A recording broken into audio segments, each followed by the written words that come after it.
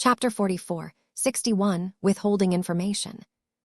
The truth had finally come out after all of this time. Vess rapidly connected the dots in his mind.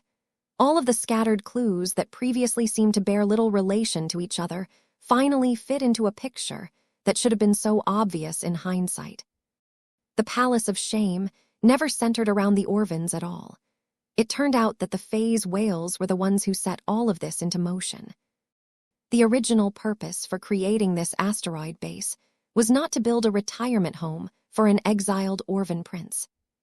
Why the phase whales refused to get rid of a hidden danger and execute the cannibal in the first place, Vess didn't know. What was important was that the phase whales, in all of their wisdom, not only decided to imprison their fallen whale, but do so in the periphery of the red ocean that was sufficiently far away from the center of the dwarf galaxy. That was probably how the Palace of Shame came to be. It was a prison that was solely designed to contain the disgraced subject for an indefinite period of time. This also explained the true purpose of the Orvans that were primarily responsible for maintaining order in the asteroid base. No wonder why their group is called the Unspoken. They have probably been contracted by the phase whales to act as the jailers who take care of the Palace of Shame and make sure that the only prisoner remains under control. The subject of unclean whales was a touchy subject among the phase whales. None of the members of the powerful race liked to publicize any information about the most deplorable members of their kind. Since it was apparently impossible for a phase whale to commit all of his time to watch over one of their own, the powerful race instead subcontracted this unpleasant duty to a group belonging to a different alien race. This was how the Unspoken not only watched over the prisoner for over 1,000 years, but also successfully kept everyone else in the dark. It would have been rather hard to explain why a bunch of Orvans hung out in such a remote asteroid base for multiple generations. Instead of trying to hide their presence completely, they instead pretended to be pirates. They even opened up the Palace of Shame to other occupants and lured in a large amount of pirates, smugglers, and other lowlives to reinforce the impression that the entire place was nothing but a den of iniquity. Although there were numerous pieces of evidence that the Palace of Shame was more than a simple pirate stronghold since it was able to exist for so long, the secret was still safe for the most part. The phase whales even checked up on the state of the Palace of Shame from time to time. This was evidenced by the testimony of the 3 Orvan prisoners that Vess had interrogated. They all spoke about witnessing secret meetings between the Unspoken and a member of the powerful aquatic race. It turns out that there is no great pan-racial secret order after all. This is nothing but a boss inspecting a group of employees to make sure they are still diligent about performing their duties. Perhaps the charade was meant to persist for many more years, but the sudden arrival of humanity changed everything. A chunk of the red ocean that everyone previously regarded as a quiet backwater abruptly fell into the hands of extragalactic invaders. Few, if any, indigenous aliens could have seen this coming. Recent events likely disrupted whatever intentions the phase whale race held towards the captive unclean whale and the Palace of Shame. It even explains why the pirates refused to leave the Palace of Shame, even as every other alien with a ship has long fled to safer regions. They can't abandon their duties, or else they will suffer terrible punishment at the hands of the phase whales. The Unspoken and all of the pirate groups that had inadvertently fallen into this obligatory duty had found themselves in an impossible situation. As humanity increasingly took control over all of the surrounding regions, the pressure for the pirates to leave became more and more unbearable. However, without receiving permission from their powerful but uncaring phase whale masters, they could not desert their current posts. Whatever hold the phase whales had over the pirates had forced even the most shameless and despicable pirates to stand their ground and defend the Palace of Shame to the death. This was the most unexplainable part about this mystery. Why didn't the pirates just run away? No matter how much the phase whales loomed over them, The most selfish among the pirates should probably have enough self-preservation instincts to flee from the humans rather than fight for a cause that likely didn't interest them in the slightest. Have the aliens been brainwashed, or are they stuck here for another reason? Vess didn't have enough information to resolve this question, so he set it aside and focused on more important matters. One of them was how much the Gemini family actually knew about the Palace of Shame. When Vess recalled his past interactions with the Geminis and the intelligence he received about them, he began to grow a lot more suspicious. Now that he found out what the Palace of Shame was truly hiding, the behavior of the Gemini family made a lot more sense as well. If his suspicions were correct, the Geminis most definitely knew that the Palace of Shame was hiding either an unclean whale or a phase whale. They fooled us. The damn incestual bastards hoodwinked us all, Vess cursed. Their family-wide obsession about marrying their brothers and sisters to each other must have caused a few screws to get loose in their minds. How could these fools ever think it was a good idea to mess with the arrangements of the phase whales? Vess and the rest of the Golden Skull Alliance already had prior experience with that when they accidentally embarked on the Purgatory campaign. That instance largely ended up well, but only because the mythical phase whale that had originally created the pocket space was over 1,000,000 years dead. This situation was a lot different. Not only was the Palace of Shame set up a lot more recently, but there was also a living phase whale locked inside its belly. There was no ambiguity about whether the phase whale or unclean whale was still alive. Not only did the creature project an active spatial barrier to resist every attack launched by the ace Mechs, but Vess could even spot motion underneath that signified that the massive alien creature was moving its body. As many different people were trying to figure out a way to solve this imminent crisis, Vess grew a lot more upset towards the people who were largely responsible for dragging him into this mess. He inputted a command and opened up a direct communication channel to the two leaders of the Gemini family. "What is the matter, Patriarch Larkinson?" Matriarch Cena Gemini impatiently asked. "You knew," Vess hissed. "Don't lie to me. You Geminis knew from the start that an unclean whale was imprisoned within the Palace of Shame. Did you ever think that we should have been warned about this in advance? How dare you withhold such crucial information from us all? You may have doomed us all with your selfish actions." "That is uncalled for, Larkinson," Patriarch Kobold Gemini replied in a heated tone. "We admit that we had indications that a phase whale may have been hiding inside the Palace of Shame, but we do not have any solid proof in our hands. It is irresponsible for us to share hearsay and unreliable evidence with you. When our Gemini family initially made our case to you all, we solely stuck to the facts to make certain that you do not base your decisions on fantasies and mistaken assumptions. Don't play word games with me. You guys know exactly what you have been doing. Even if you weren't sure about the captive phase whale, you should have come up with plenty of guesses that the Palace of Shame is a lot more dangerous than a normal pirate base. Your deliberate refusal to share your reasonable suspicions towards us has left us all in the dark about the true risks of Operation Lighthouse. This is like inviting us to travel to a star system while conveniently leaving out the possibility that the star might be ready to go supernova.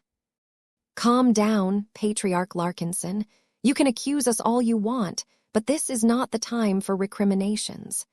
Matriarch Cena Gemini made a calming motion with her palm. Let us address the more immediate threat first. Do you have any solution in your bag of tricks that can solve the phase whale that is disturbing the surrounding space? Vess scowled and shook his head. No, I wouldn't be so angry if that was the case. Doesn't your clan have a means of attack that can bypass any form of defense and directly deprive organic beings of life? Many of your Mechs have just demonstrated this capability during an earlier phase of the battle. Vess grew a lot angrier when he heard those words.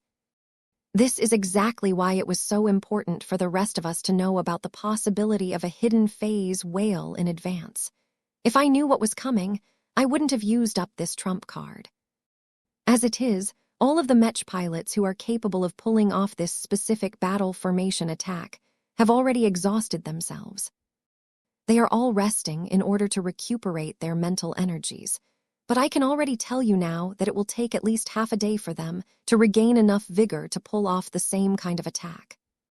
He actually fudged the truth a little bit in order to prevent any possible enemies from taking advantage of this detail, but the most important message was still true. The Larkinson clan and the Glory Seekers could no longer pull out another powerful death energy wave attack from their sleeves. That is not the only method that your clan possesses. Isn't one of your expert mechs launching energy beam attacks that is channeling a similar sort of power at this very moment? Vess briefly turned his head to glance at a projection showing the blade chaser mark Roman 2. The glowing expert mech that was empowered by both Iman Ingvar and his sister Kaysela Ingvar was trying its utmost to boost the damage output of the Grey Lotus. Vess could even sense Helena doing her best to lend as much of her power to this effort as possible. With the support of the Daughter of Death, the first blessed weapon developed by Vess began to show its might. Again and again, the blade chaser mark Roman 2 fired one inconspicuous death energy beam after another. Different from all of the other attacks that were hitting the seemingly impervious spatial barrier that was protecting the unclean whale from damage, the gray beam partially managed to pass through. Not even the most penetrating attacks launched by ace mechs, such as the Thunderer Mark Roman 2 and the Mars, could imitate this result. Yet whenever the death beams struck the massive organic body of the unclean whale, they simply sank into the fatty flesh without evoking any further changes or reactions. The unclean whale was still merrily channeling an enormous spatial technique, without any hint that it had come closer to death. Vess grew depressed when he saw this result. "It isn't working," he told the leaders of the Gemini family. "A single weapon isn't enough to put a dent into a life form that is as powerful as a phase whale. Sure, the weapon in the hands of the Grey Lotus can easily kill a random human being, but it can't do anything to expert pilots and other entities with powerful mental defenses. We need to find another solution." That was easier said than done. Chapter 44, 62 in Ability. Venerable Janzi Larkinson felt profoundly empty at this moment. Instead of sitting inside the cockpit of her trusty Shield of Samur, she took shelter in her grand stateroom that was as far removed from the battlefield as possible. Instead of fighting alongside her fellow expert pilots, such as Venerable Stark and Venerable Isabel, was surrounded by her husband and children. Instead of working together with her battle partner to protect her clansmen from danger and shield her fellow Mech pilots from retaliation, she had become a useless burden who could not contribute much in the fight, but was too valuable to risk in battle. Janzi felt especially upset about the latter. Just because she lost her Shield of Samur didn't mean she lost her piloting abilities. She could still hop inside the cockpit of a defensive mech like the Night Warrior or the Rigid Spine, and utilize her exquisite skills to contribute as much to victory as possible. She was even open to piloting the Quint in a different configuration than a Space Knight, if that was what it took for her to save as many lives as possible. After all, an expert pilot like her could pilot riflemen mechs a lot better than the mech pilots who specialized in them. She was a demigod, a pilot whose skills and abilities had exceeded human limits. Ordinary rules no longer applied to her anymore. She could make much more use out of a mech than any other regular pilot. Not even expert candidates could come close to her skills, reaction speed, processing power, and combat experience. Yet whenever she volunteered to defend the Larkinson clan in the best way she could, General Verl and anyone else with enough say immediately rejected her proposal. "We can't," General Verl shook her head. "Mechs like the Rigid Wall and the Quint are good and all, but they do not match your identity in the slightest. Just like how the Cross clan no longer dares to transport Patriarch Reginald Cross in a flimsy shuttle, it is the height of irresponsibility to allow you to venture into battle while piloting a Mech that can be shot down at any time. I won't allow that to happen. You know how good I am. I won't allow myself to get caught by a fatal attack, Janzi insisted. You can't guarantee that, pilot. Look, we are about to do battle against a formidable alien pirate stronghold. Unlike the human Mech forces that we are accustomed to fighting, the aliens are still stuck in the era where bigger is better. The pirates will deploy many warships against us, whose guns are large and powerful enough to annihilate any Mech upon a direct hit. So, other Mech pilots do not have a problem with swording into battle while they know they will have to fight against terrible warships. Why can't I do the same? Because you are not an average Mech pilot, your identity is different and your value is much greater, General Verl shot back. If you were still piloting your Shield of Samur, then this wouldn't be a concern, but the reality is different. Other Mechs do not complement you. Not only will you lack the protection of a resonance shield, but the machines themselves will not be able to keep up with your demands. Your chances of dying are far greater than before, which is what our clan least wants to see. If you are determined to make a sacrifice, then at least make it meaningful. That pretty much blocked any further attempts to set foot on the battlefield. Janzi had no choice but to act like any other civilian and take shelter while watching other good Larkinsons fight in her stead. It made her feel profoundly helpless. The only reason why she hadn't gone crazy was because she was able to spend this tense and frustrating period with her husband and child. Mama, what is happening? Mercer Larkinson asked as he sat on his mother's lap. Janzi lifted her hand and gently stroked her boy's adorable head. Our forces have just found out that there is a powerful alien hiding within the asteroid base. All of our Mechs are doing their best to finish it off before it can commit any further evil. It will be over then. Yup, the bad guys will lose while our clan and our friends will win. Trust in our soldiers and heroes. They are doing their best to keep us all safe.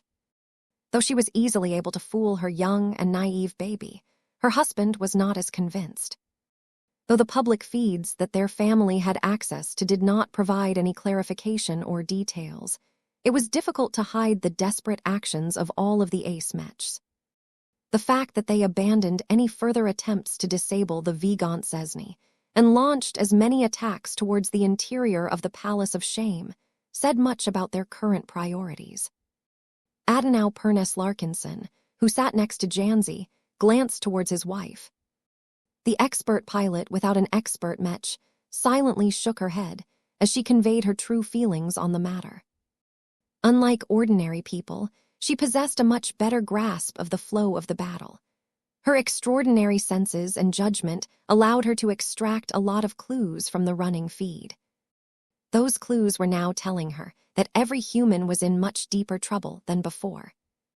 The more time passed by, the more she grew unsettled, both physically and mentally. Her physical unease came from the faint spatial fluctuations that were coursing throughout the entire battlefield and beyond. The power of the captured unclean whale, who had previously been imprisoned inside the Palace of Shame, was considerable. It appeared that long-term captivity over a span of over 1,000 years only represented a brief nap to a member of the phase whale race. As the degenerated alien beast continued to build up a grand movement that would affect a huge chunk of space, even ordinary people such as Adenau and Mercer began to feel more nauseous due to the disturbances affecting their bodies. The young boy even burst into tears. "Mama, it hurts." "It's okay, baby. Your mother is here for you. Everything will be all right." Though Janzi tried her best to put up a brave face in front of her son, inwardly her frustration was mounting. She was tired of feeling helpless. She was tired of getting pushed to the side.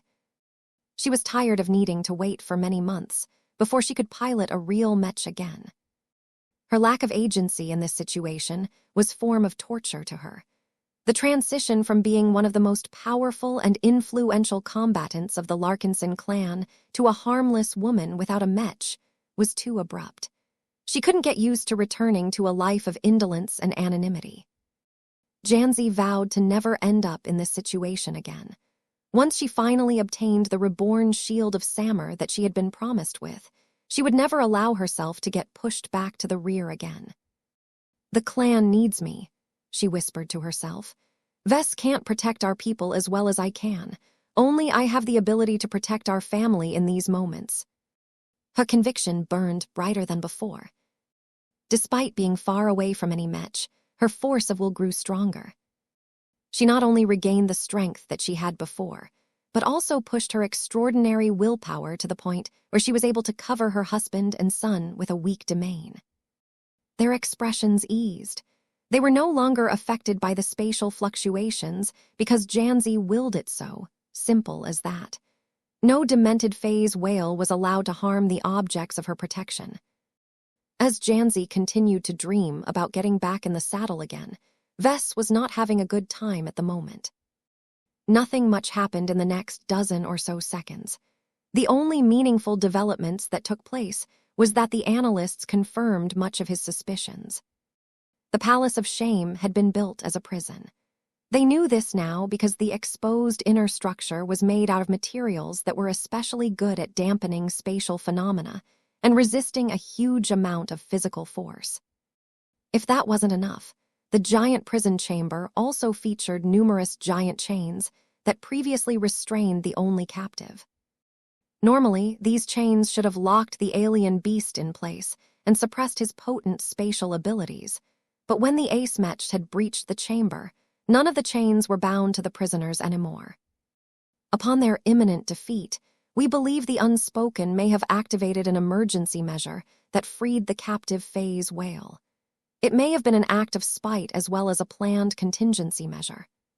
Since the humans were about to kill off the Orvans as well as the other alien pirates, the defeated party might as well go for broke and release a terrible monster as their ultimate form of vengeance. Since we know that those giant chains previously inhibited the unclean whale, can't we find a way to reattach them? Vess desperately asked. "We can't. Our Mech will need to lift those chains and bring them to the body of the hostile subject. But this isn't possible as long as the latter keeps projecting a powerful spatial barrier." It all came down to the unclean whale's powerful defenses, which were even more absurd than the energy shields of the Vigant Cesny. While the battleship had to rely on multiple layers of weaker energy shields to protect herself from damage, the unclean whale only had to rely on a single, all-encompassing spatial barrier to completely resist the combined firepower of 7 ace Mechs. This was a true first-class opponent. Perhaps not even the Terrans or Rubarthans were able to put a dent into the unclean whale. At least there was one piece of good news. Our collective attacks aren't getting through the defenses of the unclean whale, but they are at least slowing down the creature's progress. The attacks from our ace Mechs and our other Mechs are forcing the whale to put more effort into bolstering the spatial barrier. While that slowed the monstrous phase whale down, it did not prevent the powerful aquatic alien from continuing his or her original effort. "Has the Lyra Foundation figured anything out?" Vess asked. "The Lyras have lots of scientists and engineers on their payroll. Surely they know something, right?" A representative of the Lyra Foundation sighed over the command channel. "I am afraid that we cannot offer any major breakthroughs. We have many theories, and we can offer you many possible explanations on what the alien whale is attempting to do, but none of them offer any helpful solutions.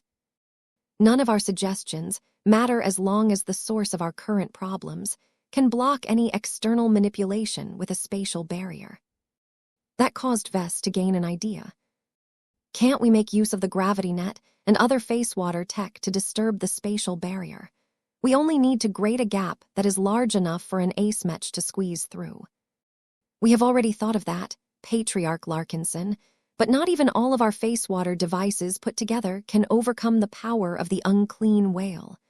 Our scanners have detected over 1,000 kilograms of face water inside the creature's body. All of it is currently being leveraged. There is no conceivable possibility that our weaker measures can induce any changes. The difference in power is far too great." "Damn it. Is there a way that you can figure out a clever way to utilize all of our face water tech that might exploit a possible weakness and open up a gap in the spatial barrier. That is possible in theory, but it will take days, weeks, or even months for us to present the inkling of a solution. We do not have the time to perform the necessary calculations. Time, it was all about time. The human coalition simply didn't have enough time to resolve this matter in a calm and rational manner. Just as Vess was about to resign himself to the inevitable outcome, his eyes suddenly widened. He just remembered that he had a way of buying a little more time for himself. He might even be able to obtain what he needed to resolve the current crisis. Vess closed his eyes and concentrated hard on an existence that he had long shoved to the back of his mind. Let me in, system. Chapter 44, 63 Buying Time. Vess experienced a complete change in environment as soon as he thought about entering the system space. The transition happened in an instant. In one moment, he was sitting inside the bridge of his flagship, where all of the operators became increasingly more afraid of what was about to come. Panic, helplessness, and resignation had spread among the surrounding clansmen as they saw that their vaunted ace mechs had become as useless as a budget mech in the face of an overwhelming enemy. The phase whales were often regarded as the singular most powerful race of the Red Ocean. Fortunately, the giant aquatic beasts had their flaws. Their modest ambitions and their low reproduction rate held them back. This gave a chance for the other indigenous alien races to rise up and carve their own place in the dwarf galaxy. The fact that the phase whales hadn't been able to dominate the Red Ocean didn't mean they were weak, though. It was undeniable that every single adult phase whale posed a terrible danger to humanity. Every pioneer, adventurer, and colonist in the Red Ocean slowly became familiar with an increasingly more common rule. The rule stated that people should treat every phase whale as an existence on the same level as a medium-sized CFA battleship or an MTA ace mech. Sure, the weakest among the phase whales were considerably easier to deal with, but they tended to lay low for a long time until they upgraded themselves to a level where they could confidently roam through space. Most of the phase whales that pioneers encountered in the wild were already at least hundreds of years old, which was plenty of time for them to augment their bodies to a level where they could eat expert mechs for breakfast. Although Vess did not have a good idea of the strength of the unclean whale that had just broken free, the cannibalistic creature was doubtlessly on the upper end of his kind. An unclean whale is a proven killer of other phase whales. Not only that, but a cannibal whale mainly targets victims that have developed powerful bioaugments for themselves. None of these phase whales should be weak, so a competent unclean whale must possess considerable power to sustain this lifestyle. Though the unclean whale eventually suffered a defeat that eventually led to the creature's imprisonment, that did not mean the threat had diminished. A phase whale of any kind was still too strong of an opponent for most humans. Not even a coalition of 6 different pioneering groups had been able to shake the massive creature's spatial barrier. My overarching priority is to find a means to stop the unclean whale, Vess reminded himself. Although the transition from reality to the system space had been abrupt, the calm and peaceful environment granted him a much-needed break. Now that his mind wasn't running so hot anymore, he was able to think about the situation without the weight of an imminent deadline looming behind his back. The freedom to contemplate his situation at his own pace was exactly what he needed to regain his calm. The peaceful mountaintop environment of the system space also helped a lot in making him feel removed from the immediate crisis. It was tempting for him to forget about all of the problems that awaited him back in the Borean belt. However, the Mech designer system wouldn't allow him to escape reality that easily. Vess had conducted an experiment in the past that tested the limits of how long he was able to remain inside the system space. After all, since the system claimed that time spent inside its new illusionary space would not affect the time spent in reality, Vess thought he could effectively obtain more time for himself. There were many possible ways he could make use of all of the extra time in the system space. He could progress his design projects, either with the help of the workshop of creation or just by doing all of the work in his mind. He could review all of the knowledge that he had learned in the past and deepen his understanding of existing theories. He could spend the time on brainstorming lots of new and innovative ideas, some of which might lead to the invention of a fantastic new application that could shift the course of the Mech industry. In short, there were so many ways a Mech designer like Vess could make use of so much free time that he could accelerate his career progression by several times. Vess even suspected that this may have been one of the tricks that the polymath had employed to rush through the ranks, as if she had boarded a rocket. Sadly, none of this was possible for him. He found that if he did not spend his ascension points, he would progressively experience greater and greater rejection from the system's space. In his last attempt to force himself to stay, he managed to hold out for approximately 15 hours before the system booted him out of the illusionary mountaintop. Vess speculated that the system space had to consume a lot of energy or other resources to host his consciousness. Everything had a price. It would have been too unreasonable for the system to be able to keep this up forever. Oh well. All of this meant that Vess only had a limited amount of time before he had to return to the imminent disaster that was about to befall the entire coalition. After that, the system forcibly kept him out and prevented him from entering its space until more than a week had passed in reality. This pretty much ended his devious plan to effectively increase his productivity and get a lot more work done than normal. Fortunately, Vess wasn't limited to staying 15 hours at a time. During his experiments, he found out that he could lengthen his stay by spending his ascension points at the workshop of creation. It cost 1 AP for him to rent the workshop of creation for a period of 24 hours. Given that this was the case, it made no sense that the system would boot him out before he was able to use up his entire quota. The system would be engaging in fraudulent business practices if that was the case. While Vess accused it of many things, the system was remarkably fair and honest in its own inhuman way. It never sold a product or service that did not match the description. This meant that Vess could effectively buy more time in the system space as long as he paid the daily rent of 1 ascension point a day. Vess found that he didn't actually have to spend time in the workshop of creation to extend his stay by 24 hours. He could move up and down the mountain and freely stay at any of the other sites if he wished. Right now, Vess wasn't in a hurry to start figuring out a way to resolve his latest difficulty. He was too mentally unbalanced and sorely wanted to take a lengthy break in order to completely reset his mind. Only then would he be able to enter the right state of mind to tackle his problems with a rational and sober mindset. He did not immediately race towards the workshop of creation and spent 1 ascension point to obtain the right to make use of its facilities for 24 hours. He would be wasting the 15 hours that he could already get for free. Vess deliberately emptied his mind of any thoughts related to the dangerous situation around the Palace of Shame and began to stroll without any particular destination in mind.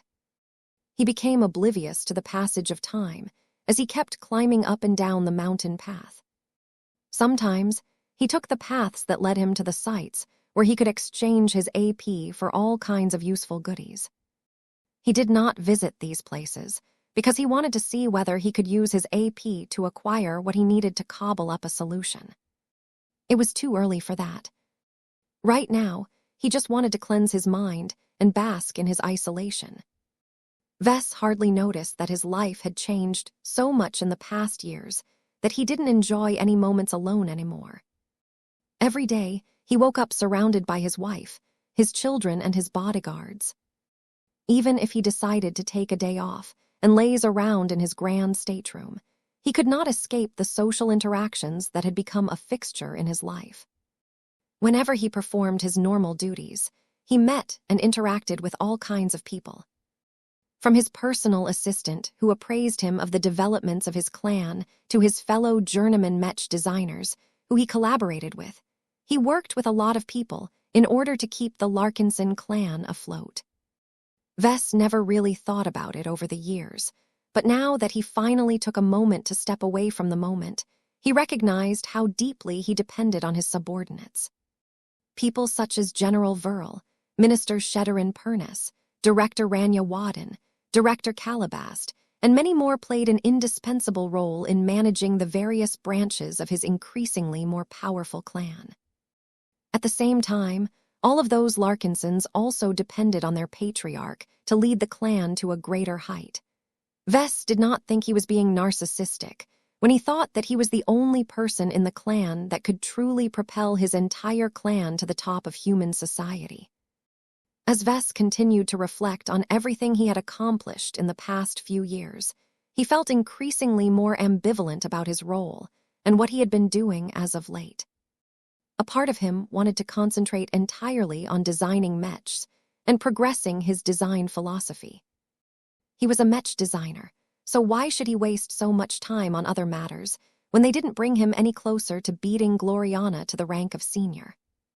Another part of him recognized the necessity of wielding power. If Vess didn't make the right decisions, then others would definitely make them in his stead. It would be fine if his deputies adopted the same ideas as him, but this was rarely the case. Who knew what people such as Chief Minister Novelin Purnes would do to his clan if he was able to make decisions with much less oversight than before? For better or worse, Vess could not leave the job of leading his clan to others. Their interests didn't align with his own, so why should he give them the keys to his personal kingdom? This can't go on forever. Vess sighed and shook his head as he sat on a bench that provided him with a fantastic view of the tree of possibilities. Sooner or later, I need to dedicate myself to my work and shed all of the elements that are dragging me down. When Vess read the biographies of all of the star designers, he had noticed that few of them engaged in politicking or other distractions. They were truly passionate and married to their career, so much so that they had cast aside incredibly lucrative opportunities just so they could spend more hours in their design labs. Vess felt that he had been spending less and less time in his own design lab as of late. This was by necessity, because his clan would most certainly go astray if he wasn't at the helm, but he could not let this situation go on forever. I need a successor who I can trust to take charge of my clan. Vess thought about Aurelia, who was literally born for this job. Gloriana certainly liked to think this was the case, but who said that their first-born daughter was only suitable to lead the Larkinson clan? He wouldn't mind it if his ambitious daughter decided to take charge of another large and promising organization. Any of his children were also eligible in their own way. If Andrast became a Mech pilot, then she might be able to lead the clan in the same style as Patriarch Reginald Cross. If Marvain became a Mech designer in the same mold as his father, then he would be able to lead the Larkinson clan in the exact same way, thereby providing the greatest possible continuity. These weren't the only possible candidates that he could choose from. Though he and his wife had agreed to take a little break, Gloriana had never stopped reminding him that she eventually wanted to bear 3 more children in order to complete her collection. Chapter 44, 64, A Sober Problem-Solving Approach. Vess found it entertaining to speculate about the future of his clan. After all, there weren't many sources of entertainment around here. The system space had never been designed with leisure in mind. It was a solemn place that was primarily dedicated to facilitating his progression as a Mech designer. If he wasn't making any meaningful progress towards becoming a star designer or completing his spiritual ascension, then there wasn't any reason for him to squat in this place longer than was necessary. Vess still had a few hours left before he had to pay his rent in order to stay any longer, so he still wasn't in a hurry to do anything productive. He continued to use his remaining free time on contemplating the life he had led, and the decisions he had made up to this Point F letter 1D633 letter 212 F letter 212 F letter 1D66 C letter 1D486 letter 1D68 B letter 1D4F7 Nu letter 1D452 letter 269 C letter 1D45CM. He found it liberating to be able to think about everything from a detached perspective, with no one else passing judgment on him. Aside from the Mech designer system itself, there was no one else who could exert pressure on him in this magical space. Neither his wife, Lucky, Calabast, or any of his design spirits such as Goldie could figure out what he was thinking and pass judgment on his ideas. It felt liberating for him to be able to spend his time on the notions that he had never dared to think for fear of causing an incident. For a small period of time, Vess indulged in the darkness that he had tried his best to repress in his mind. He thought about divorcing Gloriana. He tried to figure out what he could obtain from disassembling Lucky. He came up with radical spiritual augmentation ideas that might make his children a lot more powerful.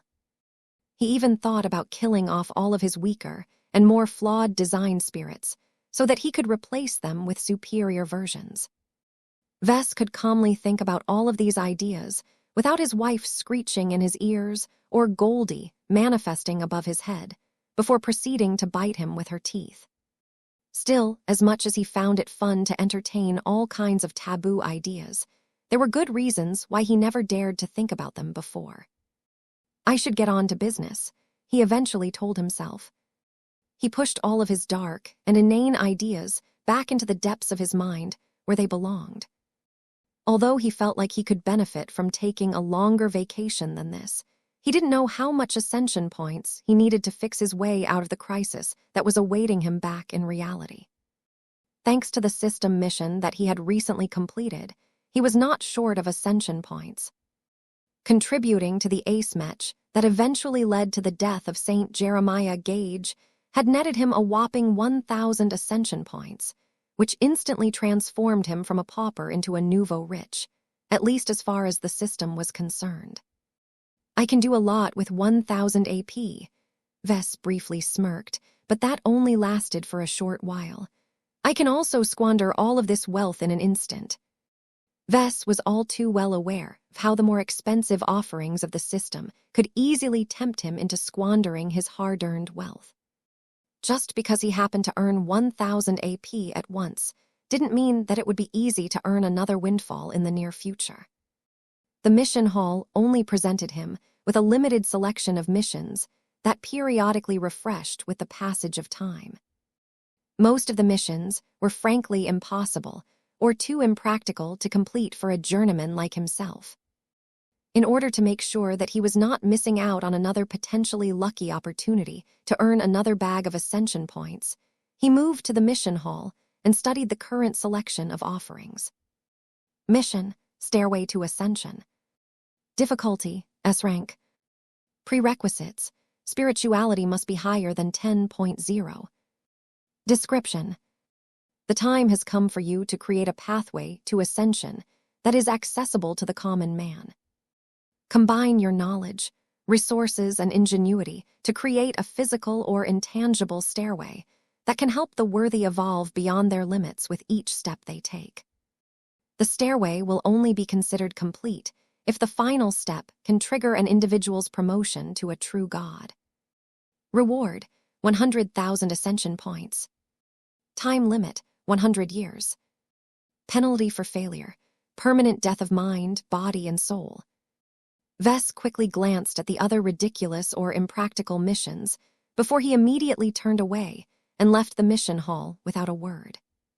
Seeing that there was no way for Vess to earn a lot of ascension points in the short term, he would have to make do with his current savings. I have 1,033 ascension points left in my possession, so I can theoretically spend 1,033 days in this system space before I need to go back to the reality that should still be frozen all of this time. There was no way that Vess would actually go through with a ridiculous plan. Sure, Vess could get a lot of work done in 2.83 years, but was it the best use of his ascension points? No matter how much time he spent on designing a new gadget that might allow him to break the unclean whale's defenses, He didn't have the time in reality to fabricate the object and put it to use. If he wanted to make better use of his stay in the system space, then he needed to invest his AP on more substantial benefits. Vess knew that the system was able to offer all kinds of powerful boosts that could reverse his situation. He just had to spend his limited budget of ascension points as wisely as possible. He created a new mental note and wrote down the points he needed to pay attention to in order to form a good plan. First, time is precious, but it is not the most valuable resource that the system can offer. I should only spend my AP on extending my stay in the system space if there is no better alternative. That said, I can't allow myself to get kicked out too soon. I should always maintain a modest reserve of AP in case I need a little more time than I previously thought.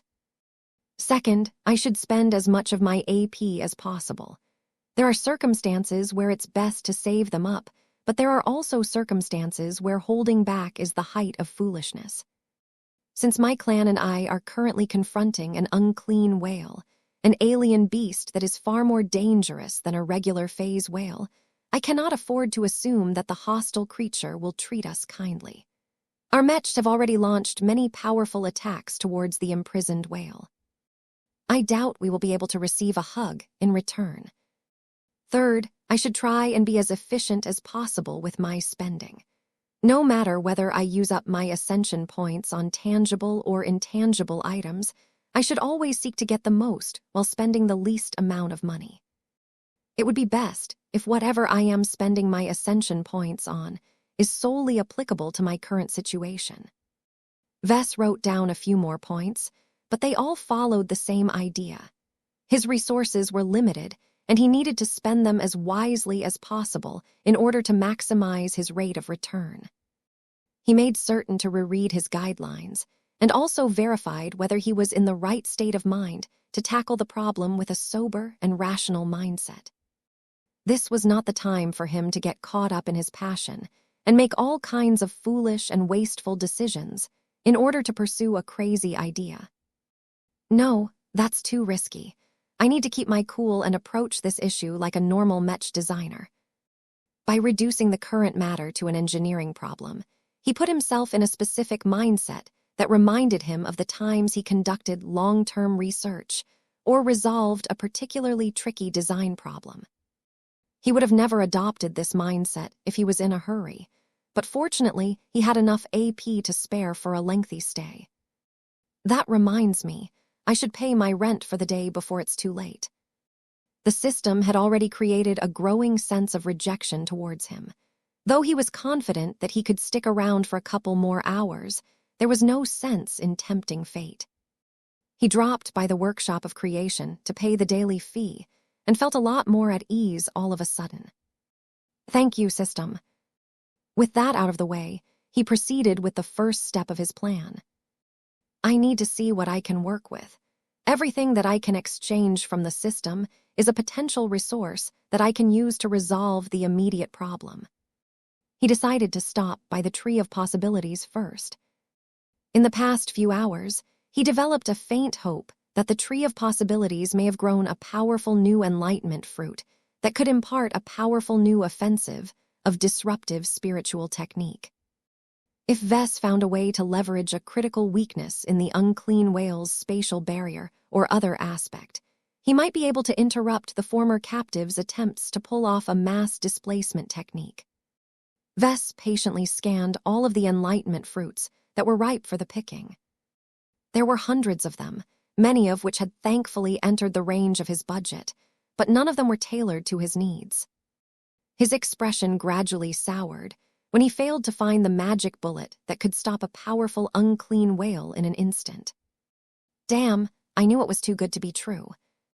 There were plenty of powerful and useful enlightenment fruits that he could spend on with his ascension points, but they weren't immediately relevant to the situation at hand. At best, there were a dozen or so enlightenment fruits that might help him on his way to solve his current problem, but only when he spent additional AP on other complementary goods. A few of them looked particularly attractive in his eyes. Price, 850 ascension points. imparts a comprehensive set of essential theories and design principles related to the most widespread transphasic weapon types mastered by a mid-level weapons engineer of the Pulmer race. The knowledge applies to weapons at every scale, from small arms to battleship armaments. Requirements: intelligence must be 2.5 or higher. Physics skill must be senior or higher. Vess couldn't help but drool when he noticed this enlightenment fruit. It was larger and heavier than the others, but he believed that it would definitely impart him with the knowledge he required to develop a superweapon that could give the unclean whale a hard time. He shook his head. It's too expensive. It was too much for his budget.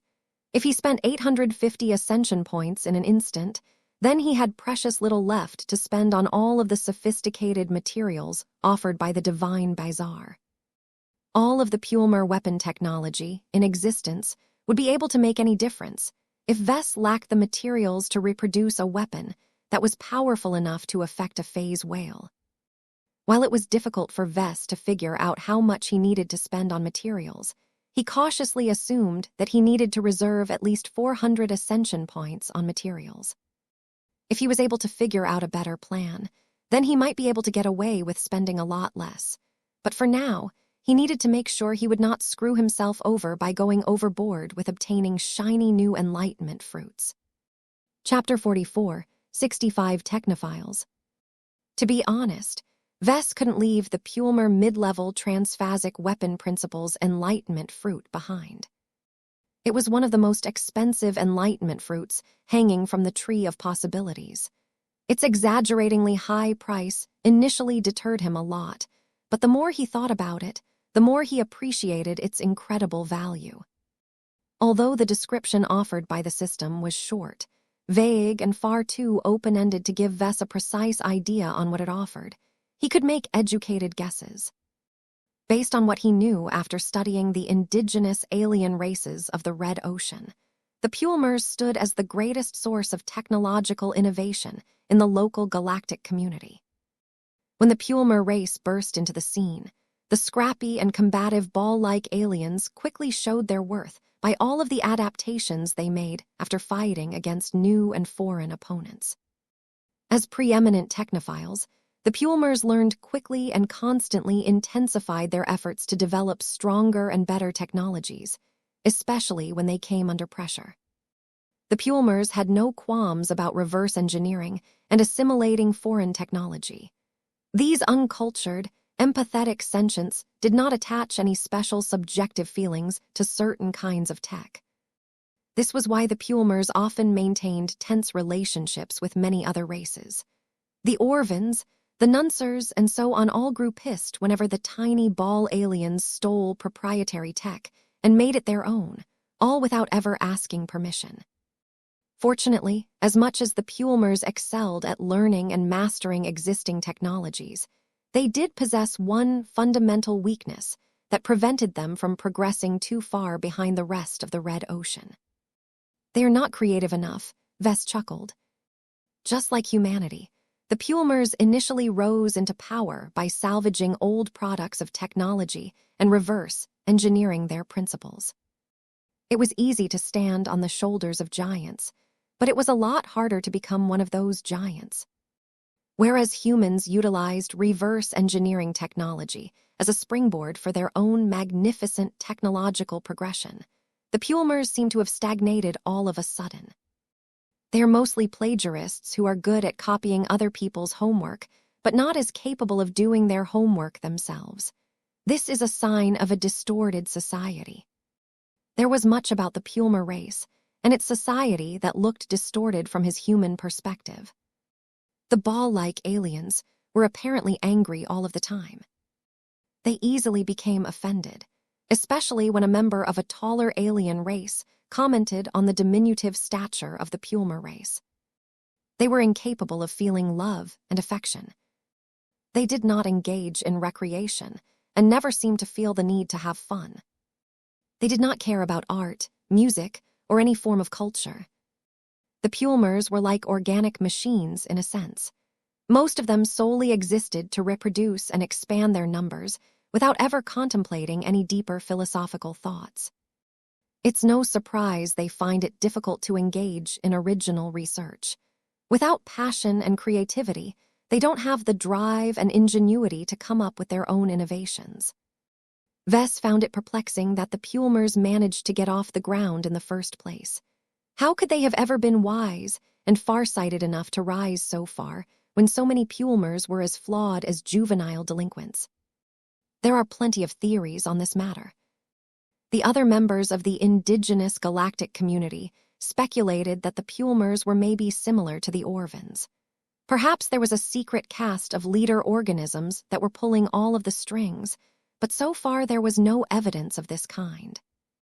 To most of the local aliens, the Pulmers were aggressive, touchy and annoying aliens who regularly flaunted their advanced and often stolen tech in front of others.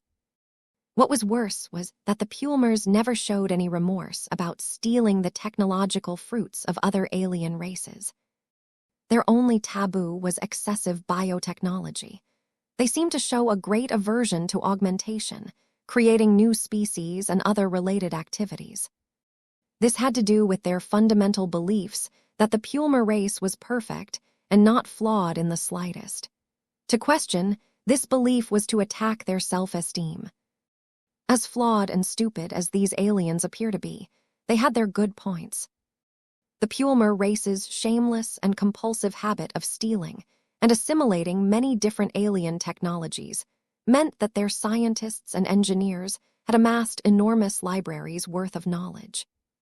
Not only did these libraries encapsulate their own research and development, but they also contained much of the technological fruits of other sentient alien races. The Pulmers had operated for many years. They stole the tech from almost every race and tinkered with the novelties until they extracted anything of value. Weak, redundant, or unreplicable technology had no place in their libraries. Only the most useful, powerful, or practical aspects of alien technology was worth the effort for the Pulmers to integrate in their own products. This modus operandi is starting to sound familiar.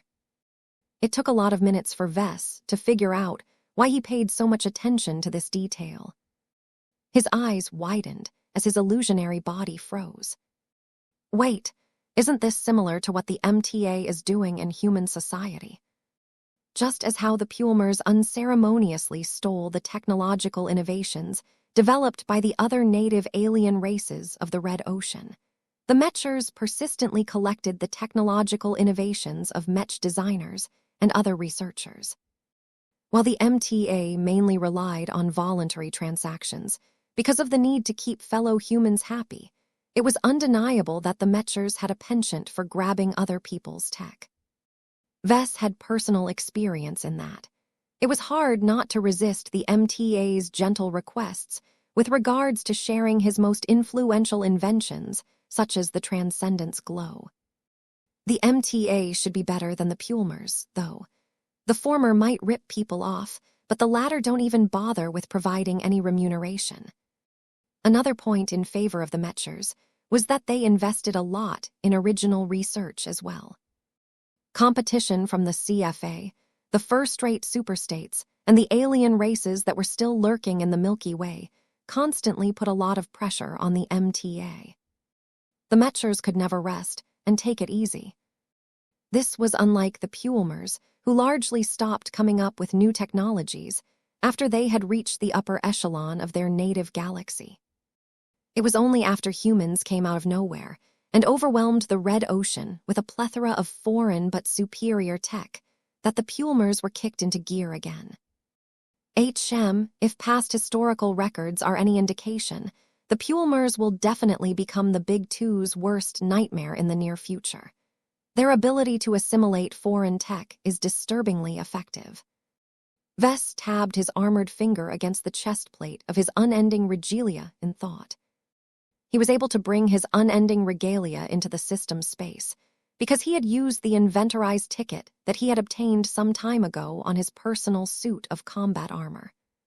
He could have saved it up for another device. One of the candidates he had in mind was a compact spacefaring shuttle that was just small enough to fall within the limits of the inventorized ticket. The reason why he decided against it was because such a shuttle did not fit in every situation, especially when he was indoors. In contrast, there were many situations where he could use his unending regalia. That wasn't the whole story, though. The truth was that Vess mainly chose to inventorize his unending regalia because it had been with him for numerous years. The heavy use of unending alloy had turned it into a living product that was exceptionally capable of storing and channeling his energies. After several years of intermittent use, it had become an extraordinary relic that had undergone a subtle transformation process that was similar to the willpower baptism phenomenon of powerful Mech pilots. Perhaps the differences weren't too big at this time, but that would certainly change in a decade or a century later. The unending regalia in its current form was not worthwhile for him to inventorize, but the good thing about technological products was that they could constantly change. As long as Vess continued to take care of his trusty suit of combat armor, his unending regalia would eventually become so powerful that he would thank himself for making it available to him at all times. In any case, one of the quirks about the inventorize ability was that he could physically send it to the system space where he could store it, wear it, or even work on it with the help of the workshop of creation. How much can I upgrade my unending regalia once I have mastered Pulmer technology? By a lot, he supposed. An enlightenment fruit that was worth 850 ascension points definitely encompassed a huge quantity of technological know-how.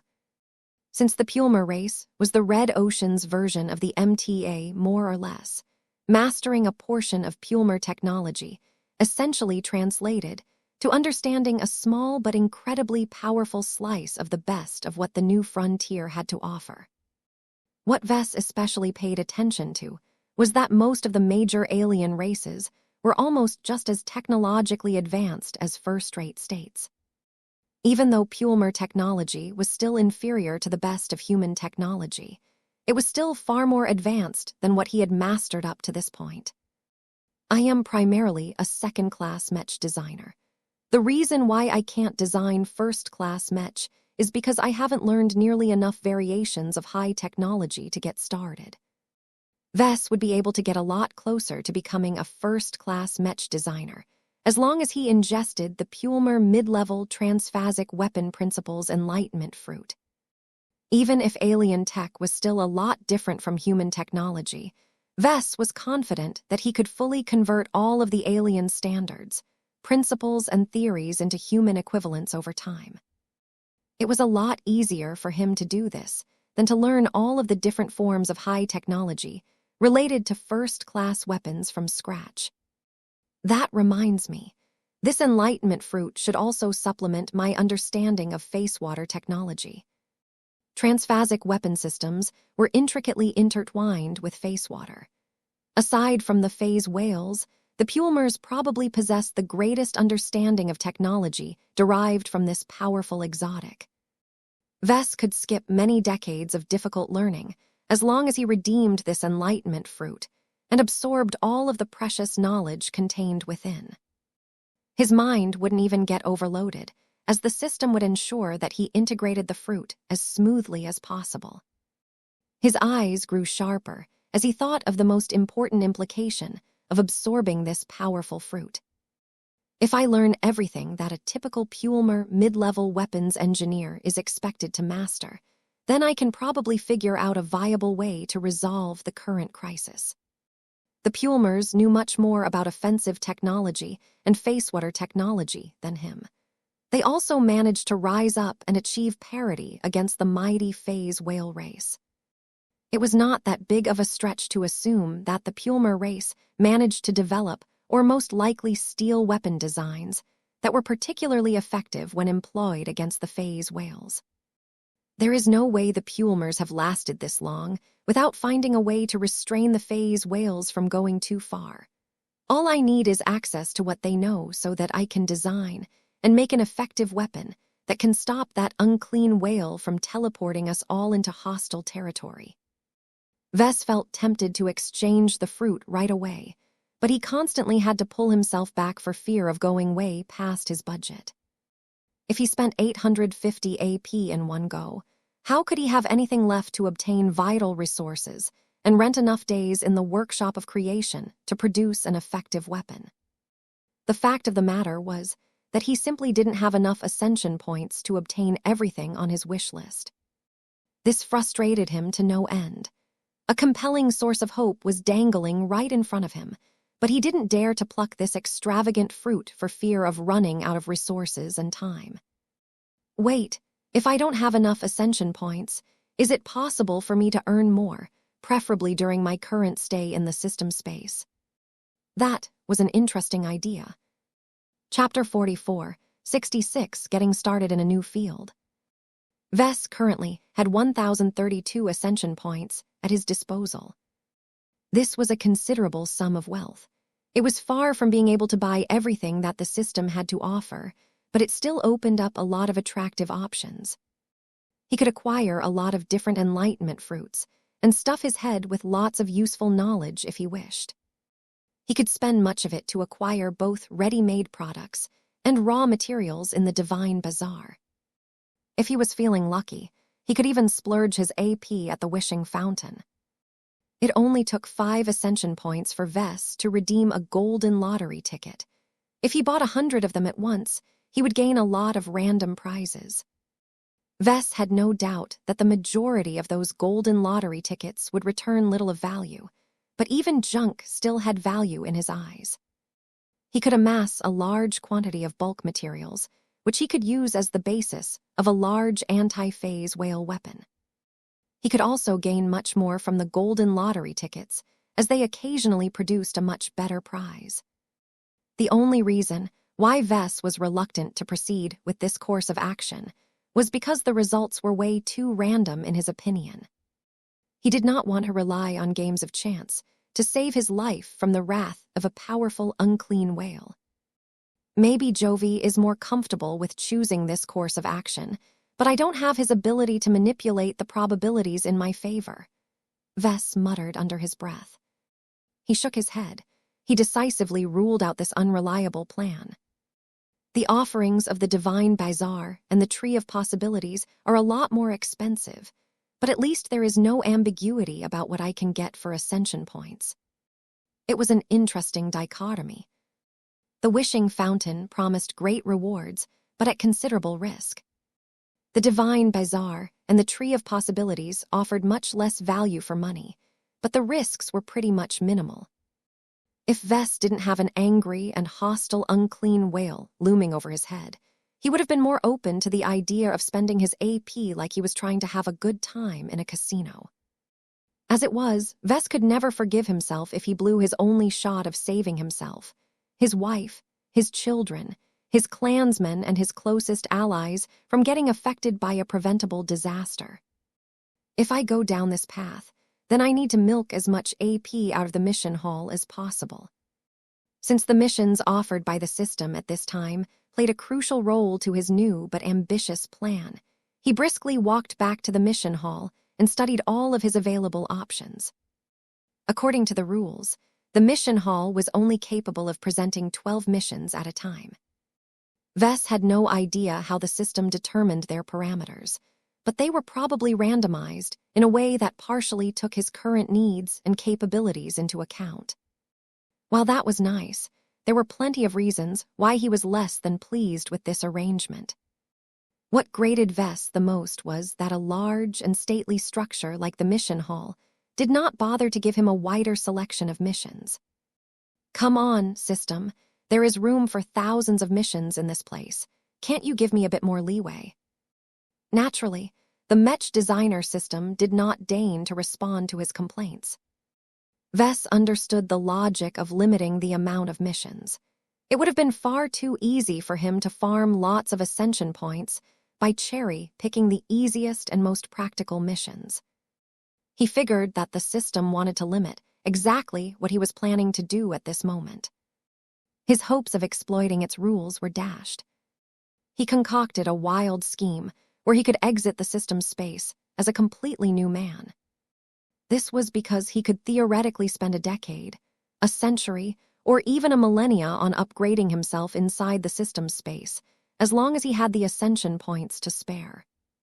The best part about this was that the outside reality would still be frozen from his perspective. This meant that he could get back to his actual life, but at a much higher level than before. Unfortunately, he would not be able to keep this up for long. As far as he was aware, the mission hall only refreshed its available missions after a lot of time had passed in reality.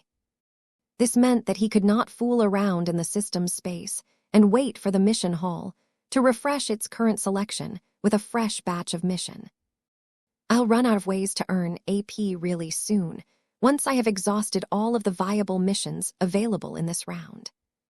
Vess did not hope for anything extravagant. He would be happy as long as he was able to earn at least 500 additional ascension points. He figured that was enough for him to purchase the Pulmer mid-level transphasic weapon principles enlightenment fruit, while leaving enough of a buffer to buy enough time and resources to make effective use of what he had learned. Let's see what I can do here. Mission: Alien Relic Hunt. Difficulty: C rank. Description: the Red Ocean Dwarf Galaxy is occupied by many alien races. Many of their relics and constructs hold considerable cultural and scientific value to the human race. Retrieve 15 different items of alien origin from where they have been left by their former alien owners. These alien relics must be of significant value to humanity in order to quality. You will earn a higher valuation if you have obtained more items or sought out relics of greater value. Reward: 40 ascension points.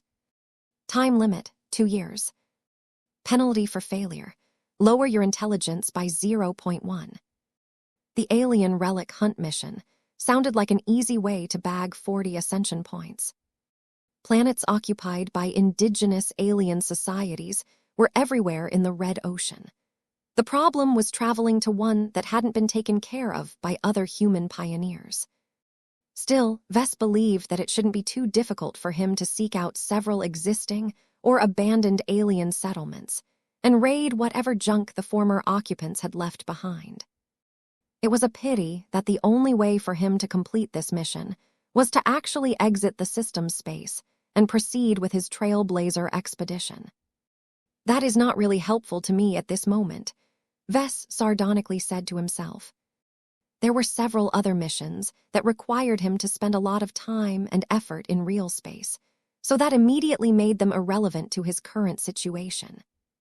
He needed to accept missions that he could complete entirely inside the system space. Mission: Introduction to Biomech Design. Difficulty: B rank. Description: a rounded and versatile mech designer must work beyond the familiar patterns of mechs. A mech designer that only possesses experience in designing conventional mechs can get stuck in narrow and incomplete paradigms, making it difficult to embrace new theories. Getting started on biomech design is a good way for certain mech designers to expand their horizons and increase their versatility. Design one viable second-class biomech. The biomech design must be at least 95% organic in nature. The higher the performance parameters of the biomech, the more ascension points awarded for completing this mission. Rewards: up to 250 ascension points. Time limit: 1 year. Penalty for failure: lower your intelligence by 0.1. This is a good one, Vess muttered. Introduction to biomech design only required him to deliver a design, not a real and functional product. He did not have to spend hundreds of ascension points on acquiring lots of materials needed to grow a biomech. Funnily enough, the Workshop of Creation happened to offer him a complete set of facilities that he could use to grow a biomech, but it was not necessary for him to bother with this particular feature. The only limiting factor to completing this mission is that I don't actually know how to design a biomech from beginning to end. Oh, he learned a couple of lessons over the years. His exposure to biomechs during his visit to the Life Research Association allowed him to learn a lot of general principles. He knew the differences between conventional mechs and biomechs. He understood what parts of his knowledge he could apply to the latter, which was surprisingly much. He also learned a lot of insights related to biomechs and bioconstructs by overseeing the development of the Titan V project. That wasn't enough, though. His biggest shortcoming was that he lacked a systematic education on how biomechs worked and what he should pay attention to when designing them. All of the sciences involved were largely related to biology, an incredibly broad field that was far too foreign to many conventional mech designers. Vess recalled that there were numerous Enlightenment fruits available that offered him the expertise he needed to complete this potentially lucrative mission. They might not be ideal, but at least they provided him a pathway towards success. If I want to complete this mission and earn a high evaluation, then I need to become proficient in biomech design, Vess determined. Failing that, I need to acquire a systematic foundation in any field of biotechnology. It doesn't really matter what specialty I acquire as long as it provides a base for me to combine biotechnology with mechs. Vess did not rush to accept this mission on the spot. Instead, he turned around and left the mission hall. He rushed back to the enormous tree of possibilities and studied the Enlightenment fruits related to biotechnology. Unfortunately for him, the big tree did not offer any Enlightenment fruit that could directly instill the essence of human biomechs into his head. I can only take refuge in tangentially related fruits. With hundreds of available fruits, there were bound to be a few that could get him started in biotechnology. Price, 30 Ascension points. Imparts a complete manual on how to develop, grow, and care for special oak trees according to the methods of the blood cult. Scarlet oak trees can produce blood of different species with remarkable properties depending on their bioprogramming and the nutrients they absorb when in use. Requirements: intelligence must be 1.3 or higher. Spirituality must be 1.5 or higher.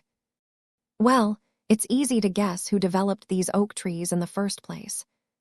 Problematic origin aside, knowledge was still knowledge. The science on how to cultivate these so-called scarlet oak trees not only encompassed plant life, but also animal life, considering they were meant to produce different kinds of blood. This gave Vess the confidence that this affordable Enlightenment fruit would provide him with enough of a foundation on biotechnology, as well as provide a little extra expertise on trees. That stuff about trees isn't very relevant to me at this moment, but I can definitely make good use of it once the crisis has passed. Vess and the Tea Institute experienced a lot of setbacks in the years they worked on the Spirit Fruit Project. The spirit trees that he envisioned as a way to empower a large number of people did not grow the fruits that he wanted. It was clear that he and the Audiobook bioresearchers were missing several crucial steps. Previously, Vess thought that the only way to fill in the blanks was to spend a lot of time on trial and error.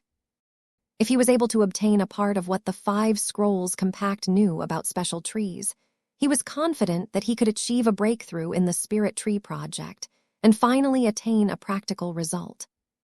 In that sense, 30 AP is a fantastic deal.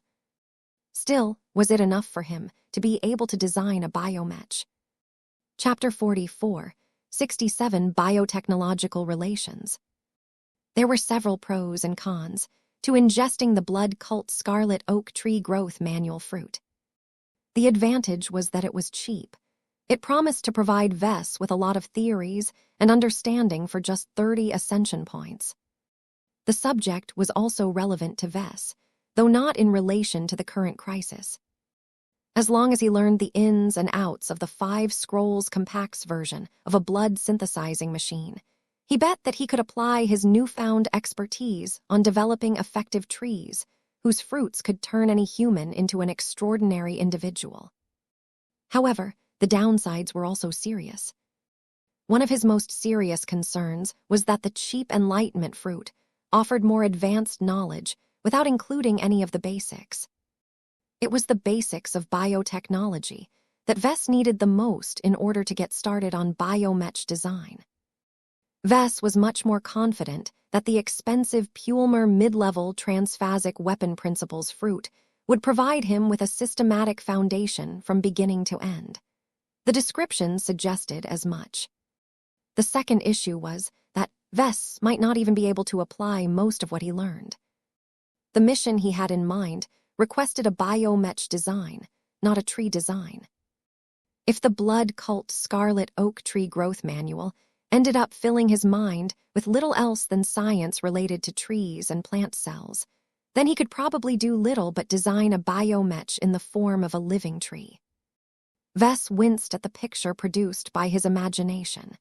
It might be sturdy in a sense, but its abysmal mobility and reaction speed would definitely result in a low evaluation. He needed to design a powerful biomech in order to earn a high enough score.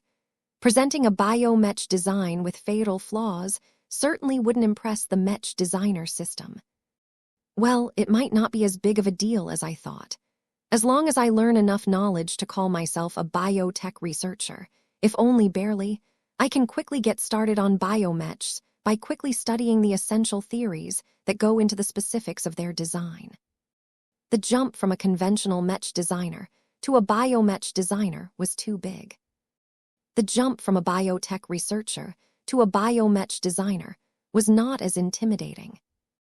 Biomech design was often treated as a specialized branch of biotechnology to begin with. If he developed a good foundation in the latter, it should only take him a short time to understand the quirks that made organic mechs possible. Since Vess was already highly competent in designing conventional mechs, he did not have to learn the necessities related to mechs in general. He already had that covered. Although it was still necessary for him to study the essential theories related to biomechs, Vess did not have to worry about lacking the necessary learning resources. Even if there isn't any useful enlightenment fruit available, I can still draw on the database that I have integrated in my unending regalia. When Vess developed the unending regalia, he had made sure to stuff it with lots of information in case he lost access to the galactic net. He had even upgraded the memory banks of his combat armor over time, allowing him to store all kinds of relevant books and articles. He not only included a comprehensive encyclopedia about everything, but also made sure to put in all of the textbooks and academic literature that was relevant to his profession. Vess waved his hand and projected an interface that allowed him to explore the comprehensive library that he had put inside his unending regalia. I never thought I would be grateful to myself for stuffing all of the textbooks related to biomechs in my combat armor. He had access to an extensive selection of textbooks. Many of them originated from the Friday Coalition, the Hexadric Hegemony, and the Life Research Association. Although the collection was hardly complete enough for his liking, they at least covered all of the basics as well as a decent selection of more advanced topics. Learning all of it through self-study from scratch would definitely take years, despite his current capabilities. I can't afford to waste hundreds of ascension points on this. He needed to make sure that the enlightenment fruit that he was willing to absorb would give him the foundation he needed. Maybe this is not the best option for me at the moment. He needed to address his immediate priorities rather than his long-term aspirations. All of his hopes about developing effective spirit trees and spirit fruits could wait for later. Vess shifted his attention to an alternative that might have what he needed. Price, 50 ascension points. Imparts a comprehensive set of essential theories and design principles related to design of the extinct Yarman race's organic star homes at the level of a junior ship designer. The Yarmans were native to the Red Ocean, but lost their home planet over the course of their history. They have become a nomadic species that have taken to living inside enormous, multifunctional bioships that the Yarmans treat as mobile homes rather than ships. Yarman organic star homes are not equipped with warp drives and can only traverse interstellar space at sublight speeds. Requirements: intelligence must be 2.0 or higher. This was a much bigger package. Even if the fruit only offered him knowledge that a relatively low-ranking shipwright was able to learn, that still provided him with a huge variety of expertise related to biotechnology.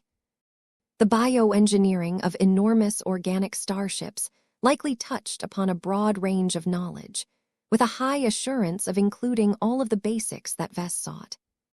If Vess was able to design one of these so-called starshomes, then he should definitely be able to design a small and simple biomech. There were a few problematic elements, though. The biggest issue is that I have no idea how easily I can combine all of this alien tech with human biomechs. Reconciling Yarman tech with human tech might be a lot more troublesome than he hoped. If that was the case, he would have to waste a lot of time, and by extension ascension points on getting ready to design actual biomechs. Well, who says I need to go through all of that effort? Vess suddenly thought. Why can't I stick to alien tech as a base and go from there? A biomech is a biomech no matter its underlying design principles. I just need to make sure its performance is good enough. Vess had another concern. From what he could tell from the description, the Yarman race did not come across as a powerful or advanced alien race. The fact that they managed to become a spacefaring race only to traverse the void in organic versions of generation ships sounded archaic to Vess. These Yarmans obviously hadn't come into contact with the greater community of the Red Ocean. They would have been able to equip their bioships with serviceable warp drives if that was the case. The knowledge imparted by the Yarman basic organic Starhome design principles, fruit, may not be sophisticated enough for his purposes. Damn, this is far from a perfect solution. Vess believed that the system valued it correctly at 50 ascension points, but he was afraid that much of it was based on a lot of irrelevant nonsense about outdated organic ship systems that had no place in a biomech. What about the next one then? Price, 75 ascension points. Imparts a collection of comprehensive theories, methods, and manuals related to the augmentation of able-bodied Nuncer individuals. The Nuncers have a long tradition of infantry combat and have developed a great interest in strengthening their own bodies. The collection encompasses a broad set of augmentation plans at the basic infantry level. Requirements: intelligence must be 1.8 or higher. This sounded a lot more promising. It was the closest to biomech design among the Enlightenment fruits he could find. Compared to the previous two fruits, this one was a lot more expensive.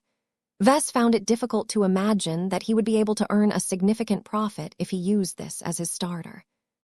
I not only have to spend 75 ascension points up front, but also a lot of AP on buying additional time.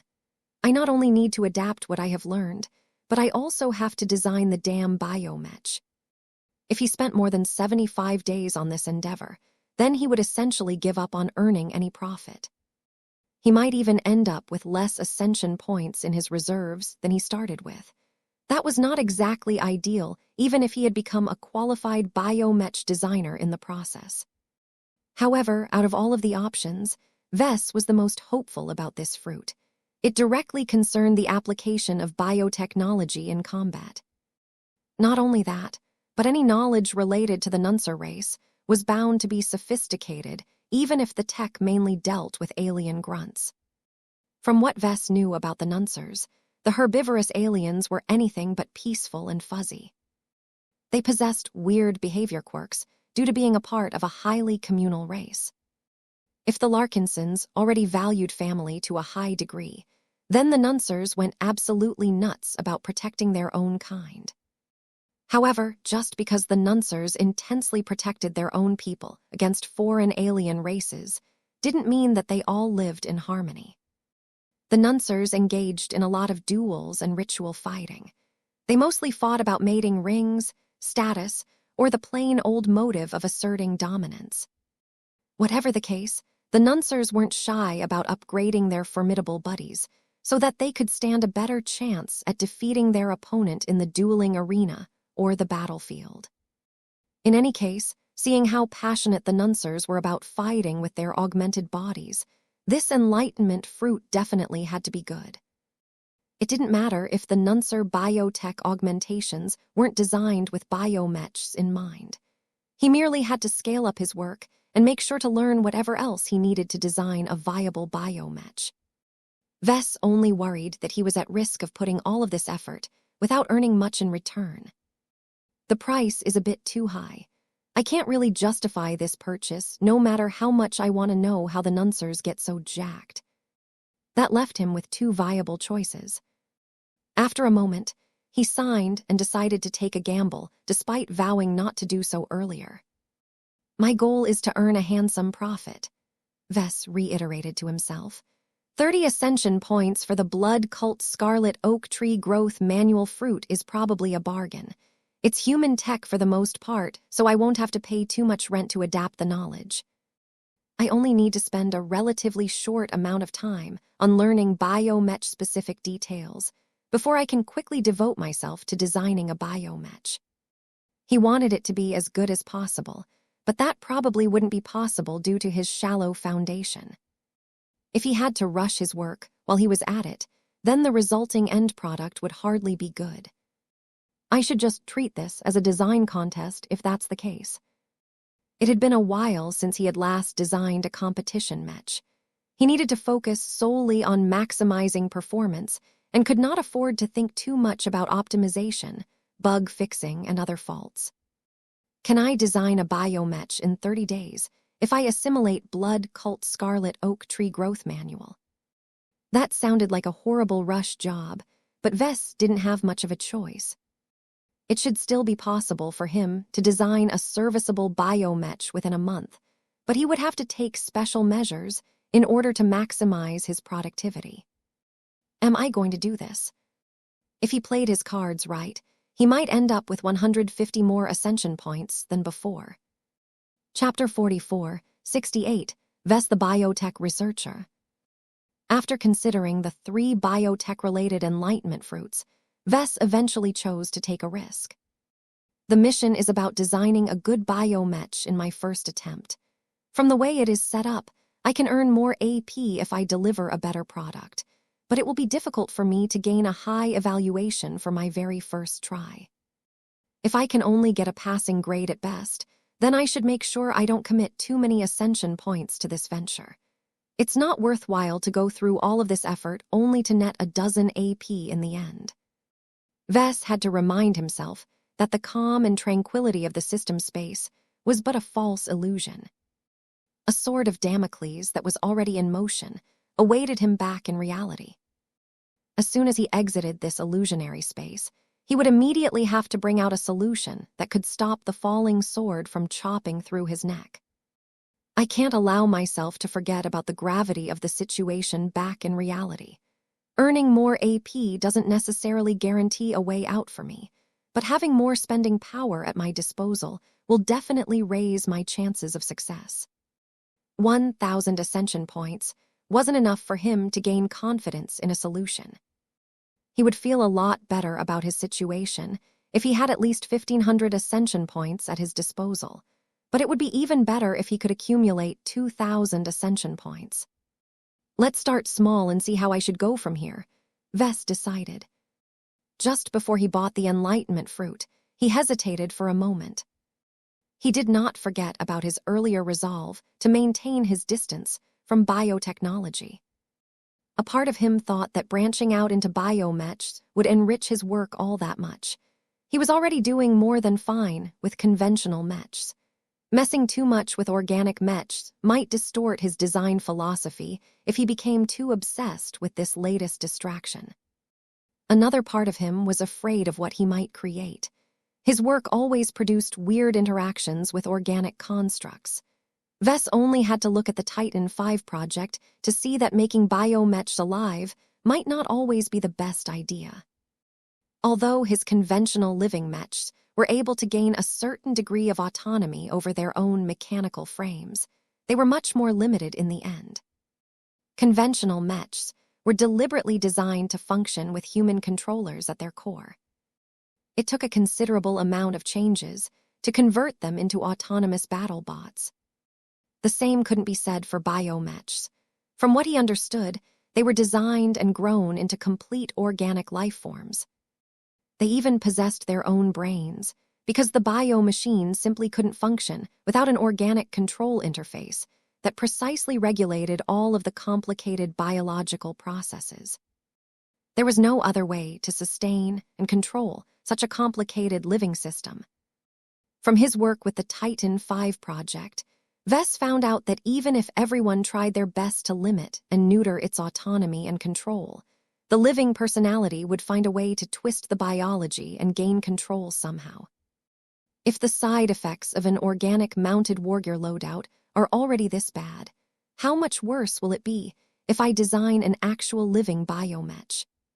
The possible outcomes were so terrifying that even his intuition felt the need to give him a warning.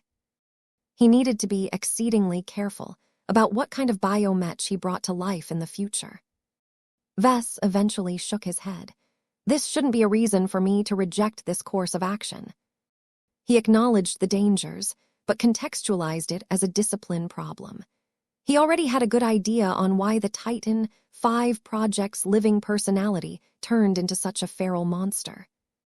I can learn from my mistakes. As long as he clamped down on his impulses and strictly limited his work to basic and proven implementations, his biomech shouldn't turn into monsters like his Titan V project. He no longer hesitated and plucked his chosen enlightenment fruit. Price, 30 ascension points. Imparts a complete manual on how to develop, grow, and care for special oak trees according to the methods of the blood cult.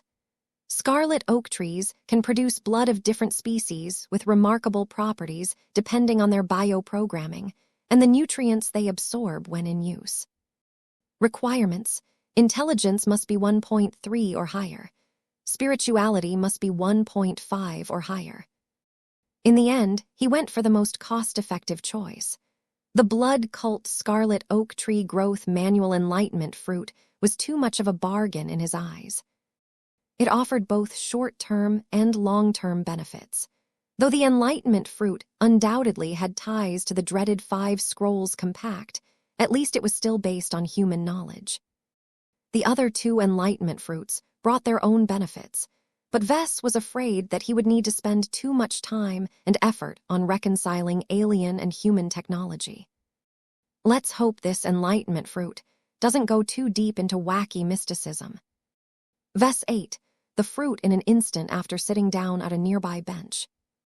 As usual, the bites soon dissolved into energy and began to rush towards his brain as if it was a powerful stimulant. Vess closed his eyes and did his best to absorb the influx of knowledge. It was easier than last time. The quantity of knowledge was not as great as the previous 2 fruits he had eaten, but it was not bare bones either. A part of him was disappointed that he didn't gain too much this time, but the lack of pressure made it easier for him to digest all of the knowledge that he had gained. A modest smile appeared on his face. I was right. The enlightenment fruit not only taught him more about the so-called scarlet oak trees than he ever wanted, but also provided him a starter pack of some sorts of the more basic branches of biotechnology. The latter served as a basic foundation for anyone with no systematic background in biotechnology to understand the science of scarlet oak trees. If an individual who was already proficient in biotechnology ingested this enlightenment fruit, then the starter pack would only serve as a quick refresher course. Director Rania Wadden, who specialized in the study and application of exoplants, would not gain much out of it, but Vess was completely different. Vess quickly tried to parse and organize the basic and advanced understanding that he had gained from the enlightenment fruit. I can call myself a biotech expert now. I only need to undergo an examination before I can get an official certificate from a relevant trade association. Of course, no one would take him seriously unless he obtained a credible diploma from a university. It would be easy enough for Vess to attend a virtual university that was nothing more than a diploma mill in practice. After a semester or 2, he could complete his exams and obtain a brand new diploma that would make it a little more believable that he could work with flesh as well as metal. Vess had no intentions of doing so, though. It was a pointless endeavor, and his existing reputation should already be good enough to prevent people from doubting his biomechs. He was much more interested in understanding his new capabilities. He took a few more minutes to make sense of what he had gained. First, he obtained a basic but solid entry into biotechnology. It was the equivalent of studying 4 years at a decent biotech university. It's nothing impressive, but the wealth of systematic understanding has given me a good understanding of this broad field. The system would probably classify his newfound biotechnology skill at the level of a novice. This did not sound that impressive, but it was a proper start that was far more preferable to spending a year or 2 on self-study in a completely different branch of science. Second, he also gained a bit more specialized knowledge related to plant life. I never imagined that I would become familiar with dendrology. He did not become an expert in this field, but he at least learned all of the essentials needed to understand what made scarlet oak trees special compared to other tree organisms. Third, Vess even got started on genetics and genetic modification. Again, what he learned was nothing impressive. It was enough for him to apply for a job as a junior lab assistant at a genetics company. He mainly needed this knowledge in order to enable him to develop new scarlet oak trees that produced different kinds of blood. Vess understood now that scarlet oak trees weren't purely made out of plant cells. They incorporated the genes of other organic life forms, such as humans and aliens. How else would the trees be able to produce the right type of blood? When Vess tried to figure out why the blood cult bothered with these trees in the first place, he obtained several clear answers. His expression grew weird, as his own understanding of life allowed him to poke through the superstition. If anyone wanted to, they could cultivate artificial blood by relying on proven machines that were readily available on the market. However, these machines that were capable of mass-producing blood of many different species known to humanity possessed a major shortcoming that rendered their output useless. The blood produced by these cold machines doesn't contain any life. As one of the most essential fluids for many organic life forms, they acquired additional properties when flowing through actual bodies. The more remarkable the life form, the more remarkable the blood.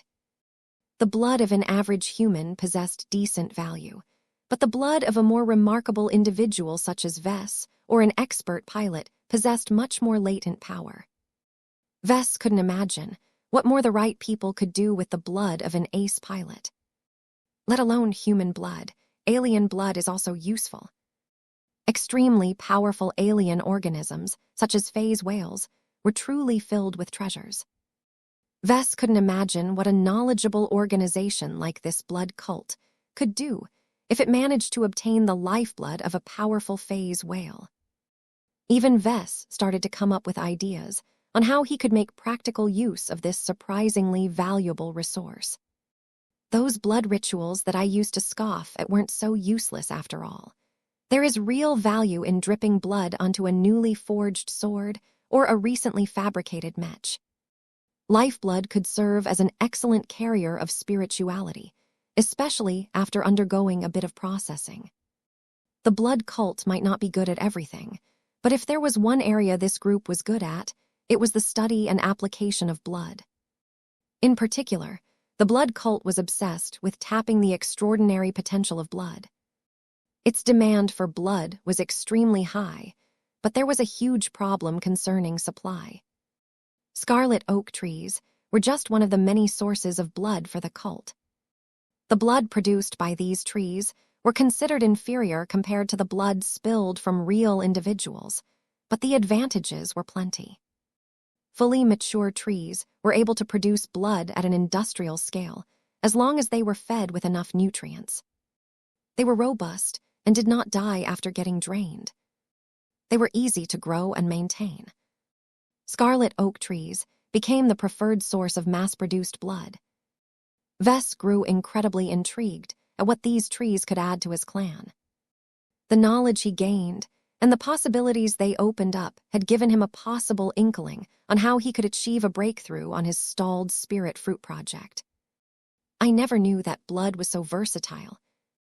The forbidden knowledge in his mind had opened his eyes to the potential of blood as a resource. Some types of blood can even rival face water in terms of value. When the knowledge of the blood cult merged with his existing knowledge base, he became captivated by so many new ideas. There might be a way to produce a man-made pea stone. There might be a way to form a blood bond between a Mech and its pilot. I may be able to enhance the properties of a totem by combining it with blood.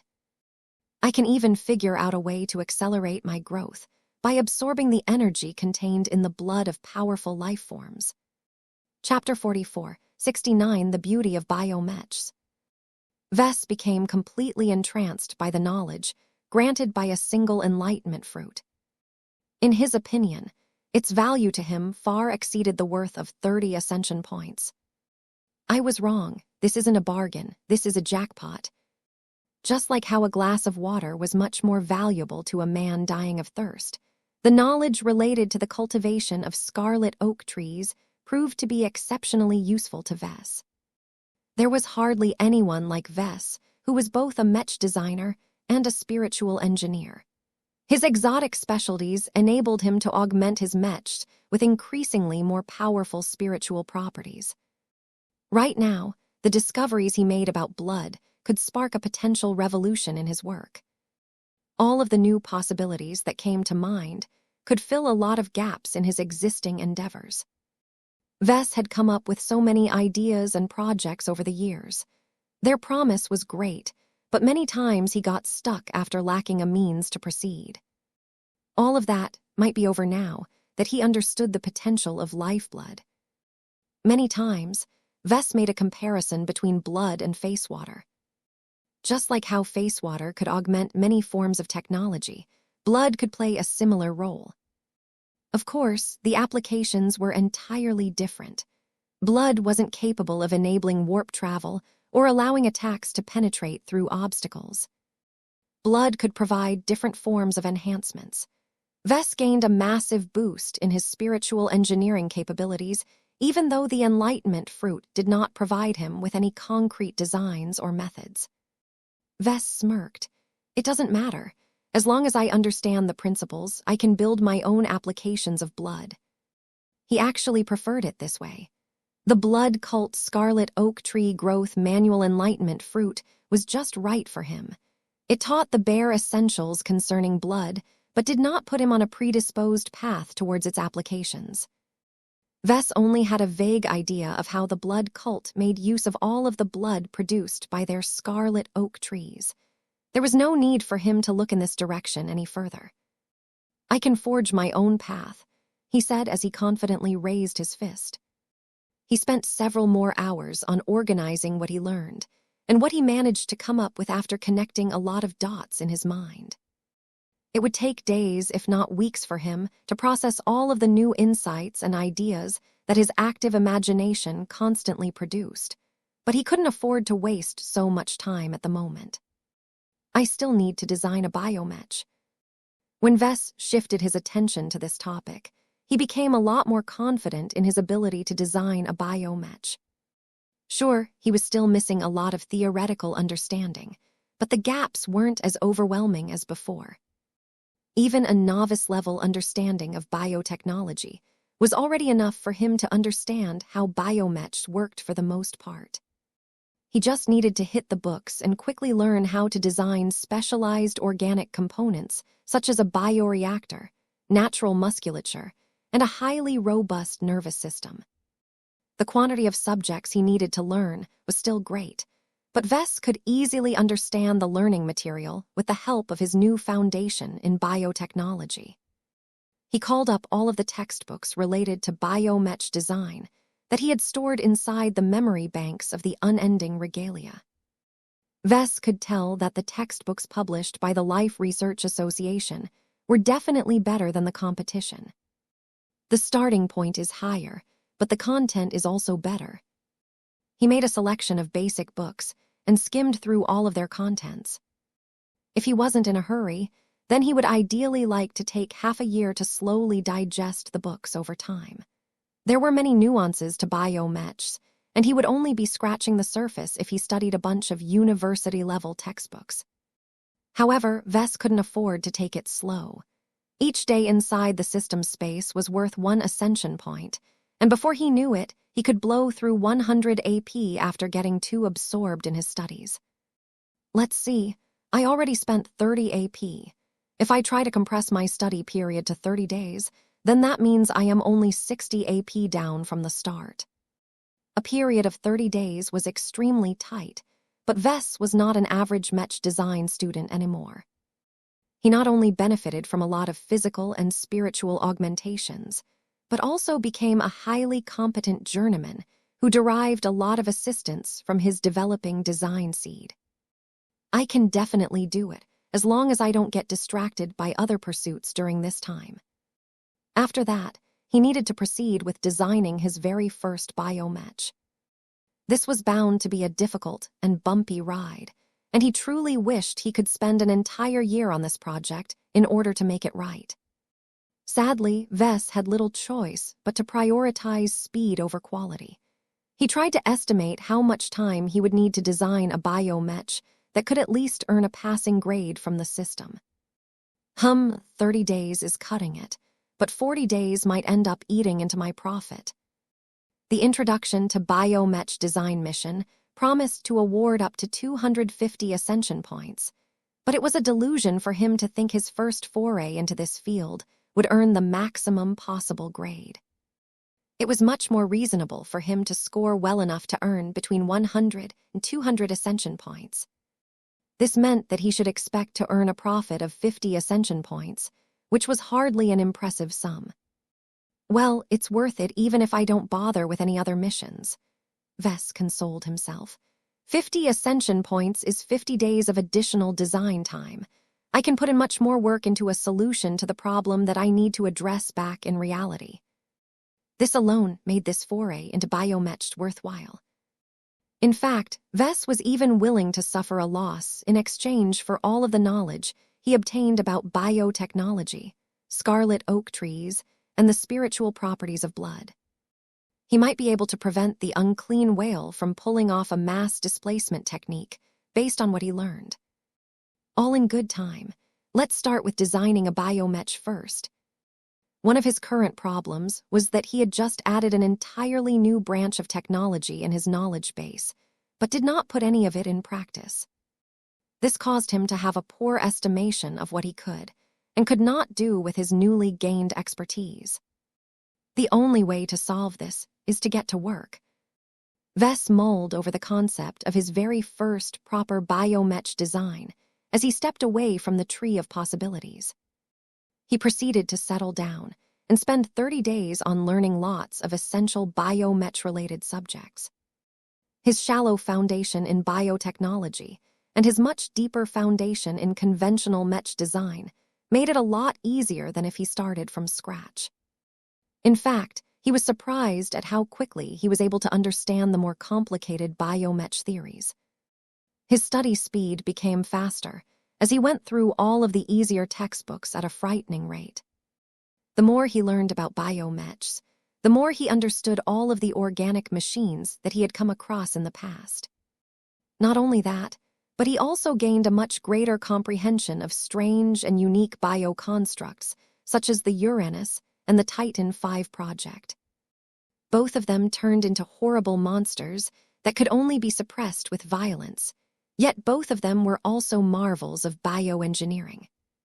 Vess could see the beauty in those works now that he understood so much of their underlying elements and design. He felt so ashamed of his prior ignorance towards these beautiful organic machines. To treat them as disgusting monstrosities was a great disservice to their power, beauty, and unique advantages. I was a fool to reject them out of a misplaced sense of disgust. Biomechs weren't so scary to him anymore now that he had become a qualified biotech researcher. Flesh and bone were merely a different variety of materials than the alloys and composites that he was used to working with. Organic materials were even superior to conventional materials in many ways. For a moment, Vess dreamed of applying his newfound expertise on all of his existing Mech designs. He could add something to pretty much every product. I can replace the arms of the ferocious piranha with organic limbs that could allow the Mech to exert more force with its attacks. I can replace the flight system of the stingripper with an organic version that is even lighter and faster. I can even design a suite of organic weapons for the Evert Shanger that should synergize well with venerable Joshua's domain. While it was not necessary to convert all of his existing mechs into full biomechs, he felt it was incredibly worthwhile to selectively replace underperforming parts with better ones that were organic in nature. The resulting cyborg mechs would not only be stronger, but also more unique and intrinsic to the Larkinson clan. Vess felt that it was especially attractive to apply this treatment to the Larkinson-exclusive mech models. The main problem with cyborg mechs is that it is too difficult for ordinary mech forces to repair and service mechs that are both mechanical and biological in nature. The Larkinson clan did not have that problem. Its strength lay in the design and production of conventional mechs, but it also had a strong biotechnology arm. All of the money and resources that Vess had poured into the Larkinson Biotech Institute finally came in handy. It had the personnel and infrastructure to support a sizable cyborg mech and biomech force. On top of upgrading his existing mech lines with biological enhancements, Vess could also enrich his clan by raising a new biomech legion. He always wanted to expand his Larkinson army with a unit that embraced biomechs, but this was the first time that he felt that he was ready to take concrete action. I have so many new ideas for biomechs that I don't even know where to begin. The days he spent on studying biomechs were not tedious to him at all.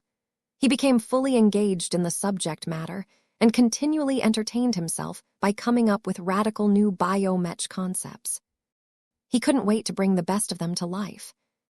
As his love, passion, and hunger for biomechs continued to grow with each passing day, he finally put down his last virtual textbook after 30 straight days. Damn, I can't take it any longer. I want to design a biomech. I want to realize my latest dream. He no longer delayed any longer. He recalled his original plan and figured out what he had to do next. First, he raced towards the mission hall to accept the introduction to biomech design mission. He hadn't accepted it earlier because there was no sense in eating away at the deadline, while he had already committed to studying biomechs for 30 days. Thank you, system. With that set, he moved to the workshop of creation and sat down behind a sophisticated design interface. The familiar tools and functions greeted him like a familiar friend. Vess had spent years on making his mech designs come to life with the help of this kind of interface. The software may be different, but the general layout and the design tools were the same across the board. Every mech designer was familiar with this design interface. Everyone had mastered its uses. The mere sight of it was an open invitation to design a brand new mech. Vess shakily lifted his armored hand and tapped a projected button that he had never touched before. The projected design interface changed. Certain elements remained the same, but there were many changes and additions that were unfamiliar to most mech designers. Vess examined and familiarized himself with the substantially different interface. For the first time in years, he no longer felt as if he was a seasoned and accomplished mech designer. The strange design interface gave him the illusion that he was a recent graduate who was just making his first steps into the mech industry. His lips curled into an excited grin. Everything is new to me again. How exciting.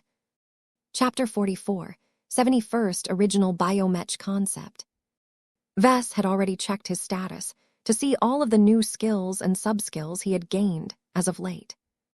Ingesting the latest enlightenment fruit and spending 30 days on studying biomech-related subjects had given him a lot of new understanding that was recognized by the system.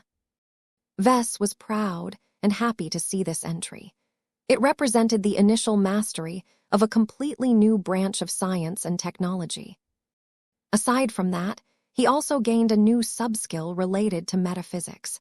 It not only encompassed the sparse theories he learned from the Enlightenment fruit, but also contained all of the additional insights he had deduced based on his existing expertise as a spiritual engineer.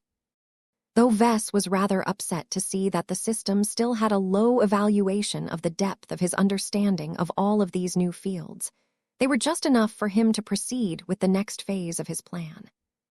Let's move on to the biomech that I want to design. He wasn't short of ideas. He spent an entire month inside the system's space at this time. Though he pushed himself to constantly focus on his studies, he couldn't help but let his mind wander at times. Every interesting subject he learned about prompted him to imagine how it would fit in a biomech. Sometimes he imagined a night biomech. Other times, he visualized a rifleman biomech. He even wandered into more advanced types, such as tiger biomechs and hybrid biomechs. Compared to conventional mechs, the biomechs he envisioned were scrappier, more flexible, more autonomous, and much easier to maintain. They also synergized well with his design philosophy. It became a lot easier for his living mechs to experience the same sort of stimuli as their human partners F letter 1D52 F letter 1D4 52 E letter 1D4 CC letter 212 F letter 1D4 1B letter 1D4 5B letter 1D4 28 Cyrillic letter 475 ELC letter 1D698 letter 1D4 F6. Though Vess couldn't wait to explore all of these new ideas, they were far too advanced to be considered a good choice for his initial biomech. It was far too likely for him to screw up and produce a mech design that failed to live up to its potential. I need to stick to a simpler design, Vess reminded himself. Less variables equates to less stuff that can go wrong. That meant he needed to set aside his current favorites, such as an organic tiger mech or an organic hybrid mech that was embedded with luminar crystals. His default choice when he wanted to design a simple mech was a defensive mech. A simple organic night mech had few moving parts and possessed very generous tolerances. Even if Vess ended up with a sloppy design because of a combination of lack of time and lack of experience, a night biomech could still be trusted to perform up to standard due to its inherent robustness and lack of complicated movements. It's a decent choice, all considered. The only problem is that it will be hard to earn a higher evaluation unless I add a powerful gimmick to the design. That should be easy enough if cost and material availability is not a problem. One of the quirks about his latest system mission was that it imposed no obvious restrictions on the cost or the material usage of the design. If Vess wanted to, he could make use of lots of unending alloy or black demon steel without any limit because a design was just imaginary in the end. Unfortunately for him, Vess did not have access to any organic tissue formulas that converted those alloys into powerful organic materials. The biomech had to be at least 95% organic, so Vess couldn't cheat by covering up his work with a strong alloy shell or anything. What about face water? Since there is no restriction regarding its use, I might as well go wild.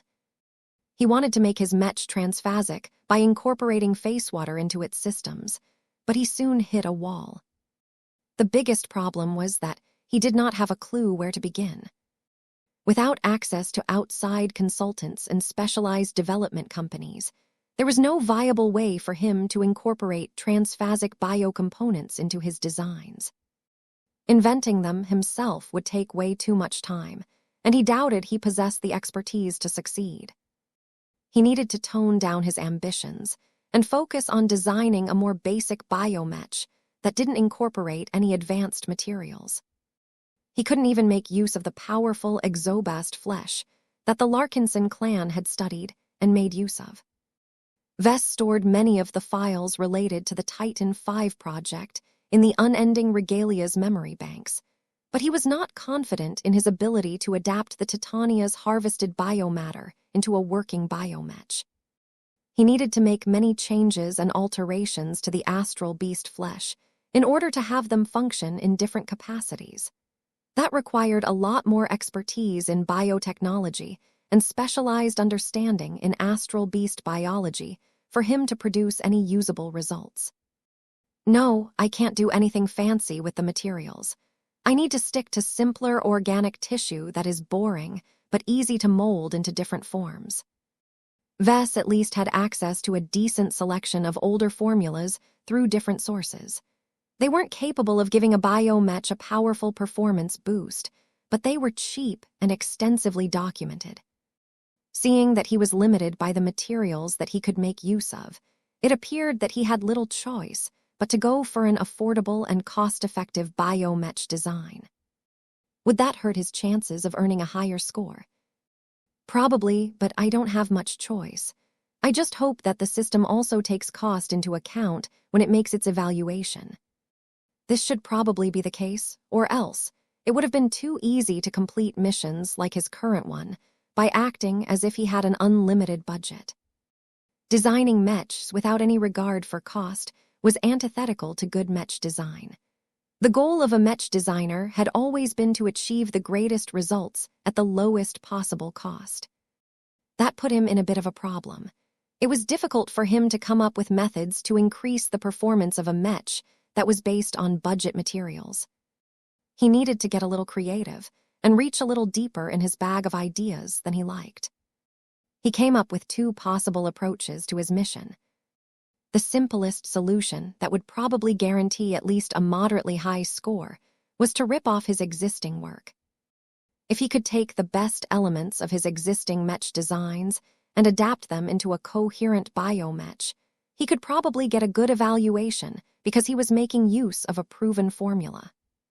For example, I can design a night biomech that possesses the same glow as the ferocious piranha. I can turn it into a fear knight that is extremely difficult to defeat up close because its glow interferes with the performance of enemy mech pilots. He could also add other existing features to the biomech design, such as an organic adaptation of the battle skirt system that made the Maiden of Adversity so effective in combat. Well, maybe not. Developing an organic version of the battle skirt system takes way too much time and effort. In any case, there was no explicit reason why he should put a lot of effort into designing a new and original mech.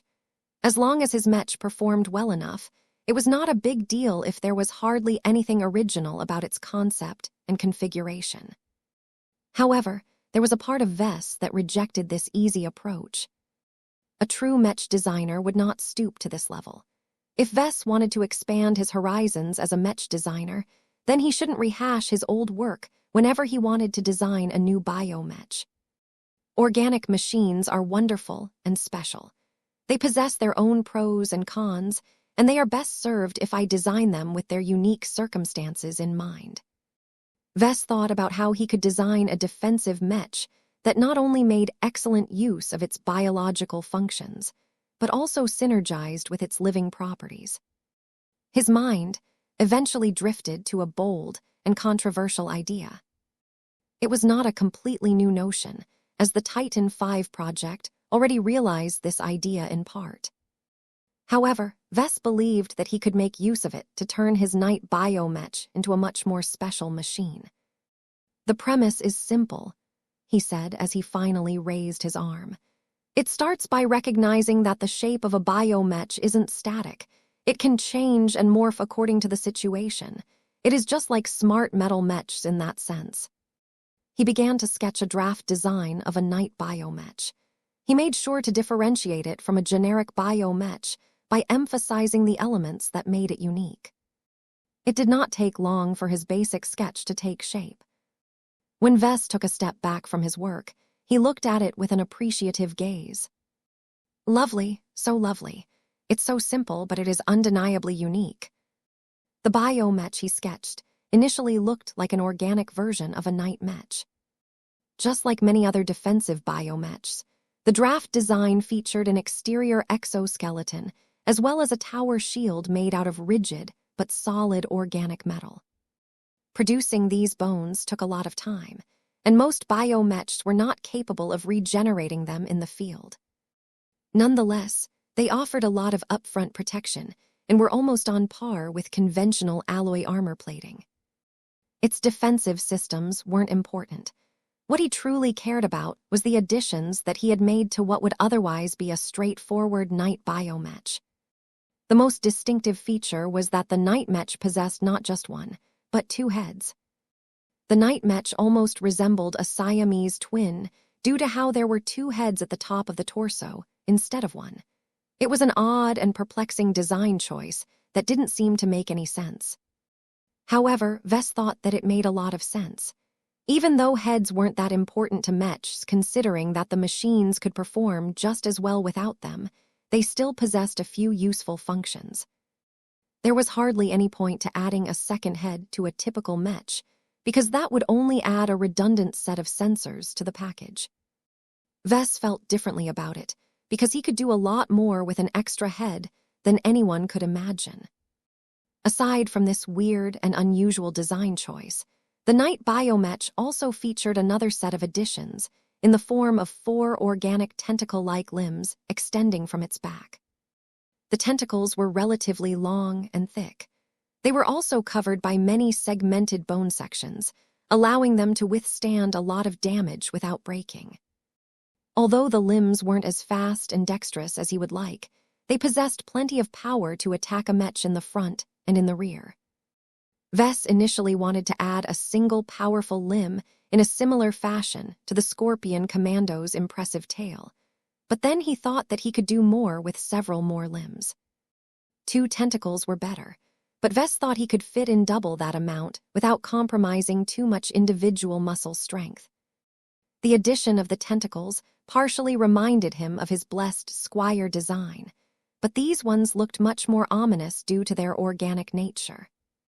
Not only that, but the weaponized qualities of the organic tentacles made it clear that they were solely designed to attack rather than provide support. I like the look, it's different. Besides, a good bioconstruct should always have a set of tentacles. Tentacles are great, tentacles are useful, tentacles are versatile. The extra limbs made his proposed biomech look a lot less human, but who cared as long as it was useful? Chapter 44. 71 Justification for Biomechs. Vess found the sketch to be beautiful. The tentacled, 2-headed organic defensive mech was a living machine in the truest sense of the word. It not only represented a break from his previous work, but also an evolution on his quest to make his mech more alive. Vess became affected by a sense of purpose as he worked to refine the sketch. He initially wanted to stick to designing a simple land-bound mech, as that would bring the least amount of complications to the design project, but he changed his mind halfway. This design concept is far too promising to remain unused. My clan deserves to benefit from its features. He decided to alter the initial draft design and incorporated a serviceable organic flight system to the rear. In order to fit the theme and aesthetics that he wanted to impart in his mech design, Vess spent more time than necessary to expand the organic components of the flight system. He shaped the extra mass into light but impressive-looking wings. As Vess colored the wings in a particular shade, the biomech gained a distinctive appearance that satisfied his need to make his mech unique and recognizable. No one would be able to mistake his biomech for anything else. After applying a few refinements, Vess took a step back and evaluated his work in a holistic sense. Beautiful. The cosmetic refinements he made to his draft design reinforced the notion that it depicted a space knight that was thick and robust enough to withstand the rigors of battle. Different from his metallic mechs, Vess actively made changes to his visual style in order to emphasize and complement the organic nature of his upcoming mech design. Vess had shaded the bone scales that served as the organic Space Knight's armor system in a maroon tint. It was a darkish sort of red that deliberately harkened back to human blood. If that wasn't enough, Vess also shaded the beautiful feathers of the Bio-Knight's wings in a different shade of red. The entire biomech looked as if it had been drenched in a vat of blood, to the point where the color had seeped throughout its entire organic frame. while Vess had added touches of black to break the monotony, add more definition, and make his work a little more complex. It was undeniable that the biomech was themed around blood. This was a deliberate choice on his part. It even extended to the two heads of his space knight. One of the armored-looking heads largely portrayed a human expression. Although its lifelike appearance caused the entire mech to look disturbingly like a humanoid giant alien rather than a biomech, there was nothing special about it other than the third eye that served as Vess' signature look. It was the other head that signified that something might be horribly wrong about the mech. Vess had taken inspiration from the vampire myth that occasionally experienced a resurgence in pop culture. The second head looked like a more feral version of a human head. Vess had shaped and angled the facial features in order to make it look savage and feral. If that wasn't enough, he also added a set of fangs to its mouth in order to complete the look. In the end, Vess had sketched a biomech that ended up with a lot more depth than he had set out to portray from the start. He got caught up in his excitement and went a little overboard. He simply couldn't hold himself back when he began to come up with all kinds of new and brilliant ideas. The end result was an organic space knight that was characterized by two major themes: blood and duality. The blood part was obvious, but it went even deeper than its look. Blood is the central ingredient of this biomech. Every biomech was a living organism for the most part. Unlike conventional mechs that used pipes or lines to transfer electrical energy and other resources from one place to another place, biomechs used veins and nerves to perform the same functions. Most biomechs tended to incorporate body systems that adapted the biologies of strong organic species. There was even a faction within the biomech industry that solely worked on highly modified human biotissue. Although the differences were so big that the flesh utilized by biomechs performed drastically better from baseline human flesh, they were still human in at least some sense of the word. Vess had opted to base his new organic space knight out of a human body system rather than an alternative based on a more powerful organism. He had ready access to the biotissue of the Titania, which was harder, tougher, richer, and more superior in many other ways. However, it was not what he was looking for. Not only was it a finite resource that would eventually get used up, Vess also didn't want to make use of biotissue that was fundamentally incompatible with the human body. The organic space knight that Vess had designed might be a little softer and weaker than it should be, but one of the advantages of using modified human biotissue was that it was extremely easy to regenerate and maintain.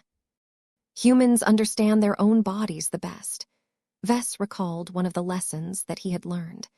Biomechs based on human biology are cheaper and much easier to work with than biomechs based on more complicated alien biologies. Vess did not solely make this choice because he wanted to turn his work into an affordable and easygoing machine. He did it because of the blood that flowed through its veins. Considering that biomechs mimicked large organisms to a high degree, they also relied on blood to transfer nutrients to different parts of a biomech. While there were some organic body systems that were entirely bloodless due to relying on other means to transfer nutrients, his biomech concept was the opposite. If Vess had his way, then his biomech design would be filled with blood. Blood played such an important role to his biomech that he even intended to incorporate aspects of a scarlet oak tree into its design. My space bioknight can produce its own blood to regenerate itself. This was one of the most important functions of his biomech. One of the distinctive advantages of organic mechs was that most of them were capable of regenerating at least a part of their biocomponents in the field. Of course, the regeneration ability was subject to a lot of limitations. First, a biomech could not regenerate missing tissue out of nothing. It had to have access to a large reserve of energy and spare biomass. This was why certain biomechs usually built up a generous reserve of fat. Not only did the fat tissue serve as an additional buffer against damage, but it could also be used as ingredients to help a biomech regrow a muscle. Sadly, biomechs were limited to how much fat they could carry on the battlefield. This was especially the case for organic machines with a hard exoskeleton. Second, the regeneration ability could not regrow every biocomponent. More complex ones, as well as certain hard and dense tissue, such as the external bone scales that covered Vest's draft design, could only be grown in industrial biofacilities. While it was possible to design a biomech that could regrow all of these specialized biocomponents by itself, the production speed would be so low that it would take months, if not years, for the organic machine to be done with healing its wounds. A biomech is a combat machine, not a production machine. Nonetheless, Vess was quite happy with the projected regeneration ability of his upcoming new biomech design. It might not be impressive compared to the better biomech designs, but it was quite adequate for a biomech of this caliber. There was an important reason why Vess wanted blood to play such a great role in his design. Blood was his justification for branching out into biomechs. If Vess did not come up with a good reason why he should bother with biomechs, then he could not explain why he should even bother with organic machines that were radically different from conventional machines. At most, he might dabble with them in order to broaden his horizons and understand biomechs to a greater degree, but that was not enough to satisfy his needs. Blood was the driving factor of his exploration into biomechs. By absorbing the knowledge contained within the last Enlightenment fruit, Vess had learned so much about the wonders of blood. He could even pass off as a disciple of the blood cult, given everything he had learned about the hidden potential of the liquid that flowed through every person's veins. The problem is that most biomechs completely ignore all of the additional uses of blood. The vast majority of biomech designers were ignorant to the blood cult and its extensive research on blood. They ignorantly designed their biomechs in a way that neglected the possibilities of one of their most important components. Vess was different. He was determined to make his biomechs stand out by utilizing blood as more than just a simple medium for transferring nutrients. There is a spiritual component to blood that I can take advantage of. For example, what if the Mech and the Mech pilot share the same blood? Vess envisioned an interfacing attempt where the Mech pilot not only connected his mind to a biomech, but also his body. For example, the cockpit might have a mechanism where it attached a tentacle to the body of the Mech pilot. Once the physical connections were made, the blood of the Mech pilot would get drawn out and begin to circulate throughout the enormous body of the biomech. At the same time, those same tentacles would also circulate the blood that was inherent to the biomech into the veins of the Mech pilot. Vess recognized that this was an extremely dangerous procedure, but his insights into biotechnology told him that there were plenty of measures he could take to reduce the danger of adverse reactions. For example, he could design additional filtering organs that took away all of the heavy metals and other poisonous substances that were inherent to biomech blood. Once all of these problematic elements were filtered out, the purified blood that was left should theoretically be compatible with a human body, especially if the biomech had modulated its blood type and other characteristics to a specific pilot. If I want my new biomech design to work, then it has to be grown and attuned to a specific Mech pilot. This is the only way to ensure maximum compatibility and minimal rejection. There was a great purpose to all of this. Vess did not come up with this harebrained scheme to allow the biomech and Mech pilot to share each other's blood in order to generate shock value. His ultimate goal was to achieve an unprecedented deep physical, mental, and spiritual integration between the Mech pilot and his living battle partner.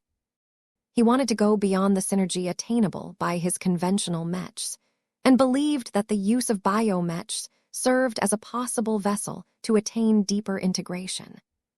It's just like the strong spiritual bonds forged by the Geminis. Vess had taken a lot of inspiration from the unusual family practices of the Gemini family.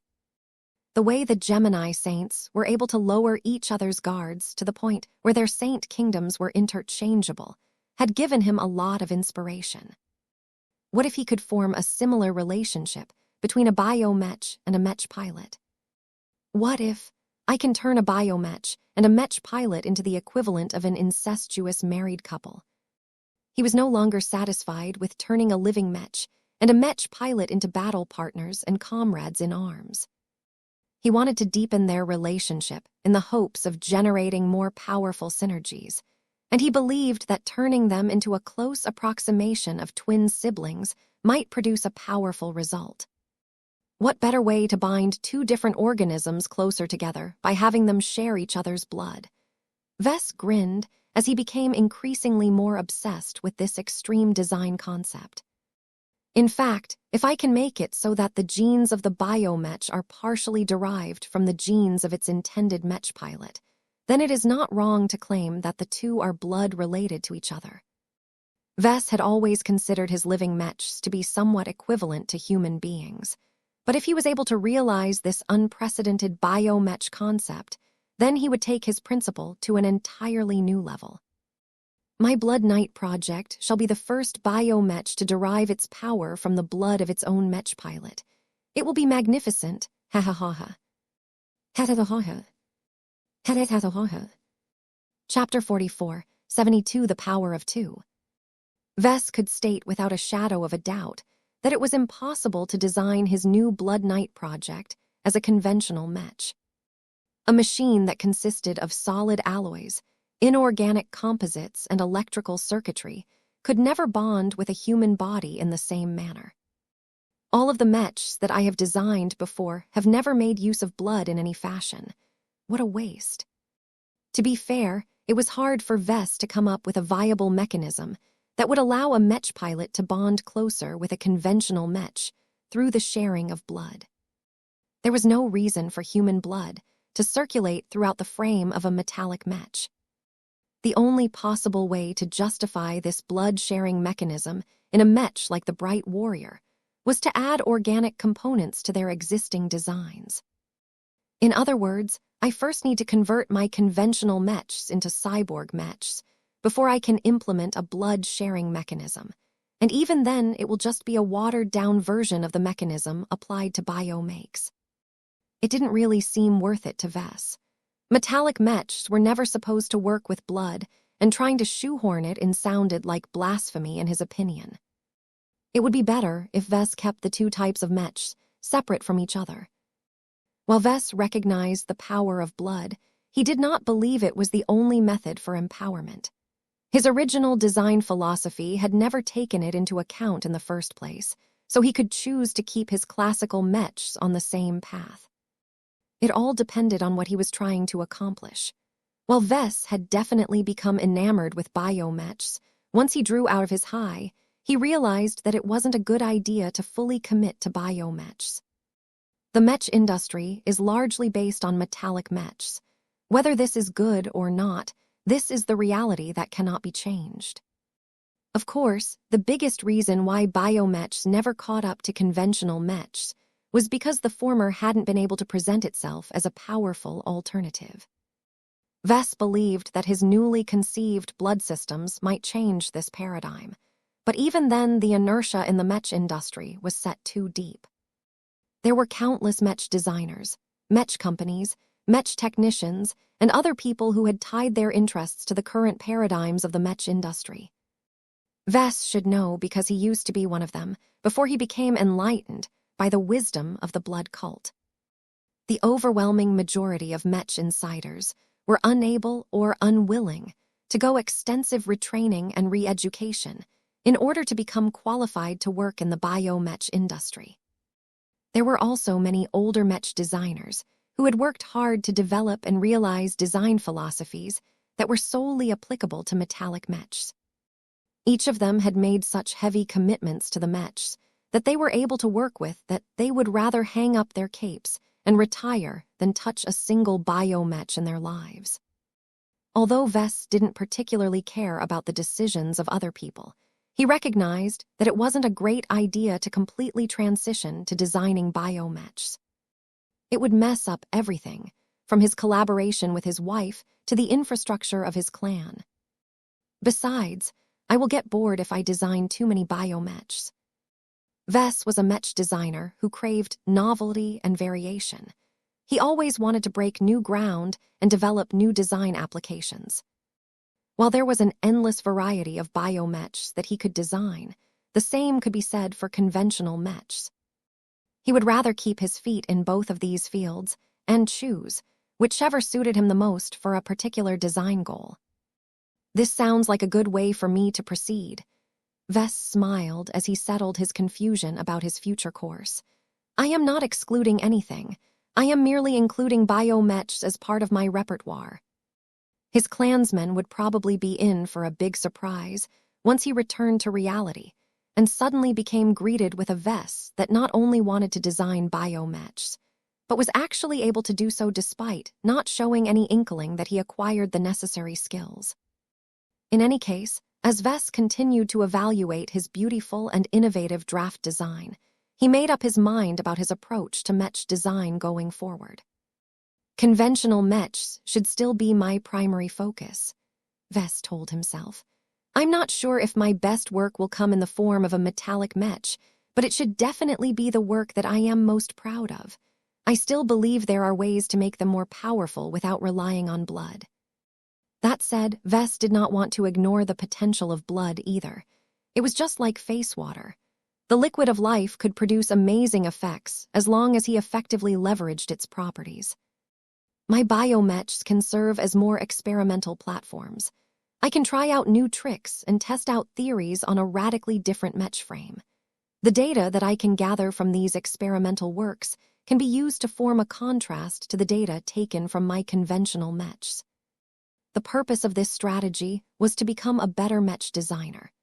Trying out new design applications under different circumstances was an excellent way to verify his theories and generate more insights about different aspects of his work.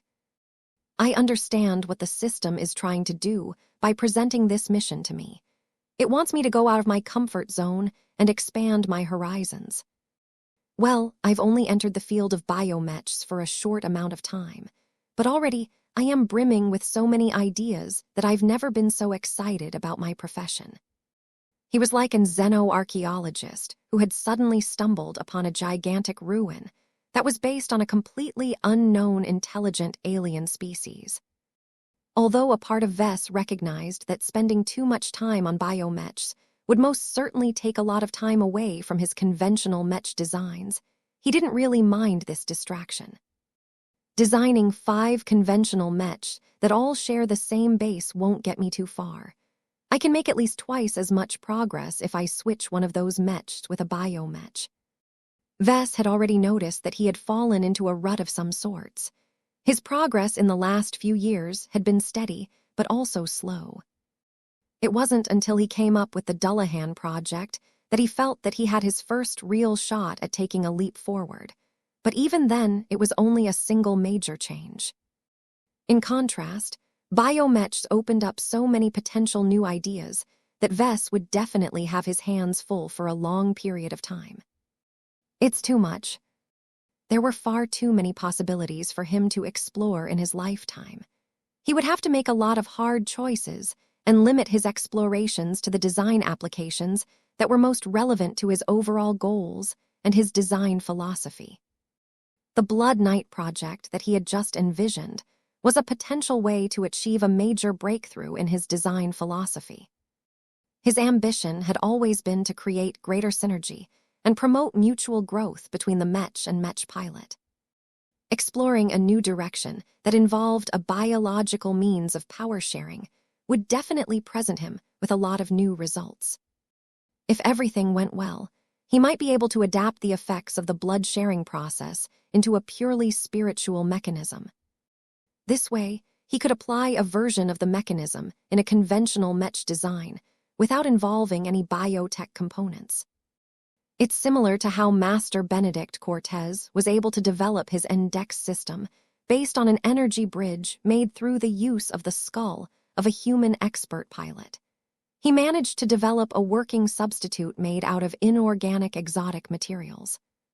The practice of developing substitute materials and systems was a time-honored tradition in the Mech industry. I'll probably have to become a senior or a master in order to pull this off, but it is definitely an interesting research topic. It might even be a potential way for him to advance to the rank of master Mech designer. Of course, that was too far away for him to consider. His current priority was to complete the Blood Knight project to his satisfaction. It's a lot more complicated than I thought it would be, but it is also strong and innovative. The Blood Knight project fully satisfied all of his requirements and more. The physical design of his proposed space Bio-Knight did not exceed his current capabilities. He deliberately planned to make use of fairly simple biomaterials and bio parts to mold his organic machine together. There was no way he could handle more powerful and more complex elements because his proficiency in biotechnology still remained at the novice level. Besides, even if I can make use of more powerful biocomponents, it will take a lot more time to integrate them into a coherent biomech design. Speed was of the essence. Vess had not forgotten about his mission. Working with bog-standard human-derived biotissue and relatively generic bioparts was well within his level, though he wouldn't be able to make his work stand out in terms of technical performance. The only exception was the addition of the 4 bone-black tentacles. It would take a little more time for Vess to design them properly enough to function the way he wanted, but he felt it was worth the trade-off. Still, the tentacles alone won't make this biomech design special. The added value of his Blood Knight project lay in its blood. Vess would have to spend a bit more time on designing new organic components related to blood. He wasn't sure that his expanded knowledge base was enough for him to design a mechanism where the Mech pilot and the biomech could safely share each other's blood, but he wasn't willing to give up on this promising feature. My biomech is useless if it can't establish a blood pact with its Mech pilot. The blood pact was what he decided to call it. The phrase represented a solemn, sacred bond between a human and a living biomech. It was a bond that was meant to elevate their relationship beyond the usual parameters. A blood pact is greater than the relationship between a user and a tool. A blood pact is greater than the relationship between a Mech pilot and a living Mech. A blood pact is greater than the relationship between a Mech pilot and a living incarnation. Vess suspected that a successful blood pact might produce power that exceeded that of Gloriana's own interpretation of living Mechs. While Vess admired the way that the Mars had become a fully aligned vessel of Patriarch Reginald's will, he hated the way the Ace Mech had lost all signs of independent life. Ever since Patriarch Reginald followed Gloriana's approach to living Mechs, Vess felt an urgent need to improve upon his existing model of the relationship between Mech pilots and living Mechs. What he was attempting to realize with his Blood Knight project may be the solution he was looking for. By utilizing extraordinary means to upgrade the relationship between the actors, Vess hoped that his new breed of biomechs could produce much greater synergy than ever before. Synergy is the key. The power of a Mech and a Mech pilot was limited. While both of them were able to become strong through different means, Vess had always been a proponent of growth combined with mutual support. By deepening the integration of a biomech and Mech pilot, Vess aimed to develop a state of fusion between the two. The lines between the two should blur to the point where the biomech effectively fought on the battlefield as if it was a Siamese twin. Chapter 44, 73 Textbook Solutions. Now that Vess had completed his draft design and considered all of its implications, he proceeded to design his biomech. He aimed to complete the design process in 40 days, which would certainly be a challenge due to all of the added complexities of the Blood Knight project. If I can finish it in 40 days, then the total cost will amount to 100 ascension points at most. I will definitely be able to earn a profit given how much potential is contained within my biomech design.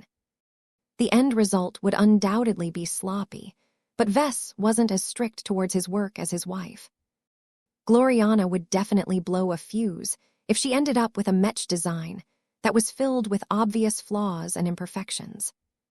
This was why she hated design contests and any other events that forced Mech designers to rush their work. Luckily, I'm the opposite. He loved design contests. Even if his current status and trajectory had caused him to turn away from them, he still had enough practice to understand what he should do under these circumstances. Vess drafted a design schedule and tried to account for any delays related to the more difficult and original design elements. He was fortunate enough that the Unending Regalias database happened to contain a lot of generic component designs of both metallic and organic Mech parts. He could select what he needed from this component library and fit them together as if he was designing a conventional Mech.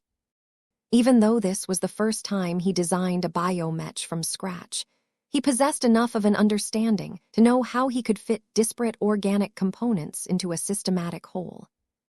It just took a lot of time due to the sheer quantity of parts.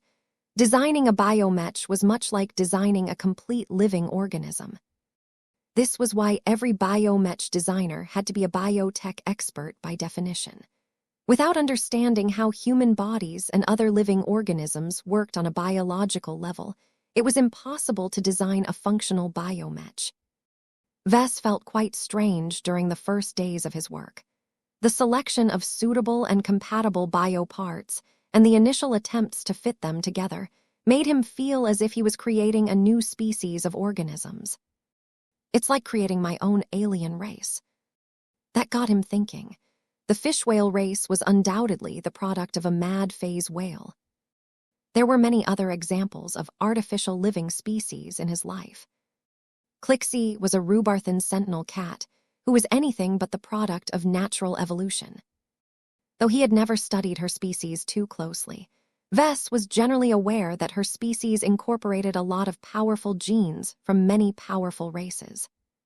Now that he had become proficient in biotechnology, Vess understood how brilliant it was to pack so many fantastic genes into an organism the size of an ordinary house cat. Every organic life form possessed a limit. Geneticists had attempted to formulate more powerful artificial species before by blending together as many genes from other races as possible. Most of those attempts ended up in failure. The monstrosities that managed to gain the breath of life were often so weak and malformed that there was no value in keeping them alive. In fact, Clixie isn't the only artificial organism close to me that has been formulated in a biolab. Vess couldn't help but think about his children. He used to think that a company like Whitshaw and Yenneca engaged in biological sorcery when it formulated the genes of designer babies. Their work was so opaque and confusing that Vess always found it difficult to follow the explanations of their geneticists and other specialists. Yet now that he managed to get started in biotechnology as well genetics, he suddenly understood their work a lot more than before. When he recalled their previous jargon-filled explanations, Vess found himself able to follow the gist of their analysis and intentions. Sure, the specific science was still far beyond his level, but he no longer became confused at what his children actually represented. Each of them are unique alien species, Vess uttered in a tone that conveyed greater comprehension than before. They have inherited a fair amount of genes from my original baseline human physique, but much of that is either cosmetic or outright junk. My blood relations with my children aren't as strong as I thought.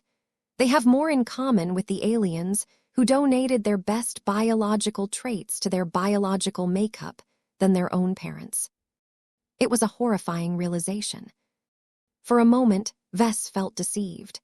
Whitshaw and Seneca not only hoodwinked him, but every other customer who sought to commission a designer baby. Vess could understand the movement that advocated for the prohibition of designer babies a lot more. While they looked human on the outside, in reality they were almost completely alien on the inside. It couldn't be helped. Human physiology and human genes were simply too weak and useless. Human traits were not competitive at all, as there were always better alternatives available in other species. One of the few major advantages of baseline humans was that it was cheap and easy for them to reproduce.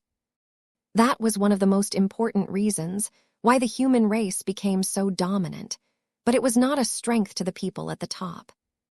Those with wealth, power, and means wanted more from themselves and their families. They were willing and able to modify their own genes and that of their offspring in order to obtain greater power. Each parent was willing to forsake the humanity of their children in order to set them up for greater success in human society. It was ironic how those very same parents lessened the commonality between themselves and their children. Well, it's not as if I'm human myself nowadays. The same applied to his children. They all looked and behaved like adorable human kids, but they were actually unique amalgamated aliens that could never reproduce in a natural manner. The fact that they all needed to be fed by a specially formulated diet during their growing years was an indication of the severity of how far removed they were from humanity. Even though Vess comprehended the greater truth behind the monstrous genetic makeup of Aurelia, Andrast, and Marvane, his love for them hadn't changed in the slightest. They are still my babies. Vess smiled as his heart warmed when he thought of their smiles. His children were all human in spirit and not entirely in body. Although every designer baby deviated from normal humans in many aspects, that was the point of their existence. As long as every alteration made a designer baby smarter, stronger, healthier, and more talented, then why should he complain?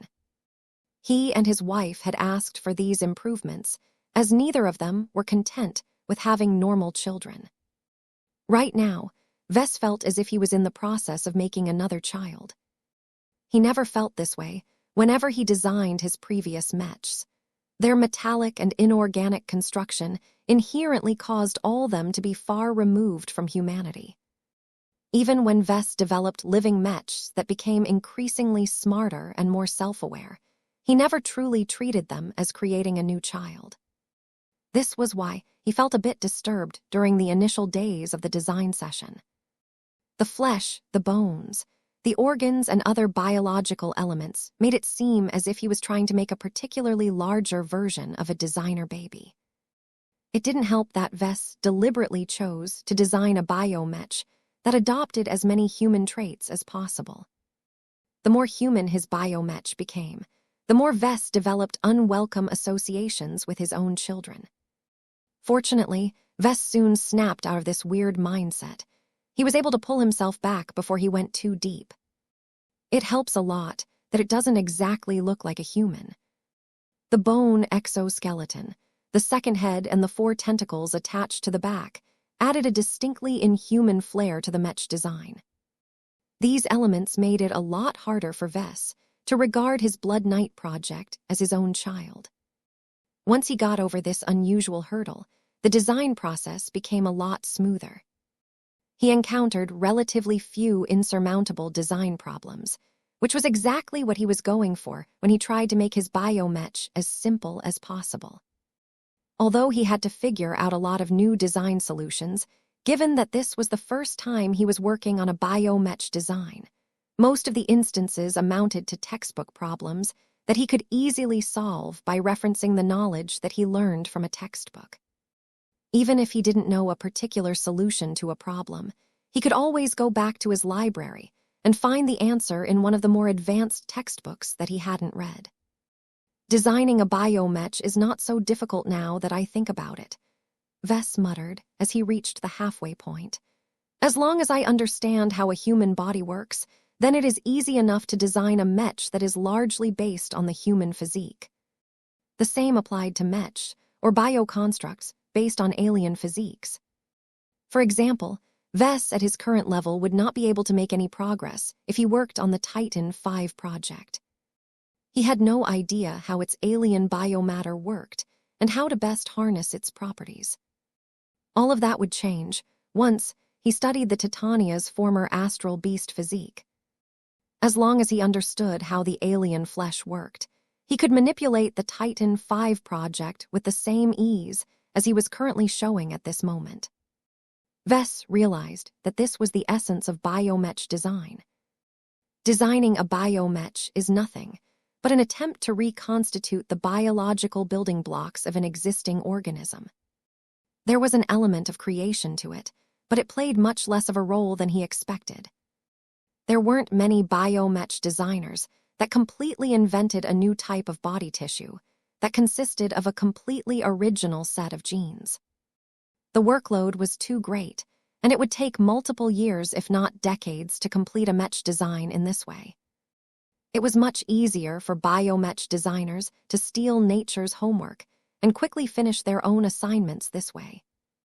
As the Blood Knight project increasingly took shape, Vess had the illusion that he was creating a parody of a human body. Although he had chosen to base it off the human physique for multiple good reasons, the creator side of him felt a little ashamed at how many shortcuts he had taken. He understood on an intellectual level that mech designers had nothing to be ashamed about when they made use of other people's works. Vess did it plenty of times whenever he commissioned a powerful transphasic mech system from companies like Morton Tech and Melman Advanced Systems. However, he felt that he could do more when he adopted the same approach to biomech design. The use of human genes and human biomatter in a biomech might facilitate greater integration with a mech pilot, but Vess believed he could produce even stronger synergies if he increased the contrast. If the biomech becomes more inhuman, then there are greater contrasts to work with. The point of a mech has always been to combine the strengths of man and machine while covering up for their weaknesses. There isn't much to work with if the man and machine resemble each other too much. Vess could consider this another time. Right now, he needed to keep his work as simple as possible, so he was content with basing his Blood Knight project around highly altered human biomatter. It wasn't until he began to tackle the more original elements of his biomech design that his progress slowed down. He completed most of the routine design work by this time, but his experimental blood-sharing system was anything but standard. Try finding something like this in a textbook. Chapter 44, 74 Limited Skills. Vess was happy with how his biomech design ended up so far. He filled out much of the biological frame with an intricate collection of interconnected biological components. It's like putting organs inside a formerly empty biological shell, he mused. Just as with conventional mechs, it was a lot easier to start from the outside and work his way inward. In truth, it was more proper to start the other way around, but Vess only dared to adopt this approach when he designed the metallic mechs that he had worked with for many years. Vess adopted the easier and arguably lazier approach of designing the exterior bone-scale armor system first. Although the bone material was strange and novel to him, there was nothing complicated about its composition or its properties.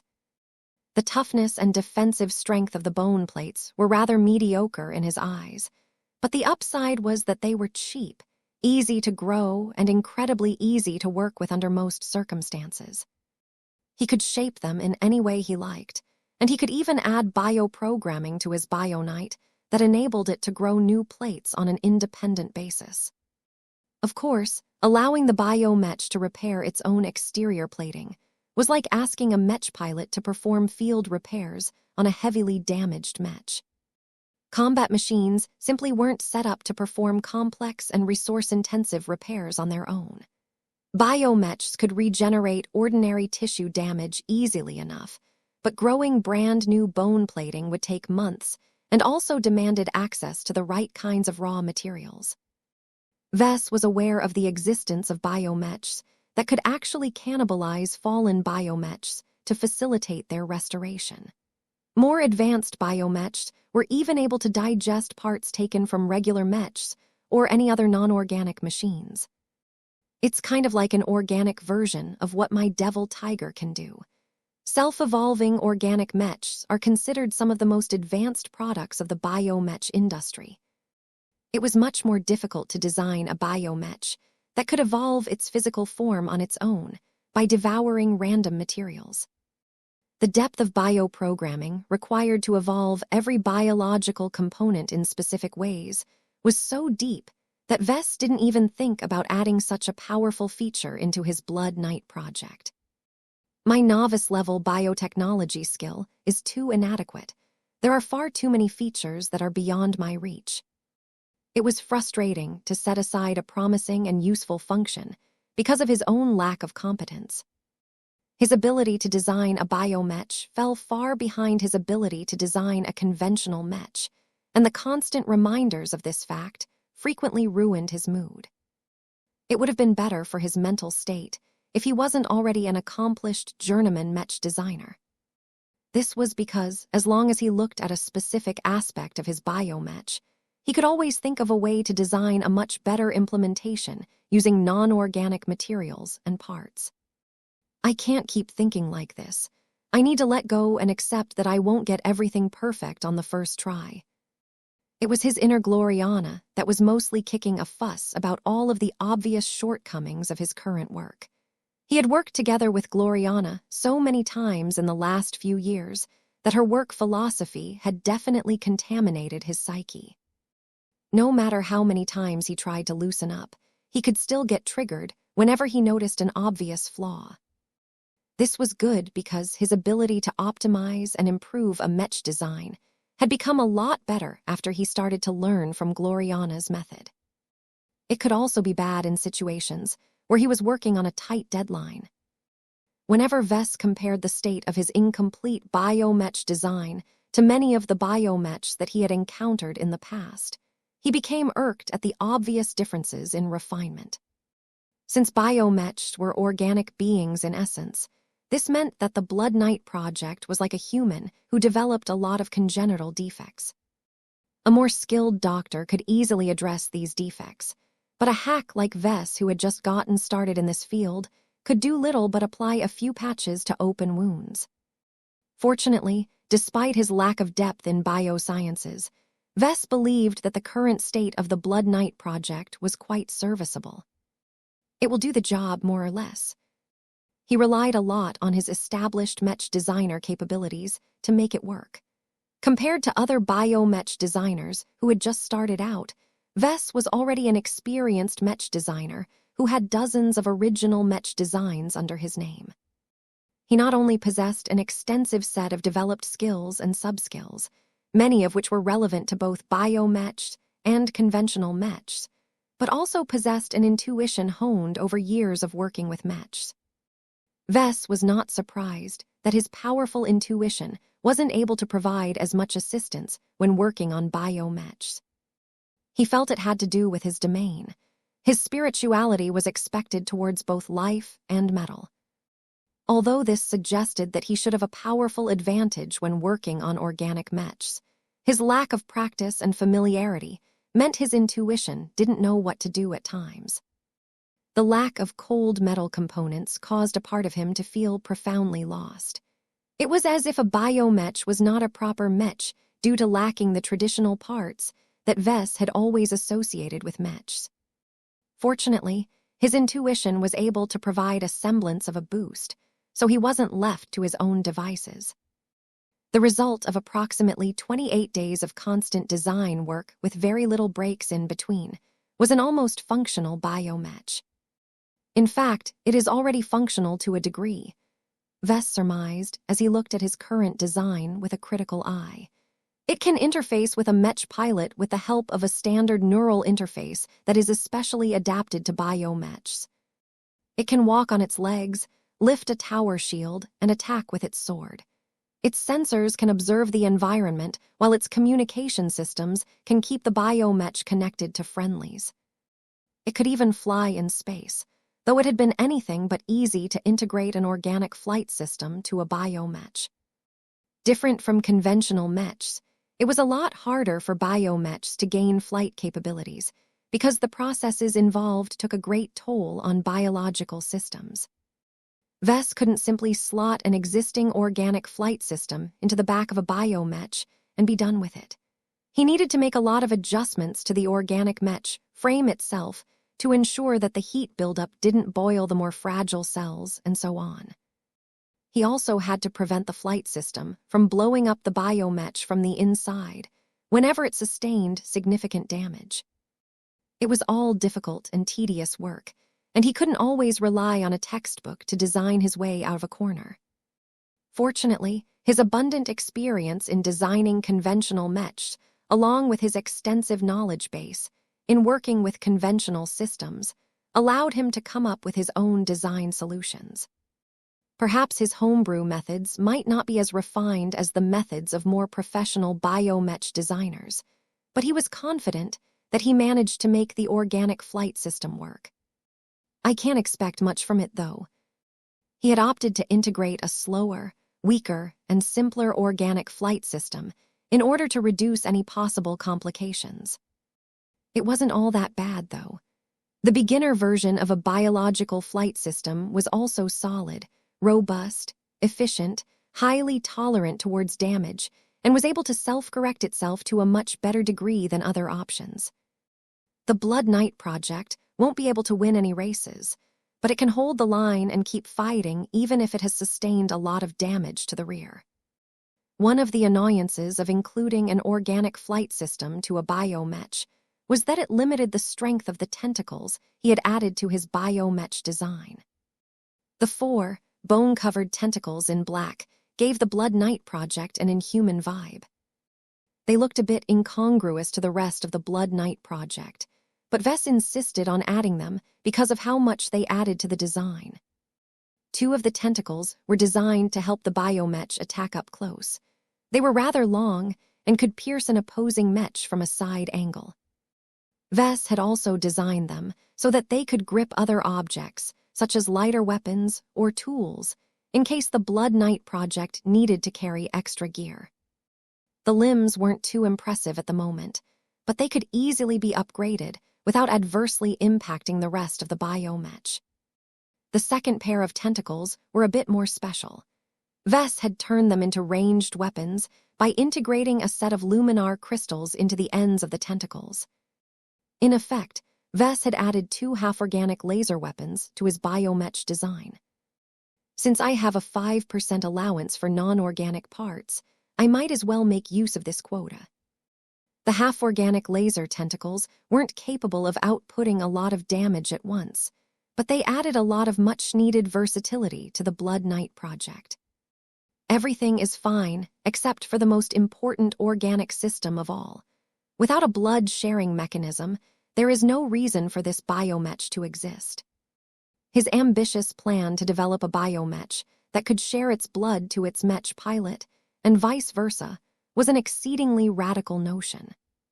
The difficulty of designing the biological parts that could perform all of the necessary processes was not low. He needed to solve 2 major challenges in order to allow his biomech to forge a working blood pact with its pilot. First, he had to ensure that the biomech and mech pilot did not get adversely affected while foreign blood was running through their veins. This would require him to dig much deeper into the field of biotechnology than before. Second, he had to make sure that this mutual exchange of blood empowered both parties through developing an accompanying spiritual mechanism. Vess had to apply his spiritual engineering capabilities in a completely different context in order to turn his newly conceived blood pact into a reality. While Vess had been able to coast by up to this point, it was clear that he could no longer muddle his way through. Although the second challenge sounded the most difficult, Vess was fairly confident he would be able to develop a suitable spiritual mechanism to the blood-sharing system. He was accustomed to developing new spiritual engineering-related solutions. This was the advantage of figuring out how to manipulate spiritual energy from scratch. His habit of developing new spiritual constructs to solve different problems made him confident that this would be no different. The real challenge is the physical component of the blood-sharing system. There is nothing in my basic biotechnology textbooks that can give me any clue on how to tackle this assignment. That said, there was one source of knowledge that might help. Scarlet oak trees might provide me with the examples that I need. What was special about scarlet oak trees was that they possessed a defined tree biology. Yet they also included a different set of bioparts that produced blood that clearly weren't native to the trees.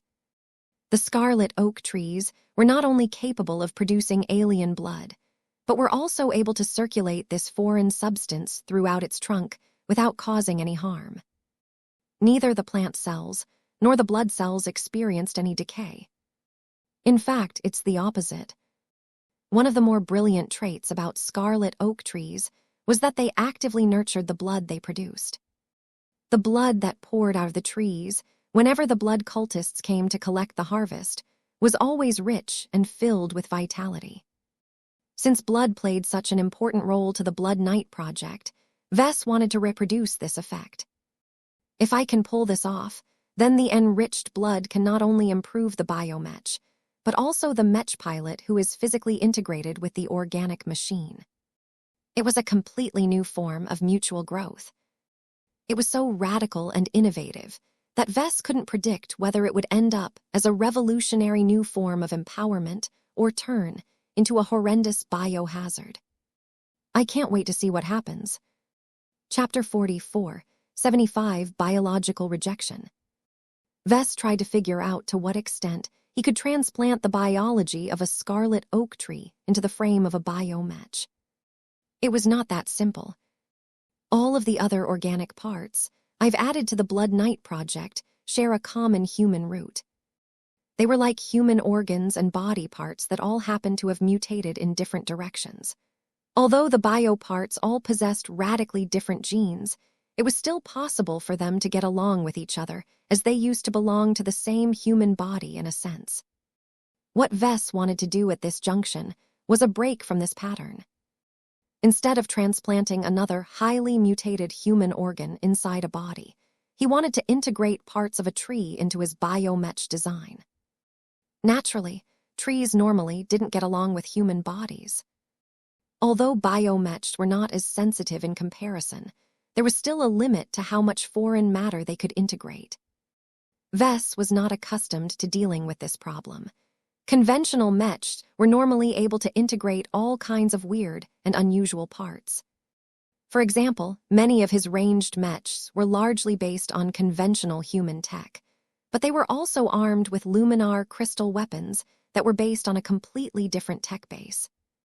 If he wanted to, he could equip his mechs with all kinds of alien and inhuman equipment. As long as all of the different parts could communicate with each other and such, who cared about their origin? It was a completely different story when it came to biomechs, though. Rejection and even death was a real possibility when attempting to integrate bioparts derived from radically different organic species into a biomech frame. It's still possible, though. This was not an old problem. From the moment when biotech researchers first started to develop more sophisticated bioproducts, they already attempted to mix and match bioparts from different species together. Much of these early attempts crashed and burned, but they all paved the way for solutions that eventually worked. Nowadays, it was relatively common for biomechs to mix and match the best traits of different alien species. The biomech industry undoubtedly developed a lot of standardized solutions that addressed the compatibility problem. Vess accessed his library and pulled out a few books that thoroughly expounded on this common problem. So it's like this. That makes sense. A large part of why modern biomechs have become more tolerant towards foreign biocomponents was because all of them were based on adapted genes that were inherently more tolerant towards differences. Unlike typical biological organisms that violently rejected any foreign organs as if they were hostile invaders, the biomechs of today were all a lot more tolerant and welcoming towards alien biocomponents. Not only that, but even if the differences were rather big, the biomechs prevented this from becoming an issue due to the way they were produced. The alternative production process of biomechs helps a lot with preventing compatibility problems.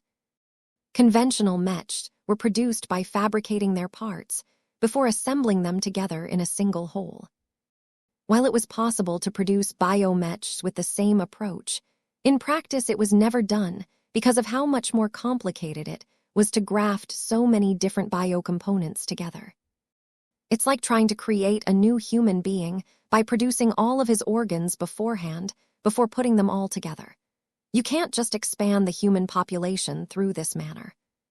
This was why the industry favored the production of small biomech seeds. Once they were planted in special nutrient pools, they rapidly absorbed the materials around them to grow into their adult forms. By growing and nurturing all of their biocomponents from the ground up, it was a lot easier for the foreign biocomponents to integrate into the rest of the biomech frame. If any possible rejection phenomena occurred, then the bioengineers who supervised the growth pools would take action in order to solve the problems while the growth process was still in an early stage, thereby preventing a lot of future ailments. That didn't mean that Vess could stuff any foreign biocomponents in a biomech design. There were still limits to everything, and he needed to make a lot of adaptations in order to ensure that the biomech would grow smoothly without producing too many complications. If this is what biomech designers have to deal with all the time, then it is no wonder that organic machines have never been too popular. The requirements were simply too great. Biomech designers not only needed to study biotechnology, which was a full discipline on its own, but also had to do a lot more work than ordinary mech designers to develop their own products. Vess would have been able to move forward and smoothly integrated any alien technology into a mech if he was working on a normal project. Oh well, at least the payoff should be worth it, he consoled himself. The potential of the blood packed more than compensated for all of the additional difficulties and complications. The blood sharing system that he envisioned wouldn't be as good if he attempted to realize it in a half-hearted cyborg mech. The blood that circulated in the frame of a metallic mech simply had no purpose and would never form a close connection to the machine in question. The Blood Knight project was different. Blood ran throughout every part of its body, from the top of its 2 heads down to the bottom of its feet. I can't fail at this point. Vess had approximately 12 days left before he hit his self-imposed deadline.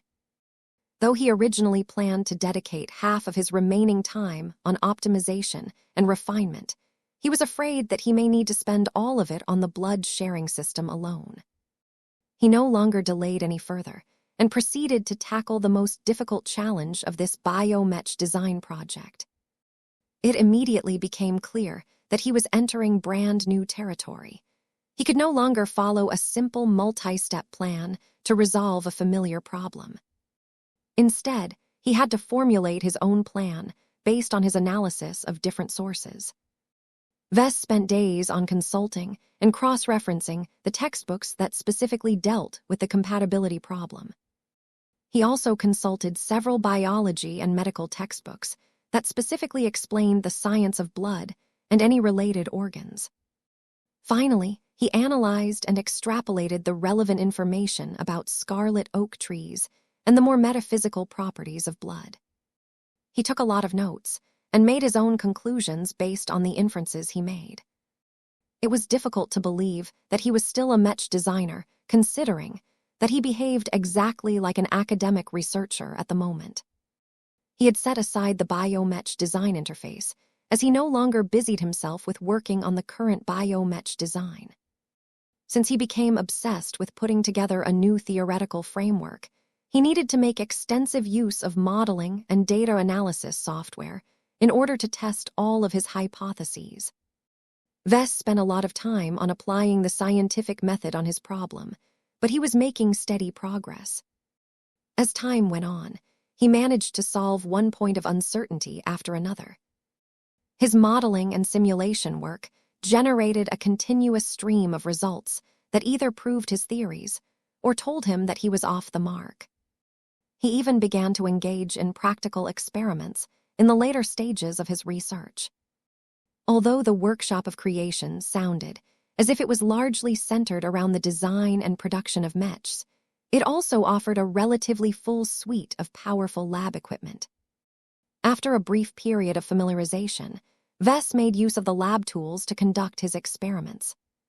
He mainly created small chunks of biomatter that were supposed to represent the Mech frame and inserted different plant cells into their midst.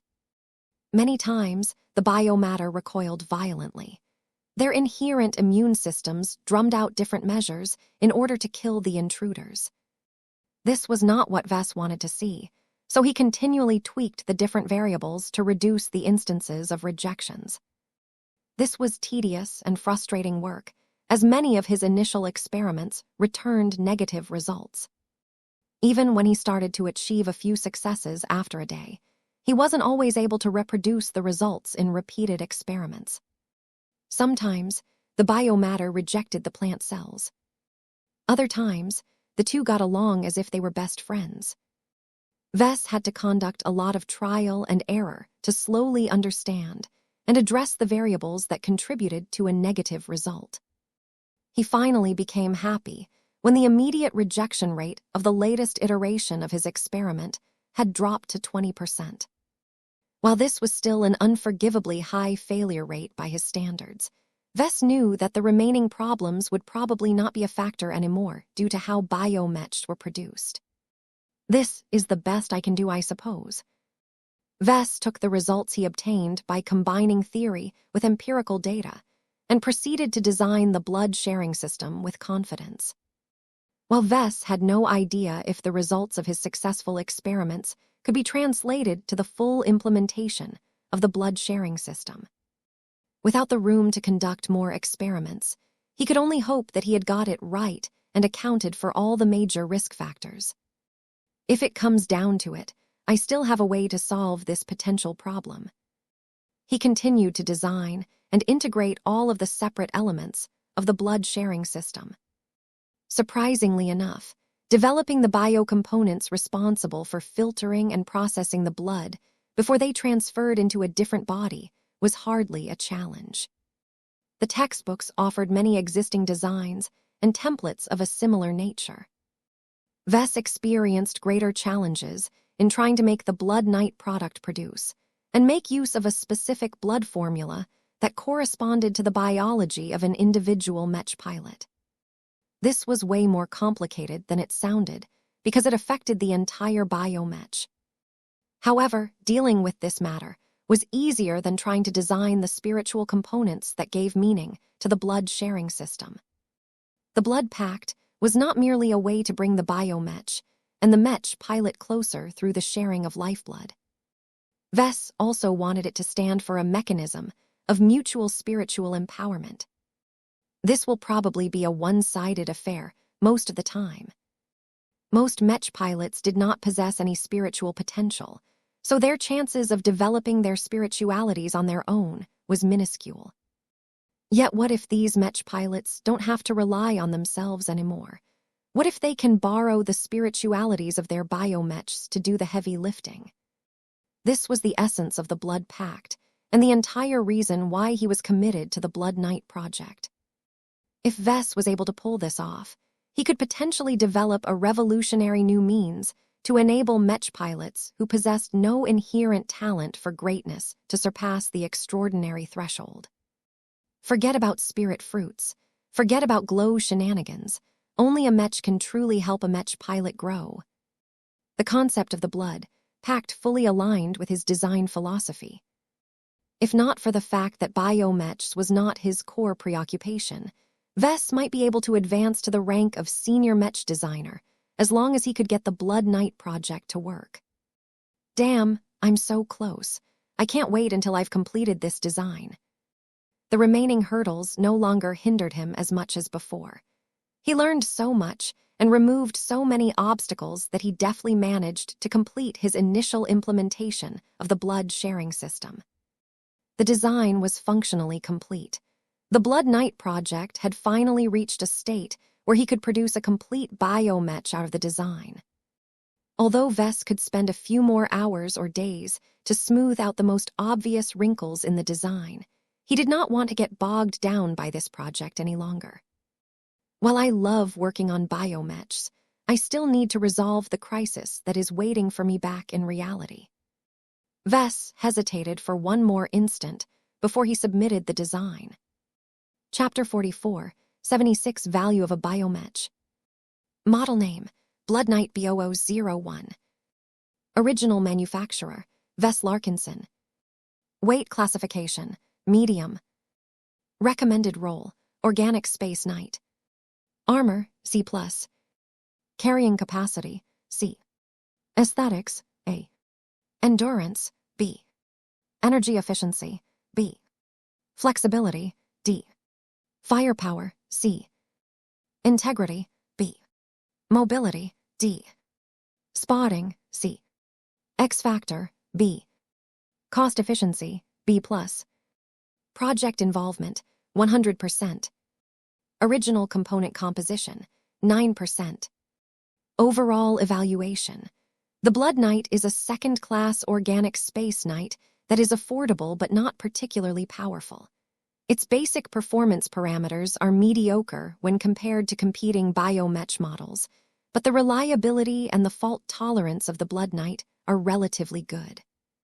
The newly invented empowered blood-sharing system is the only standout feature of the biomech and has the potential to bring great benefits to both the organic machine and its pilot.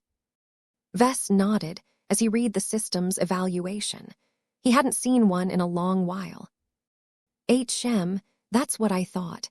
I'm glad the system also concurs with my judgment. A mech designer possessed the deepest understanding of his own work. That didn't necessarily mean that they were the best judges of their own mech designs.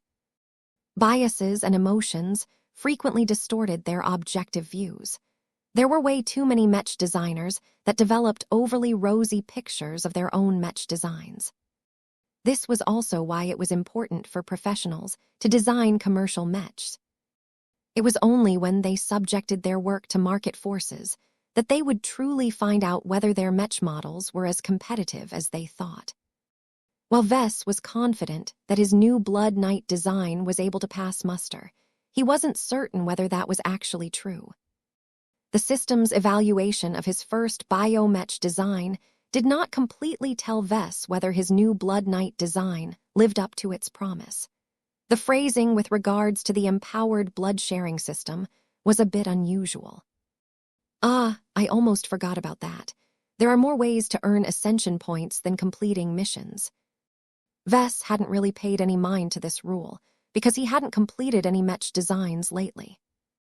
The side projects he worked on, such as the Grey Lotus and the Instrument of Doom, were both brilliant products, but they weren't complete mechs.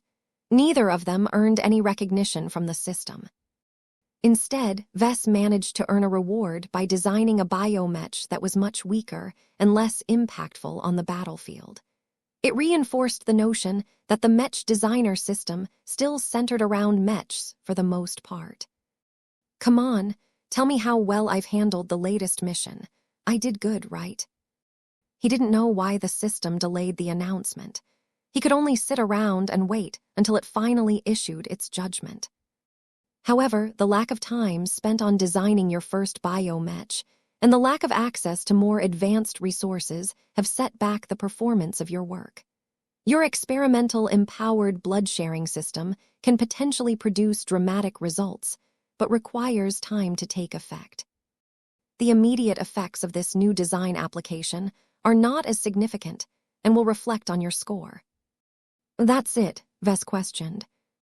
He had toiled for 70 straight days for this mission. This was a lot of time. It was difficult for Vess to recall his original mentality when he had just entered the system's space. He spent so many hours on studying how to design a biomech before he proceeded to work on the Blood Knight project. Although Vess was more than satisfied with all of the knowledge that he had gained and the fantastic new experimental biomech design that he had rushed to complete, the profit he made at the end was hardly worth the effort. With a total investment of 100 AP, his net profit only amounted to 15 AP in the end. 15 AP. After all of this effort, I refuse to settle for this reward. I deserve more. You know how promising the Blood Pact can be. It is a revolutionary new method of empowering mech pilots that can give people like Commander Melker a chance to become an expert pilot one day. I know that all of this future stuff might not really fit the criteria of the latest mission, but surely this is what you truly want from me, right? Vess was so emotional about his paltry profit that he could not control himself in front of the system. He didn't expect much from his venting, as he knew that the system had always been rather inflexible about its rules. However, it turned out that the system wasn't done. Damn it, couldn't you have announced this to me sooner? Vess had no idea whether his whining had worked, or whether the system always intended to give him a bonus. In any case, Vess had become a much richer Mech designer. He started out with 1,032 ascension points. This was a generous sum, but not good enough for his purposes. After spending 70 days in this system space that was frozen to reality, he finished his mission with 1,247 ascension points in his pocket. 1,247 ascension points. Vess was much better off than before. If nothing else, he bought himself a lot more time for himself. He could spend all of the profit he made on extending his stay in the system space by 215 days, which was more than worth all of the stress and strain he experienced. He spent several minutes celebrating the good news before he finally regained his composure. The outcome of this endeavor fully satisfied his initial goal. He was in a much better position to resolve the crisis than before. The more ascension points at his disposal, the greater his ability to come up with a viable solution. He still hadn't forgotten about his other goals, though. He wanted to accumulate a minimum of 1,500 AP to feel comfortable with developing a weapon that could interrupt the unclean whale that was previously imprisoned inside the Palace of Shame. It would be even better if I can earn 2,000 AP, but that seems unlikely. Vess gained a better understanding of the system after completing the latest mission. It was quite brutal in following its rules, but it was also generous enough to reward him if he earnestly worked on new innovations. Developing new design applications played a key role in the progression of a Mech designer. Vess would have never been able to make so much progress if he didn't work so hard to invent new means of making his mechs more powerful. The best master Mech designers and star designers were all brilliant innovators who weren't afraid of common sense and fully committed to realizing their unique visions. I am still far from reaching their level, but I can still imitate their unrelenting drive. Vess took a small moment to take a well-deserved break. He was not eager about wasting more ascension points than necessary, but after subjecting himself to so much pressure, he needed to decompress and reset his mental state. He had plenty of time to reflect on his work and evaluate his Blood Knight design from different angles. It's decent, but that doesn't change the fact that it is a rush job. The system was a bit generous when it judged that it was worth 114 ascension points at first. Its performance really can't keep up with the mainstream offerings on the market. That said, the Blood Knight project could still be incredibly popular and well-regarded if its empowered blood-sharing system worked as intended. If a Blood Knight and a Mech pilot were able to deepen their relationship by becoming intimate blood relatives, then there was definitely a pathway to enabling a Mech pilot to leech off the spiritual development of the bio-Mech.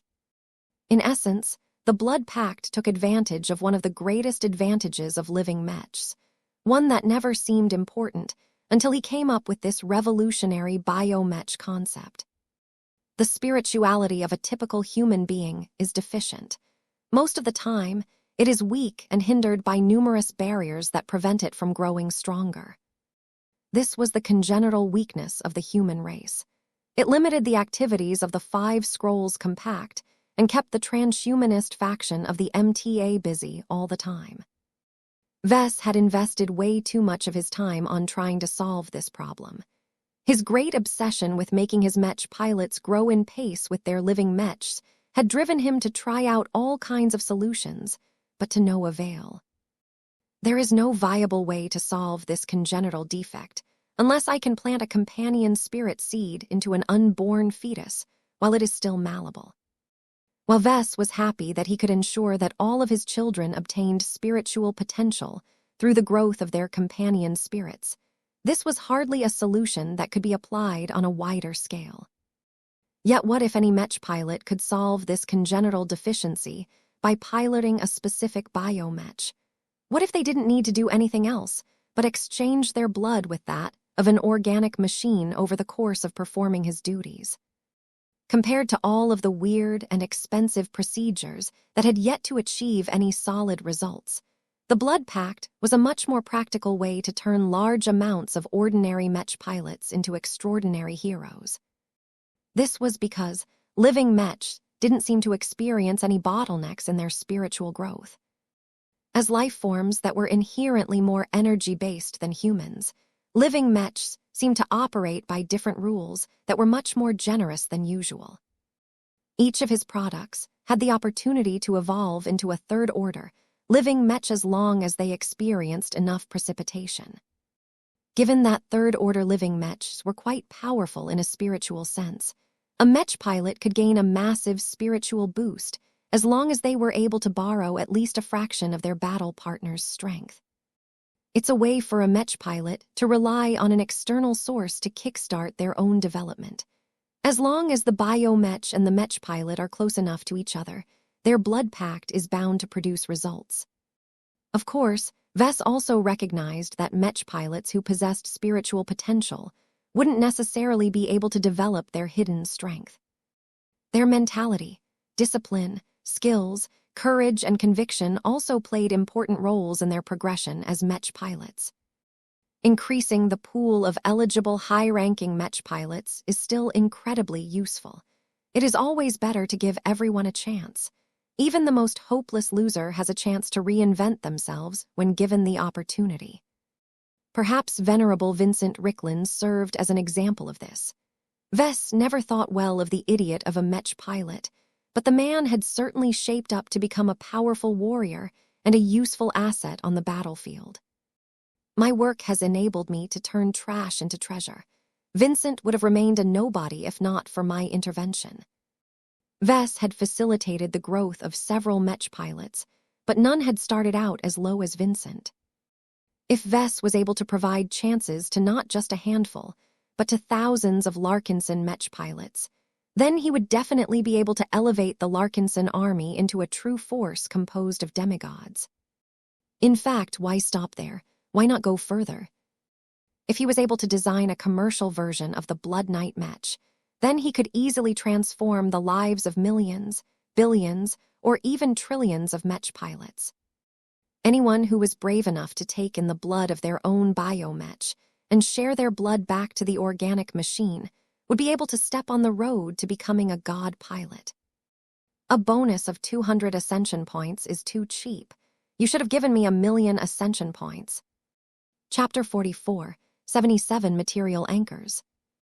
Vess gained so much during his initial attempt to design a biomech that he gained a lot of enthusiasm for what else he could do in the system space.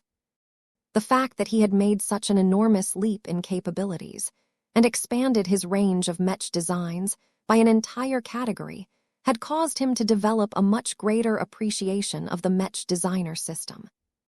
Maybe I have been too reticent about making use of the system all this time. A part of him regretted that he ignored the system for so long. If he studied the missions more closely and figured out that he could complete them with the help of a cleverly chosen enlightenment fruit, he would have been able to expand his repertoire without spending as much ascension points. After all, he not only spent 30 ascension points to buy enough time to study the essentials of biomech design, but he also spent 40 ascension points to cover the time needed to design the Blood Knight project.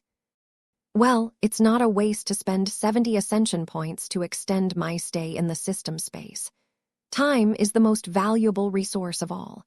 There are lots of Mech designers who would literally kill entire states if they could obtain more time for themselves.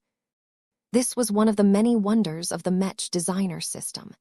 Humanity managed to master many forms of high technology, but Vess seriously doubted whether anyone aside from maybe a god pilot could manipulate the power of time. For Vess to be able to buy extra time for the price of a single ascension point a day was extremely convenient, so much so that it could literally change his life. This is a potent power, and one that I should treat with great respect, he reminded himself.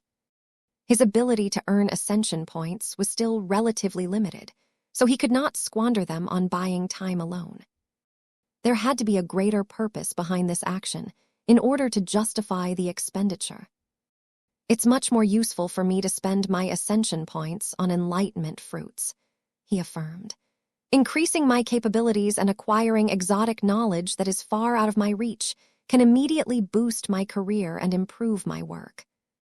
He had been impressed by how much knowledge he had gained from absorbing the blood cult scarlet oak tree growth manual enlightenment fruit. This event had taught him that he shouldn't underestimate the value of any enlightenment fruit, even the cheapest and most unassuming ones. It's all about relevance and fit. A single textbook's worth of knowledge on spirituality is much more useful than a library's worth of information on financial management. One of the more curious effects of absorbing the latest fruit was that Vess not only gained a lot of scientific and mystical knowledge on blood and trees, but also gained awareness of the rituals and ideology of the blood cult. Though Vess could not call himself a card-carrying member of this secretive organization, he knew enough about the blood cultists that he could blend inside their midst for a time. Vess even developed the urge to seek them out and hold a civilized exchange with them. The knowledge contained in a single enlightenment fruit was only the tip of the iceberg. The blood cult's understanding and mastery of the tangible and intangible properties of blood encompassed so much more. Although the cultists preferred to use the word Kai and other strange terms to refer to spiritual energy and such, that did not stop Vess from appreciating all of the theories they developed. If I can obtain more core secrets from the blood cult, I can improve the effectiveness of the blood pact. That will make it much easier to convert average Mech pilots into powerful heroes. Vess did not think about how odd it was to use the methods of vile cultists to enhance the functionality of Mechs. It's a pity that there aren't any further enlightenment fruits related to the blood cult available at the moment. He silently decided to pay attention to any further fruits related to this cult in the future. There were still many other fruits available that were tied to different cults. Each of them possessed names that Vess had never heard of. He suspected that a large proportion of them had become extinct. Let's see if these other fruits can help me out as well. Now that he managed to restore his condition, he became eager to continue his quest to earn more ascension points. He moved to the mission hall and studied the 11 missions that remained. None of them are easy. What is worse is that I can only complete a few of them without returning to reality. He did not let the difficulty deter him. His previous success had given him a lot of confidence. Now that he figured out the right strategy, he was eager to repeat his success formula and accumulate more knowledge and ascension points. Let's see what I can choose. Mission: Divine Artifact Creation. Difficulty: B rank. Prerequisites: spirituality must be higher than 10.0. Description: as a human attempting to undergo spiritual ascension, you must obtain an object that symbolizes the essence of your power and rules. The existence of a material anchor is essential to the continued existence of deities. Without a connection that can tie them to the material realm, they are no different from the dead. Create or acquire a material object that reflects your traits and symbolizes your authority.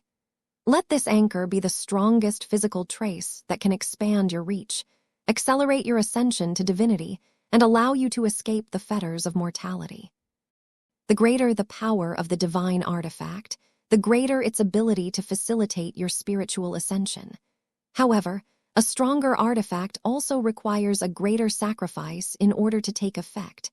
Do not overdraw your essence and ruin your future potential. Reward: 100 ascension points. Time limit: 2 years. Penalty for failure: lower your spirituality by 2. Vess grew reluctant as he read this description. Compared to the previous mission, this new one was a lot more vague about what Vess needed to make this time. The religious claptrap and the clear warning about the dangers of overreaching had made him doubt whether it was a good idea to accept it in the first place. It sounds like creating another totem or an ancestral heirloom, but the difference is that I won't be making them for one of my design spirits this time. If I am interpreting this mission correctly, I have to make an artifact that represents myself. Vess furrowed his brows. If this was it, then he could easily make one in a matter of days. He didn't even have to absorb an enlightenment fruit in order to complete the mission. He did not think it was that simple, though. The mission suggested that this was an incredibly important step that might have a profound effect on his future progression. A poor and shabby artifact would not only be of limited use, but would also drag him down in the future. A strong and impressive artifact would probably be able to provide him with much more help down the line, but nothing came for free. The system made it clear that power had a price. Vess would definitely have to make a huge upfront investment in order to create an object that could make a huge difference. This upfront investment may be so much that I might end up shooting myself in the foot. To be honest, Vess preferred not to get involved in any dangerous affairs. There was plenty of time for him to consider such a matter in the future. He might not even want to create such an anchor. His goal had always been to become a star designer. That was the only way he could design and make the best mechs that could serve humanity. Vess accepted the previous mission with a bit more enthusiasm because it did not compromise his ambitions as a mech designer. Even if he initially thought that biomechs were a little weird, he did not regret his decision to branch out as it ended up complementing his design philosophy. He wasn't sure whether that would be the case this time. This divine artifact creation mission was clearly related to the more esoteric side of the upgraded mech designer system. What Vess found strange was that this mission implied that the Hammer of Brilliance didn't qualify as a divine artifact. After all, the hammer that he had made represented Vulcan in many ways, and was even capable of channeling the power of the god of mechs, dwarves, and craftsmanship. Maybe that's the problem. Vess furrowed his brows. Vulcan is an incarnation of me, but it doesn't represent me. Vulcan has its own strengths and weaknesses that are only tangentially related to me. When people think of Vulcan, they have an image in their mind that looks nothing like myself. If Vess was right, then this mission may be related to a notion that Vess entertained in the past. Can I take on the role of a design spirit? Vess instinctively wanted to say no. His spirit was completely different from that of Vulcan or any of his other design spirits. Much of his spirituality was locked inside his design seed, which provided enormous help to his mech designer activities. It also functioned as a beacon that propagated his design philosophy and the living mechs that he designed. Wait a minute. Doesn't that sound similar to how design spirits are able to exert their influence onto mechs? He never thought about it before, but once he made the comparison, he could see the parallels. Of course, the way he tied his design spirits to different mech designs was not that deep. High-ranking mech designers were passively able to improve the technical performance of their mechs. The higher their rank, the greater the differences. If not for the fact that this only worked for mechs, mech designers would probably be able to fool people into thinking that they were gods. Maybe this claim is essentially true in the case of star designers. During his only meeting with the polymath, he managed to get a taste of her enormous majesty. The power she possessed far exceeded his expectations of the power of a star designer at the time. He was too weak and inexperienced to properly understand the transcendent might of the polymath. A part of him even became convinced that the secret holder of a fragment of the metal scroll had become a god in human form. Her spirit was so vast and powerful that she had essentially completed her transformation from a corporeal life form to an energy-based life form. In other words, her human body is nothing but a symbolic shell that serves as a convenient puppet for her to interact with other mortals. Thinking about this gave Vess an additional hint on why it might be useful for gods to create a divine artifact. A human body was too fragile to serve as a permanent anchor to reality. A being as powerful as the polymath didn't exactly belong in the material realm anymore. It was much more appropriate for her to ascend to the imaginary realm or another higher realm that Vess was not aware of. It took conscious effort for her to prevent herself from flying away. At least that was what Vess thought. He might be wrong. He had no idea whether his guess was true since he was working with limited information. I will naturally get in touch with these secrets as I go higher up the ranks. There is no need for me to plan too far ahead. For now, he needed to earn more AP. He needed to decide whether it was a good idea for him to accept the divine artifact creation mission. Do I want to embark on a life-changing project that has major implications to my future growth, in the hopes of earning less than 100 ascension points? Vess couldn't decide for a while. Chapter 44, 78 Alien Practices. He had difficulty deciding whether he should accept this mission. His mind said no. Rationally speaking, it was way too reckless to create an important totem that was tied to himself when he didn't know the consequences of treating himself as a design spirit. Vess was not a normal spiritual entity like his incarnation, Vulcan. He had no idea how much a so-called divine artifact would affect his capabilities as a Mech designer. He had no qualms with experimenting on design spirits. If anything went wrong, Vess wouldn't be the one to suffer from the consequences. My specialty has always been to let other people suffer from the consequences of my actions. He wouldn't be able to do that anymore now that the system requested Vess to treat himself as a test subject. It might not even be possible for me to create a totem based on myself. Wait, what if it doesn't have to be me? What if I can use one of my other incarnations? Aside from Vulcan, Vess also had Blinky. Although both of them were different reflections of himself, they were still fundamentally different from each other. Vulcan was an external incarnation that possessed a complete life of his own. He just happened to be connected to Vess in various ways. Blinky was an internal incarnation that resided in his very mind. The Star Cat was more of a split personality of Vess that just happened to gain an infusion of power. Unlike Vulcan, Blinky's domain and spiritual energy completely mirrored that of Vess. If Vess' suspicions were correct, he could probably utilize Blinky as his surrogate design spirit. What do you think, Blinky? Would you like to join the party and empower Mechs and totems with your presence? The purple spiritual cat dove out of his mind and flicked his black-tipped tail in a reluctant manner. Emro. I know, buddy, but the risks are much lower if we use you as a subject instead. You're not a Mech designer, so your spiritual makeup is much closer to that of a traditional design spirit. Emro. You may have a point.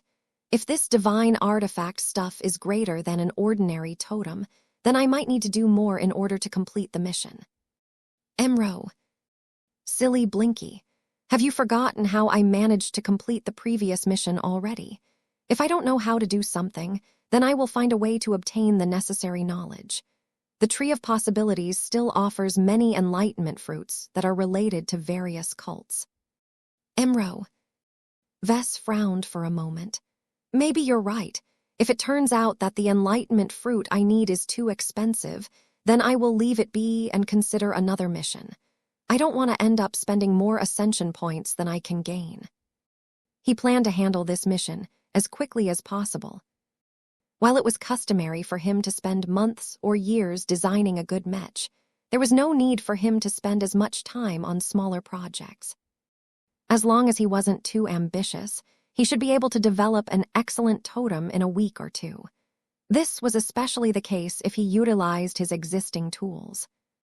Part of the reason why the Blood Knight project took so long was because Vess insisted on developing a new innovation. Vess didn't think it was necessary for him to repeat that approach. When it came to an object that might have major implications to his future, it was better to stick to familiar territory. I should head down to the Tree of Possibilities and see which fruit can help. When he approached the majestic tree, his gaze quickly flicked from fruit to fruit. He already had an impression of most of them, so quickly narrowed down the ones that sounded relevant. Fortunately for him, he found an enlightenment fruit that might contain what he needed. There was just one caveat. Price, 25 ascension points. Imparts the design and annotated notes of a ritual sacrifice altar utilized by the Orvan race.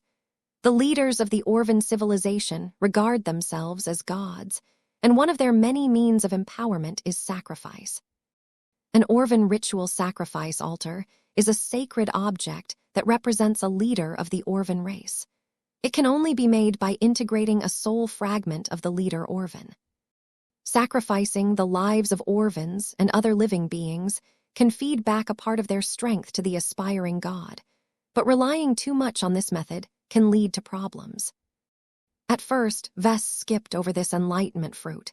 It sounded completely abhorrent, and Vess had no intentions of imitating any alien rituals. He changed his mind when he examined it for a second time. If my guess is correct, then a Orvan ritual sacrifice altar may be the alien equivalent of a divine artifact. If Vess assumed that spirituality and spiritual energy were universal phenomena, then what applied to humans also applied to aliens. It's just like face water. If aliens can develop warp drives, so can humans. This should be a similar case. Since this was the case, learning how the Orvan race built and made use of their special altars should provide Vess with lots of useful clues on how he could make his own divine artifact. I'm not going to engage in any ritual sacrifice, though. I'm not crazy, and I don't need to engage in barbarism in order to grow stronger. Vess would love to become stronger, but not at the cost of compromising his dedication towards Mechs. His desire to become a star designer exceeded his desire to become a god. The only reason why he hesitated was whether it was a good idea for him to absorb foreign knowledge. The enlightenment fruits he absorbed before all came from different human influences. The knowledge they imparted all stayed within the realm of human understanding. This was different. Despite the narrow scope of this enlightenment fruit, he would definitely implant a lot of strange and alien thoughts if he absorbed its contents. It's cheap, though, and there is nothing else that relates to the mission that I want to complete. After a bit of thinking, he decided to take a gamble and go through with this decision. He wasn't afraid of the fruit. He might be able to learn a lot about Orvan culture and society. Besides, if Orvan ritual sacrifice altars have nothing to do with the mission, then I will have only squandered 25 ascension points at most. That was an acceptable loss in his eyes. Vess proceeded to buy the fruit and pop it into his mouth without any further delay. All right, here it comes. He sat down and completely focused on absorbing and integrating the influx of alien knowledge. It was not as much knowledge as he thought. The so-called ritual altars weren't that complicated from a technical perspective. The Orvans engaged in sacrificing their own kind from the beginning of their history. Back when they were ordinary savages that roamed their primitive planet, the chieftains and the other leaders of the various tribes came up with a brilliant new method of punishment. Instead of wasting a life by executing an Orvan, why not try to put him on a funny-looking stone altar and try to siphon away his strength?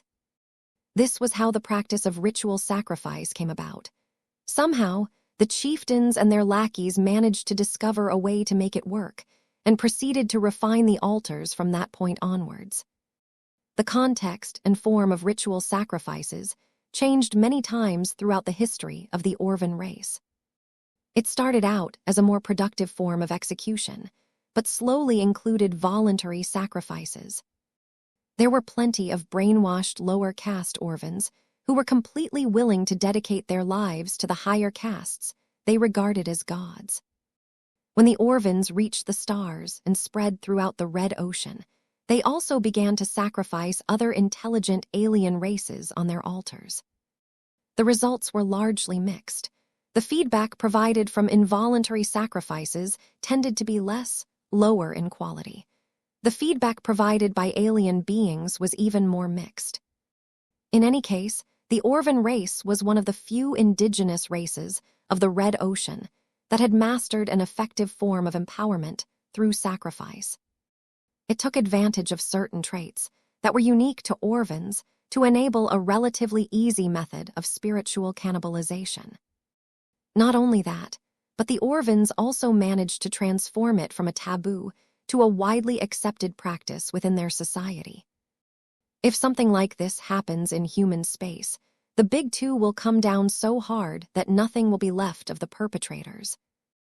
Ves didn't feel tempted to create an Orvan ritual sacrifice altar for himself at all. Its mechanisms fundamentally clashed with his own principles. His purpose had always been to foster mutual benefits. While the Mech he made could certainly be used to harm fellow humans, this was the natural course of internal competition. An altar made by the Orvans was much more nefarious. It not only harmed the population, but also corrupted the would-be god that acquired power without working for it. Ves found it surprising that Orvan society could still remain stable when led by degenerates who were drunk on power. Maybe I am being too judgmental of them. This fruit hasn't told me much outside of how to design and build one of these altars. He turned his attention towards the form and function of these altars. The more advanced and sophisticated ones possessed many different parts and mechanisms, but none of them were important. They mostly attempted to automate the sacrifice process, limit any complications, and clean up the mess once the ritual was complete. What is truly important is the spiritual design. Ves came in touch with true alien spiritual engineering this time. It was the most valuable gain of this enlightenment fruit. Not only did he obtain a substantial amount of knowledge in spiritual engineering, but also included a lot of helpful theories that explained spirituality from a systematic perspective. The Orvans had their own measurements and classifications of spiritual energy. They developed their own understanding of spiritualities, though they also mixed in plenty of superstition as well. The knowledge was not complete, though. The fruit only granted theories that directly related to the altars and nothing more. It's enough. I can't expect much from a fruit that costs just 25 ascension points. Ves gained the most from the enlightenment fruit when he combined everything he learned with the knowledge that he already possessed. As Ves tried to reconcile everything he learned with his existing foundation in spiritual engineering, he found out that there was a considerable overlap. He already figured out a lot of truths by himself. He just gained a different perspective on the same topics. Though he still managed to learn a number of new theories and insights, he did not gain the ability to create a lot of weird and powerful alien artifacts. He just became really good at making Orvan ritual sacrifice altars. That's not entirely true. I can also adapt what I've learned to make other stuff. While Ves appreciated much of what he learned, one of the most relevant gains from the fruit was teaching him what divine artifacts might be, and what made them so important. If I assume that an Orvan ritual sacrifice altar is comparable to a divine artifact, then it is way more than just a totem. In order for the Orvan leaders to obtain a channel where they could receive sacrifices, they first had to make a sacrifice of their own. The most serious sacrifices entailed chopping off a limb that would subsequently be merged into the altar. Although not every altar had to be made this way, the other methods were all inferior. Creating an altar is like creating an incarnation that is locked inside a solid object. Chapter 4479, Divine Artifacts. Ves left the Tree of Possibilities and climbed up the steps leading to the summit of the mountain top. He hadn't visited the top of the mountain for a long time. Compared to the more practical areas of the system space, the sacred temple provided little obvious benefits to Ves. The Pantheon was where Ves could check up on his state and the state of his incarnations, but he wasn't able to do much else. The Chosen Courtyard was where he could host his so-called chosen envoys, but Ves had yet to recruit any for his cause.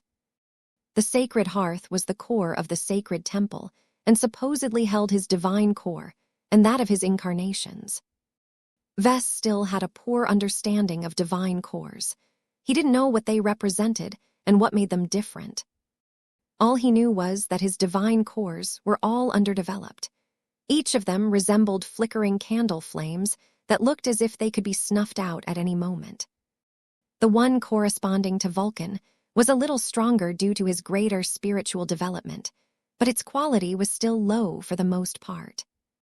There was an important reason why he entered the sacred hearth. The knowledge imparted by the latest enlightenment fruit had caused him to develop a strong suspicion.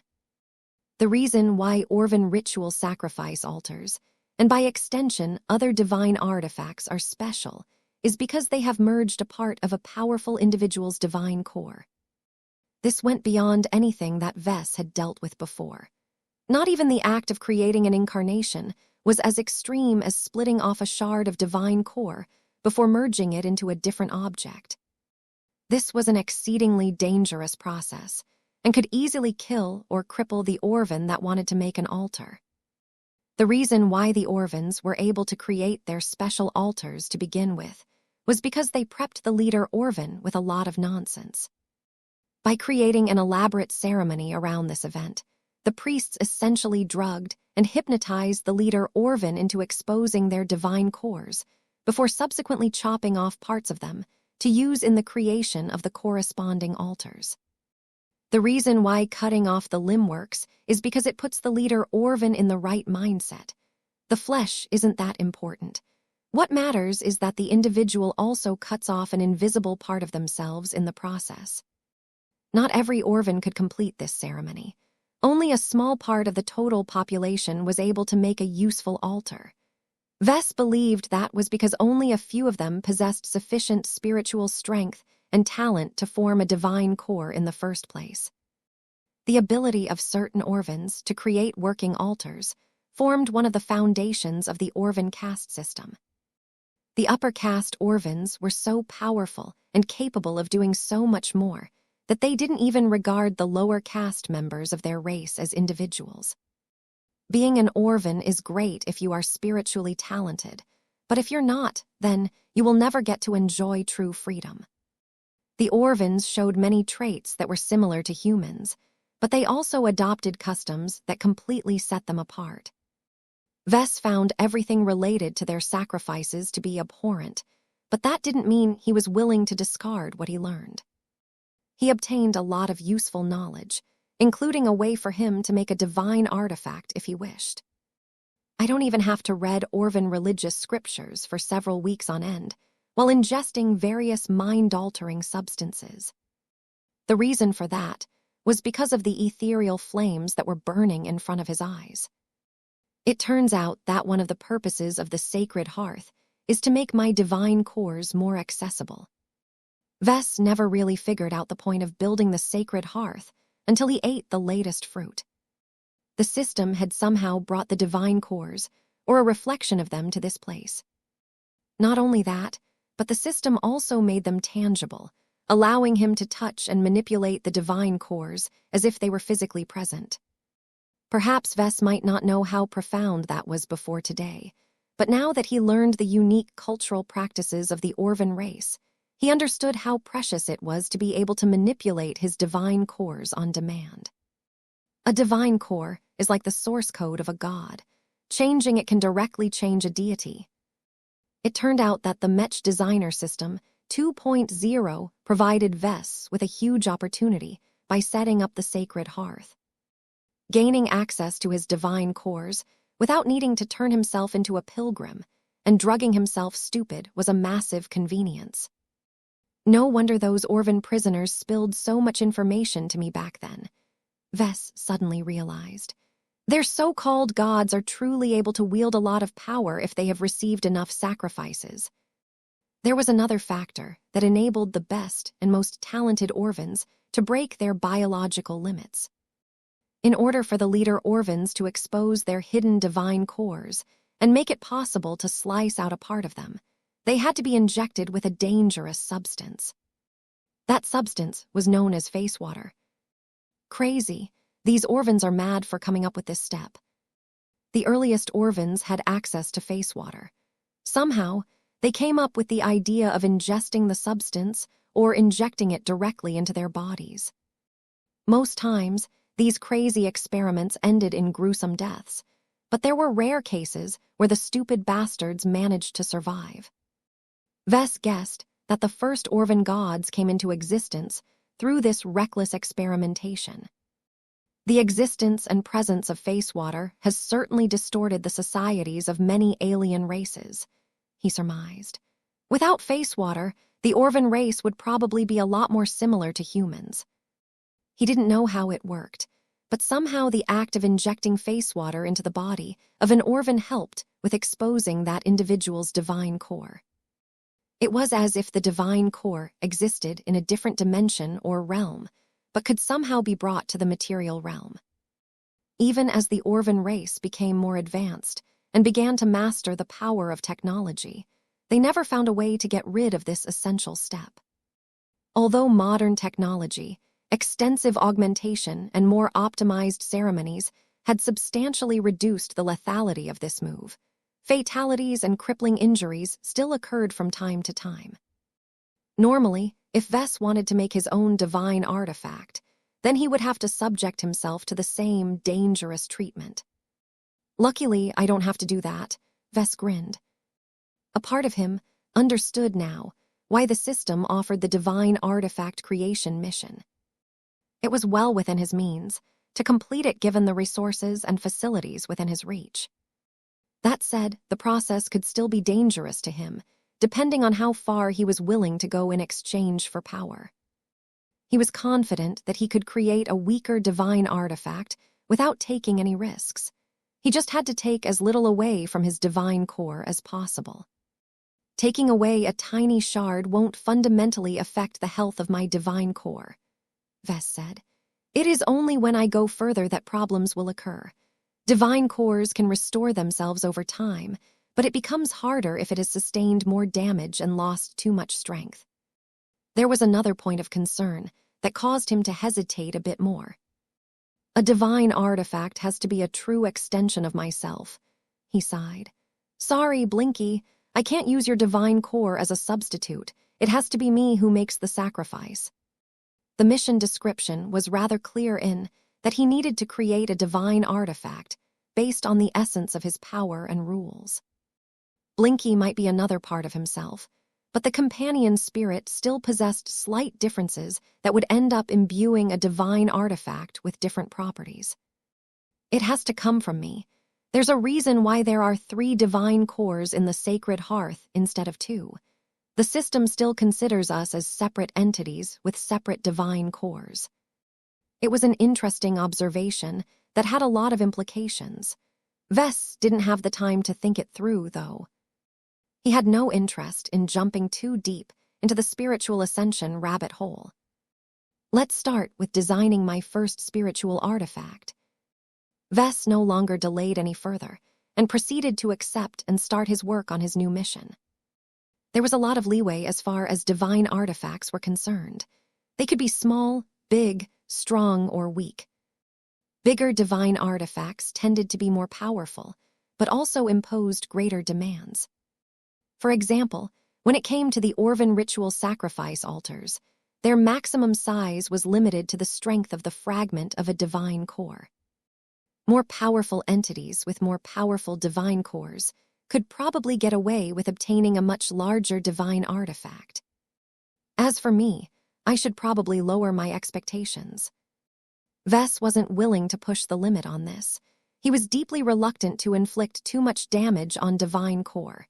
He didn't really see much benefit in creating a powerful divine artifact. As a Mech designer, the only way for me to grow stronger is to design better Mechs and progress my design philosophy. He already understood what it took for a Mech designer to become a senior. He also had a decent idea on what he needed to do to become a master. However, the gap between a master and a star designer was enormous.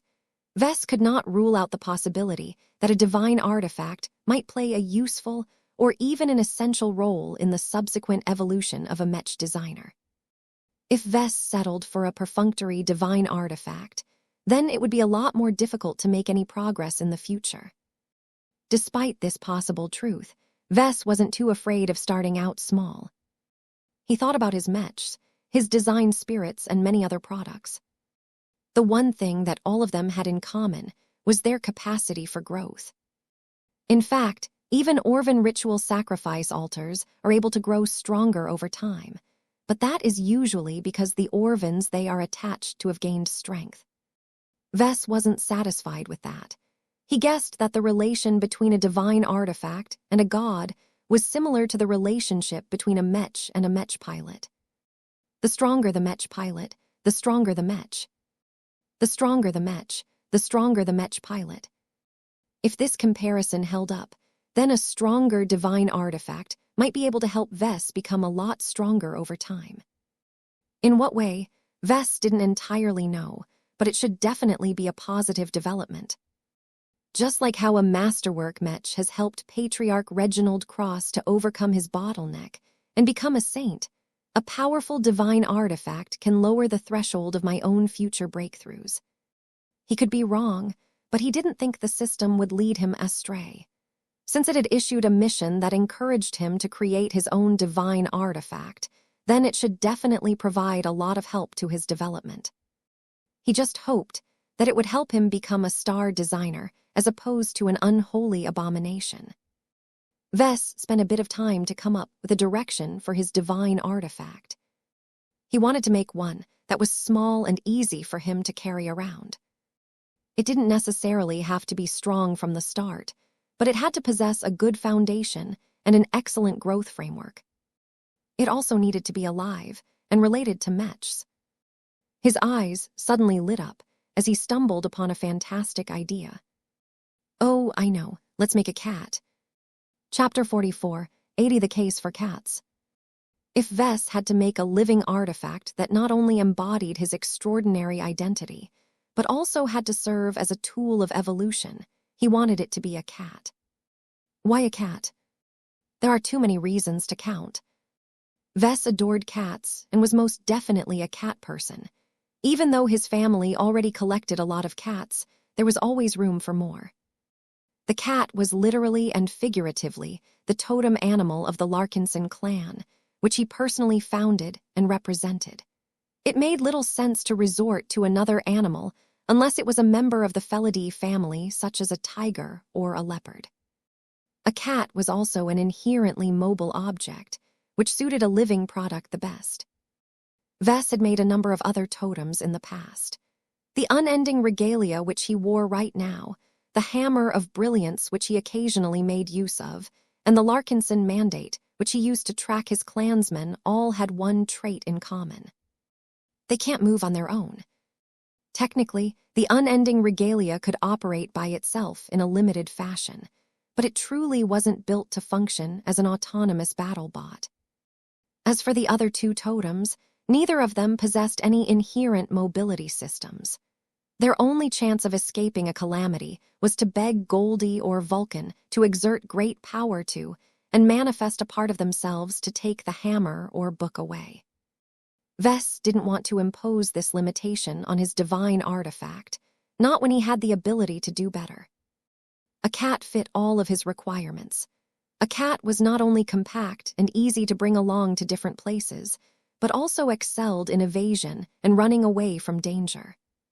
Cats might not be as strong and powerful as other native Earth animals, but if there is one aspect that they are good at, it is keeping themselves alive. That was exactly what he wanted from his autonomous divine artifact. Ves had contemplated other options that were more dignified in nature, but none of them were any good at avoiding danger by themselves. Even if he integrated a small antigrav system in their construction, it simply wouldn't be as good. A crown or another book looks nice, but I can't just carry them around in informal settings. Ves had an affinity to both crowns and books. He took pride in the masterwork crown that he had made for his favorite dwarven emperor.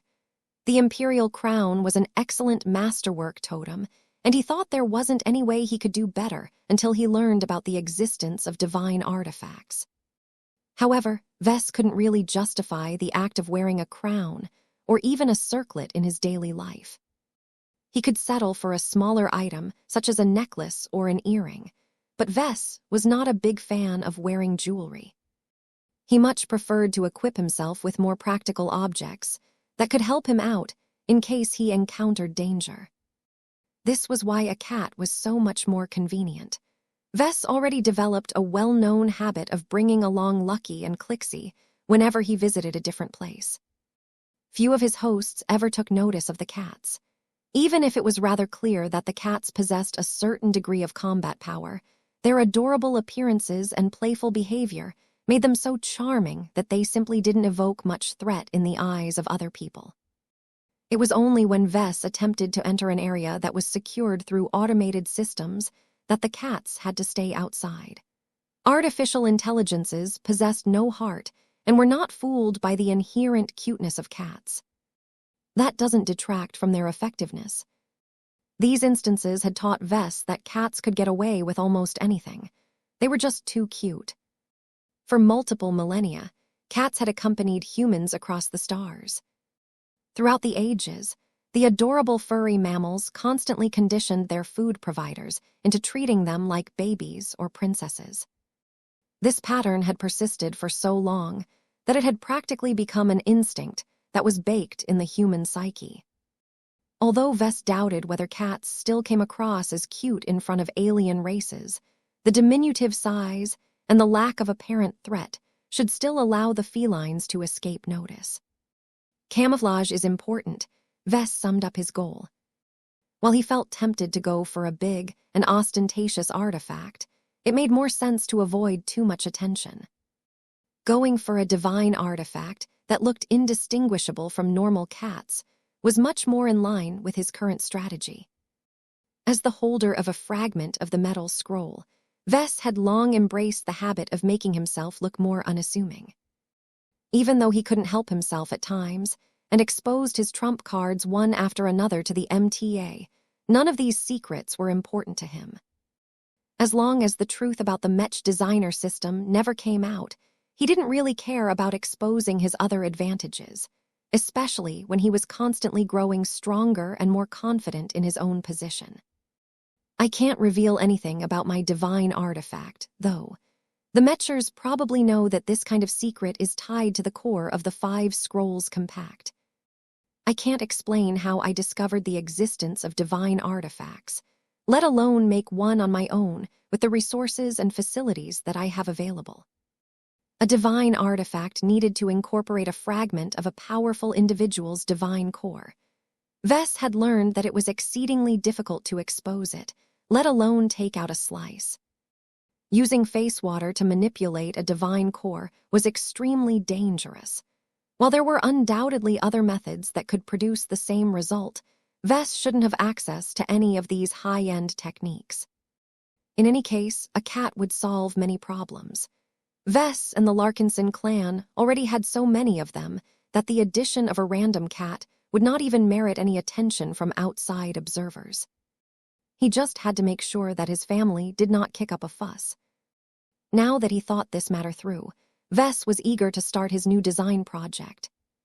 One of the reasons why he was so eager to design a cat was because he already possessed a good understanding of how felines worked. Back when he designed the devil tiger, he extensively studied how cats and other cat-like creatures moved and fought. He learned their shapes and proportions and became familiar with how those variables affected their performance in different situations. Not only that, but Vess had also been working on an informal side project over the years. He didn't really have a hobby due to his busy life, but he occasionally passed the time by working on a few whimsical designs. Vess accessed one of those designs that he had stored in the depths of his implant's memory banks. A projection appeared that depicted an incomplete design of a mechanical cat. The cat happened to share a large resemblance to Lucky. As far as Vess was concerned, his very first cat was one of the best and most sophisticated mechanical cats that had ever been made. It was natural to take a lot of inspiration from Lucky's excellent design. It's too bad I can't replicate him, Vess regretfully sighed. The reason why the mechanical cat design was incomplete was because Vess had no idea how to design the internals. Vess had never been able to scan Lucky's internal architecture. Who knew what kind of advanced components were contained in his small and cute metallic body? Although Vess could design an internal structure of his own, he never really dared to do so. He knew in his heart that whatever he designed would be far inferior to Lucky's extremely advanced interior. It was illogical for Vess to feel ashamed for designing an inferior product when Lucky was obviously developed by a much better creator, but he couldn't help it. He didn't want to feel ashamed whenever Lucky and his new mechanical cat sat side by side. Now that Vess felt compelled to design and make an important new cat, he could no longer allow these feelings of inadequacy to get in his way. Maybe I don't need to follow Lucky's template to the letter, Vess mused as he began to entertain several alternatives. I have my own advantages. I can do much more if I apply my own style and design applications to my cat design. According to what Vess learned from the last Enlightenment fruit, there was no obligation for people to make their own divine artifacts. It was much more customary to leave the job to the professionals who knew what they were doing. However, the individuals that went through the trouble of doing so usually attained better results. This was because they were much more capable of making ritual sacrifice altars that best fit themselves. From this, Vess made a general observation. The greater the compatibility between the divine artifact and the principle, the greater the benefits. The risks should also be lower as there are less chances of conflict or rejection. What did that mean for his cat design? I feel like designing an organic cat. Vess would have never entertained this idea in the past, but he was a changed man now. He had recently completed his Blood Knight design, which he couldn't wait to test in reality. While cats weren't comparable to biomechs, Vess possessed just enough competence in biotechnology and genetics to develop a basic designer beast. He was sure that he could find enough resources about the biology of cats in his large library. Cats were so ubiquitous in the Larkinson clan that it was essential to gather relevant information. While he probably didn't have access to the designs of more advanced designer cats, he did recall that he obtained enough medical data about Clixie, which he could use as a reference. It's too bad I can't replicate a cat as powerful as Clixie, Vess sighed. Rhubarthan's sentinel cats could only be grown under highly specific circumstances. Without setting up a specific growth environment, and without providing them with the right nutrients at the right times, it was impossible for them to grow up healthy, let alone stay alive. This was a common form of copy protection that ensured that the developers of popular designer beasts were able to protect their commercial rights. Since Vess never bothered to buy any advanced organic cat designs of his own, he didn't have any existing templates that he could build upon to design his own flesh and blood cat. He grimaced. The only way I can make this work is to go off the beaten track. I can design an organism that superficially resembles a cat, but is actually completely different on the inside. This did not sound like an attractive solution to him, because he would have to do way too much work. He had not forgotten about his goal of earning more ascension points. If he spent too much time on fiddling with genes, he would rapidly reduce the amount of profit he could earn at the end. I need to go for a more expedient solution. I'm already familiar with how to design metallic products. What is even better is that I am already halfway done with designing my own mechanical cat. I just need to design the internal architecture before I can proceed with fabricating my latest work. That said, he didn't want to give up on the advantages of an organic cat, especially after he learned so much about the power of blood. As Vess continued to look at his existing, incomplete cat design, he suddenly came up with a bold idea. Why not do both? A mechanical cat was too boring, while an organic cat was too complicated. If he took his existing mechanical cat design, but filled up its internals with biocomponents, he might be able to strike a favorable balance. I'm going to make a cyborg cat.